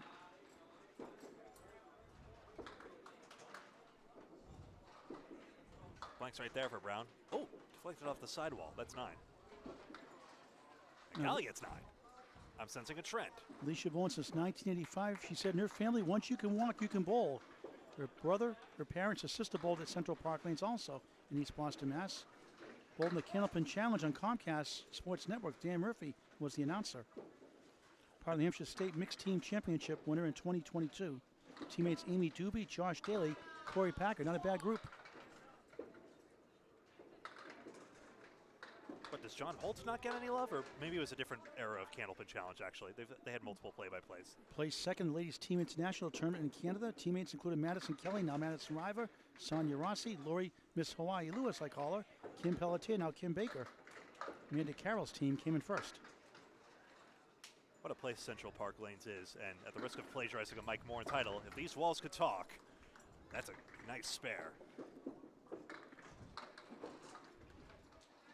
So Alicia Callie, 55 half plus 1. Lana Brown, 744 half. Alicia Callie's a big fan of her mother, Sheila, for sure, she says. She was a great bowler in her time. She watched in the Saturday Morning Pro League and 3 television appearances on Channel 5. She bowled in the doubles, her mother, with Tom Senemy, the original Tsunami. Also appeared in Bay State Bowling with Fran Honorato, her cousin Joey Stella, who had also numerous TV appearances. Her cousin, Joey Stella. Joe Stella, you know, at Central Park Lanes. Yes. Had lots of TV appearances. Alicia works at Logan Airport as a bartender and at the Route 1 Grill House in Saugus, Mass. Hard worker. More in her next half. Austin Barnes, half Worcester. Here's Mike McIntosh, 3.0, the singer and the taxman. And great job helping the kids out. Academy Lanes, Pub 125, Ava, Mass. 3:30 every Wednesday. Talk to Mike McIntosh if you want to help the kids. Man split plus the head pin. The Jim Dandy leave for Austin Barnes. Mac missed everything. 1-8-10. I was reading totally the wrong names on my sheet. I got it right now.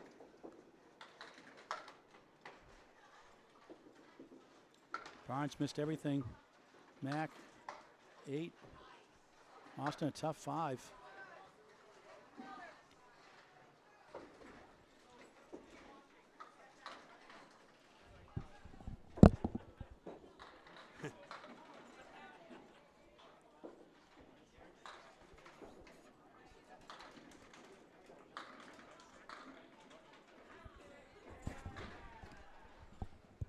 .25-year-old Austin Barnes. Beautiful ball, 8. Make it 9. Same spot, takes it the 5. McIntosh crouching down. Goes right, 5-2 split. Former 128 blowout at Park Place Lanes. The now defunct Park Place Lanes. Windham, New Hampshire, the Salem, New Hampshire line. Everybody thinks it's the Salem. It was actually in Windham, New Hampshire. Barnes, spare. He's gotten a lot better at his pinning the last year or two. After a $5, good bounce back, 15 in the ball. Mac 1 in the 10. Austin Barnes defending Friday Night Pro League champion with That's right. Academy 2. Academy 2. McIntosh is wearing an older design of Academy 3, I would imagine, Friday Night Pro League shirt. Mike averaged around 116 and change in the Atlantic Candlepin Singles Tour. One of the 6th seed in Class A North.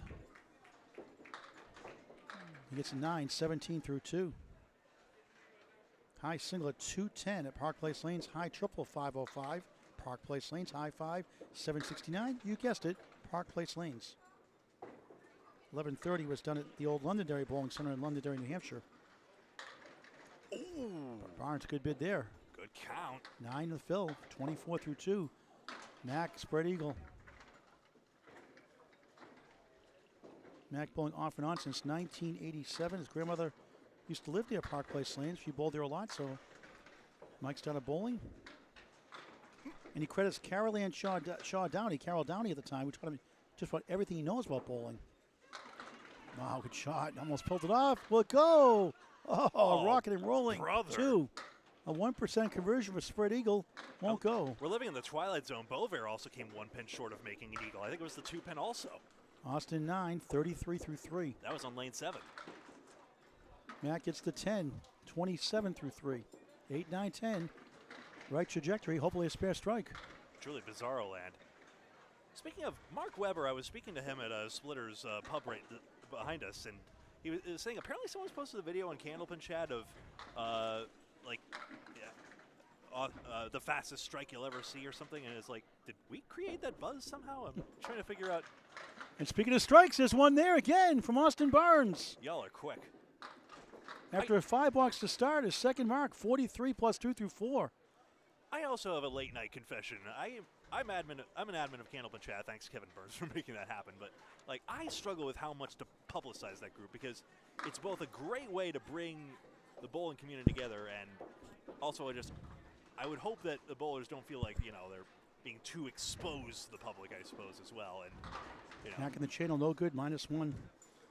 Nick had his third 5-bagger today in that 2-1 single. Mike McIntosh has 3 5-baggers, 5 strikes in a row in his career.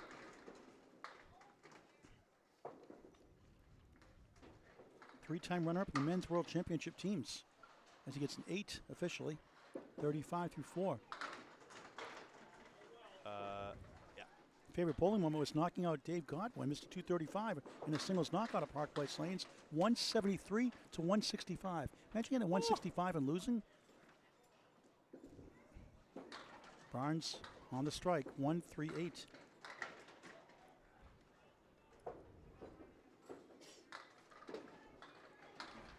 Four-two split. That's not an Irby Kafalis video, is it? I remember there's some high level. match where I thought Godwin scored high as well, but I'm trying to remember if that was it. Bryant's second ball on the strike. Oh, good bid. Leaves up 3. 19 blocks. 52 through 4. Mac 2-4, 6-10. Open half, no marks. Mike, a big fan of Carol Downey, Jack Quinn, Brian Uphold, Dave Richards, Tony Marie Baltinelli, and Tim Lipke. Not too bad. Karen Bowles, Dave Godwin, Joe Smith, Jimbo Ayotte, and Jason Doucette. He has a 41 half with a tough 6. Final 5 boxes. Alicia Callie on a spare on the same lane. Mike complaining. Oh, it's all your fault, Paul. It's all my fault when he bowls bad. He took 12 points yesterday out of 14 in the ACST. It was my fault he lost 2 points. Always the announcer's fault. Rada. No respect, as Rodney Dangerous said. No respect, no respect. 6 fill for Callie. I'm telling you. Ooh, good spare. Nice shot by Alana. Spare 6, 61 half. Another one, 71 of the ball through 7. Courtesy of Rodney Dangerfield. Alicia Callie trying to kick it over. Good try. She had the 6 spare. I'm sorry, 61 half. Now Alana Brown on the spare, 54 through 6. My apologies. We got the update. We'll have. I had McIntosh's name entirely wrong at first. It's so M-A-C capital I-N-T-O-S-H. He gets furious when you both put capital I. Macintosh. No. I got the lowercase letters. And he used to throw. I met him in Metro Bowl, Candlepins for Cancer Roll-Off, and he seemed like a really nice guy. So I said, "You're a great guy." I heard a podcast. I used to throw sneakers to the pins and drive Caroline Shaw Downey crazy at the time, Carol Downey, and he was a hothead, he said. So I didn't know that. So I called him Mike McIntosh 2.0. And this year he decided to upgrade himself to 3.0. And perhaps 4.0 next year. Beautiful ball by Alicia, mixing and matching, only 7. In fairness, I don't really understand version numbers. I guess it's like, what is it, version number, patch? Oh, I don't know. Well, it's like the iPhone 3025. Yeah. Line of 5 in the spare, 59 through 6. Followed by the next logical successor, 12. Alicia with the wood, good try. Going to talk to John Bunker. I'm going to read if the name's going to give us their scores after 9 strings. And this is the top scores, I believe. Actually, they'll talk to Greg first. This is through 9, so start down here. Oh. As we have Caitlin Zeleski, Jonathan Vadro. They have the top scores right now. They have 21-19. Right behind them, Aaron Merill, Aaron Saint-Cyr. 21-16. A field goal behind. Vanessa Huff, Mark Weber. 21-15. 1 pin out. Jenna Wood, Jason Gauthier Jr., JB. 20-99. Alana Brown, Austin Barnes here. 20-75. Christy Hapworth, Matt Huff. 20-09. Right, Kerrigan Skinner, Chris Bovier. 1999. Alicia Kelly, Mike McIntosh. 1973. Cheryl Nealon, J.J. Trigney. 1949. Sage Johnson, Ryan Southall. 937. 1937, 2 more. Lori Rossetti, Dave Hodge Mallahan. 1936. Terry Ann Gilbert, Kevin Burns. 1432. All right, thanks a lot. Thanks for your help today. Yep. John Bunker. All right, back to pins apart for the top 3? Yep. Mercy. Feels like the world, the Easter Classic here. Never take these third balls for granted. You never know. All right. Well, I was talking to John for the update. Alana Brown, 8, 74 through 8. Alicia Callie, 8, 86 through 8. Their final 2 boxes at Augusta, Maine. They'll post the scores on Candlepin Chat. Tomorrow morning we'll give the update, as we can't wait. So it takes a while to get the scores in, so we'll sign off after we're done here. And the Dave Barber and Ali Barber will put it on Candlepin Chat. We'll give the top scores as we head in tomorrow morning at 10 o'clock. Lana Brown, the queen pin, the 5 for a spare. Alicia tries to will it, but goes left. 5-1 split, decent wood between the 1 and the 3. Terrific lady. Her husband, Sal, an excellent bowler. 3 boys. Anthony, Frankie, good basketball player. Luciano. 3 stepsons, Antonio, Salvatore, and Gianni. Nice shot by Brown on that. The ball could have easily gotten deflected by the wood, but she played it low enough so it didn't. 84 in a ball through 9 for Alana Brown. Her father, Frank, was also a really good bowler in his day. Her parents are now her #1 fan. Also, Jen, her sister, was a great bowler, too. And was on TV in the past, won tournaments. Brother Frank still bowls today as well. Alicia played softball and basketball. Great athlete. Now he's back with her son Frankie, now 10. Got the winning shot last year in a game-winning basket in the house league in East Boston, Mass. A shot to Frankie Callie. Alicia also wearing a shirt of ICC champion Academy Lanes. Mixed Worlds champion Academy Lanes. She was in the Candlepins for Cancer ladder with Al Johnson, the mixed ladder series in San Fermin last season. That was Sherelle Nealand with that great shot on lane 4, if anyone saw that by chance. Hay Bale at 4-7. All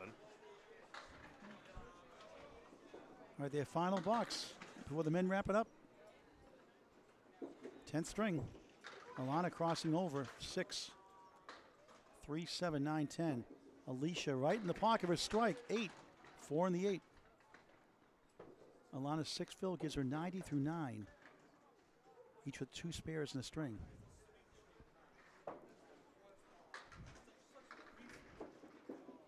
Alana Brown just missed right, 3 and the 7. Try and get to 100. I got some viewer comments I got to get to in a second here. Alicia, I thought she has. Ready to say Really? spare. Wow. She's sort of resigned to her fate right now. The wood is just having its way with her. Alana, 98. Sorry, Greg, 98. That's been true even lane before this one, lane 4. Final string for Alana Brown. Alicia, 9. Deserved a lot better. 103. Final string. Greg. Yeah. So viewer comment, and actually I'm seeing one from Mike in the chat here, and it says, are the lanes still wood? These ones are, and there is often a debate in Candlepin communities like wood lanes or synthetic lanes, because synthetic's easier to maintain, but a lot of people will swear by wood and the way the ball behaves on it as being more authentic. These are wood lanes here at 1710 Augusta. Do they put any dressing like oil? Oil patterns like they would in big ball. Seldom to never. Yikes, what is that leave? 5, 6, 8, 9, 10 for Barnes. That's not on a leave, not on a mark, excuse me. McIntosh takes out 3. No, oil is minimal to none. So like a 10-pin big ball, there is no real exploit in the pattern here. No way to really hook your ball in a groove. You just got to deal it straightish with maybe a little bit of bite to it, a little bit of break at the end. But a slow hooking ball is generally going to do quite poorly here as a result of that. Great second ball, McIntosh. Austin Barnes, 9, 71 through 6. Winding down here in string number 10. Mac on the 5-2 split gets a 10 box, 51 through 6. Greg. Yeah, another comment is there a list of the upcoming singles tournament available somewhere online? I'm trying to see the schedule here. I know now Pro Series, I do not believe the next one will be doubles, I believe, or I'm not sure it'll be doubles. If you're talking about Atlantic Candlepin Singles Tour, which is just a plethora of one-on-one 5-string matches, those are just a dime a dozen, and basically you're guaranteed to at least trip on one if you watch either Candlepin Bowling Network or the Atlantic Candlepin Singles Tour Facebook page. So you're asking about the Pro Series? You're asking about the Pro Series next round? I'm seeking clarification on that as well. I can tell you that the next event after this will be the 3-man random draw teams. That's February 25th. I show this as location to be determined, but that may have changed since. I may have an obsolete copy of the schedule. I'll try to see if I can find out for you.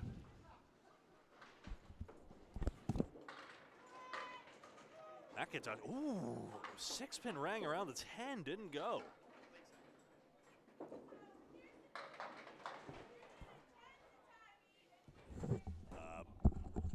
Barnes at 9, McIntosh at 10.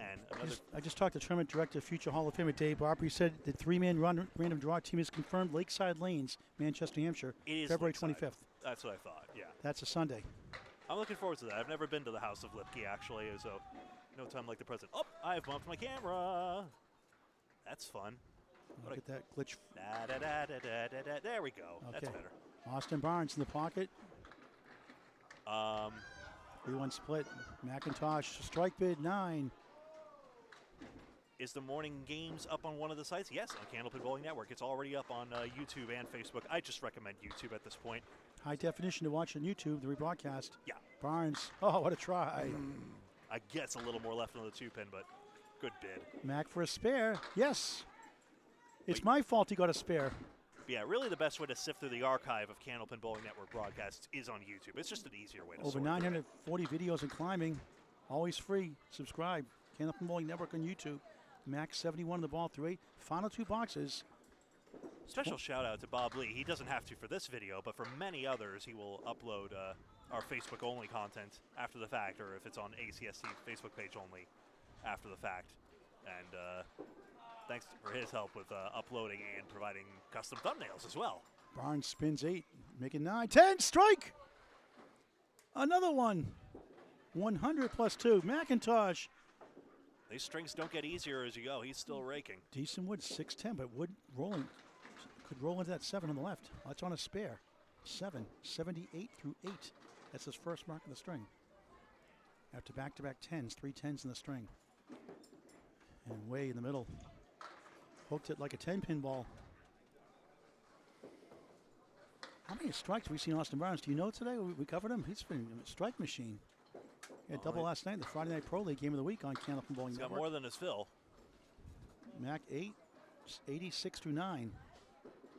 Nico, you have no idea how fiddly the cable is that I'm working with on the camera. Final It's box so for our easy to second do. 10-string match today. One more tomorrow, 10 a.m. live. Yeah. Barnes spread eagle. Thanks for watching this game. Share with your friends and family. Invite your friends to bowl. Candlepin Bowling, nothing like it. Max spins left. 1, 3, 5. Makeable spare. Especially with the wood there. The 1-3 might be able to drive the wood back into the 5. Austin, 6 in the strike. 106 through 9. Try and get at least 3 to 115. Tough luck on that. It's 2 object pin hits. Mac for a spare. He got it in his 10th. 96 in the ball. 1 bonus ball to come. I always tease my friend George in Salem. 3 for a 99, George. We always tease each other. Was this at a bowling center or McDonald's? No, this is Candlepin Lanes in Salem, Mass. Nice. Growing up. Barnes 8, 1, 14. Final string. And what was that bowling center called? Candlepin Lanes. 24 lanes. Tough house. Mac a 9, 105. Final string. So that leaves me to say Callie and McIntosh 208 and Brown and Barnes, which will be 212 at. I need to say something. But yeah, that's all there is to it. I believe that concludes all the action around the court. So I think that's it for today. So Scores will be in Candlepin chat. If not, tomorrow morning we'll put them up there. Mike McIntosh. Hey, Mike, I get the credit for that spare you got, by the way. thank you, thank you, thank you, thank you very much. Mike, before we sign off, I do want to give Mike some credit because, hey, Mike, I just want to give you credit. Talk about the youth program you're trying to do midweeks on Wednesday. We're just trying to get a second day going for the kids, you know. I don't think it can hurt, so looking at like a practice type thing. So it's $10 a person? $10 a person, shoes and all the bowling for about 2 hours. We have all different formats. We do teaching. We have some drills that we're going to work on to kind of just get mechanics on the young bowlers. So I'm pretty excited. Now, about do you have the Carol Shaw Downey approach? That's exactly where it's coming from. It's coming from Carol Downey and other coaches that I've had over the years. But yeah, that's what's in my head. Would she blame me if I streamed her in the time if she lost? If what? Would she blame me if she lost a match if I streamed her back then? Never. All right. Never. So where's the disconnect here then? There's no disconnect. I just like to bust you. I know. All right, Mike McIntosh 3.0. Thanks, buddy. Tax Appreciate season. it. One quick plug Hey. for your business. No, it's okay. I'm going to plug you guys because you've been here all day long, and that effort is greater than anything that I could do for my business right now. So I appreciate you and Greg. Our pleasure. Does it mean we get a cut? You get some business, flowing in. Maybe we'll talk Okay. about it. All right. Commissions. Thanks, Yeah. Mike All McIntosh right, 3.0. It's our Is pleasure. next year going to be 4.0? We'll see. You can be like a, Slow you it can down. be I like a think it's galaxy. 3.1. Okay. I think 3.2. All right. Add some letters in there. All right. Thanks, I don't Mike. know if Greg Russian numbers work Gouillart. either. Greg Gouillart to wrap it up. All right, that's that. On behalf of Paul Grant, Kevin Burns, and John Bunker, my name is Greg Gouillart. Thank you very much for watching this presentation of the Pro Series and Candlepin Bowling Network. And until tomorrow, 10 a.m. Eastern, or whenever the next time you have a chance to watch us, either way, we appreciate you. So long.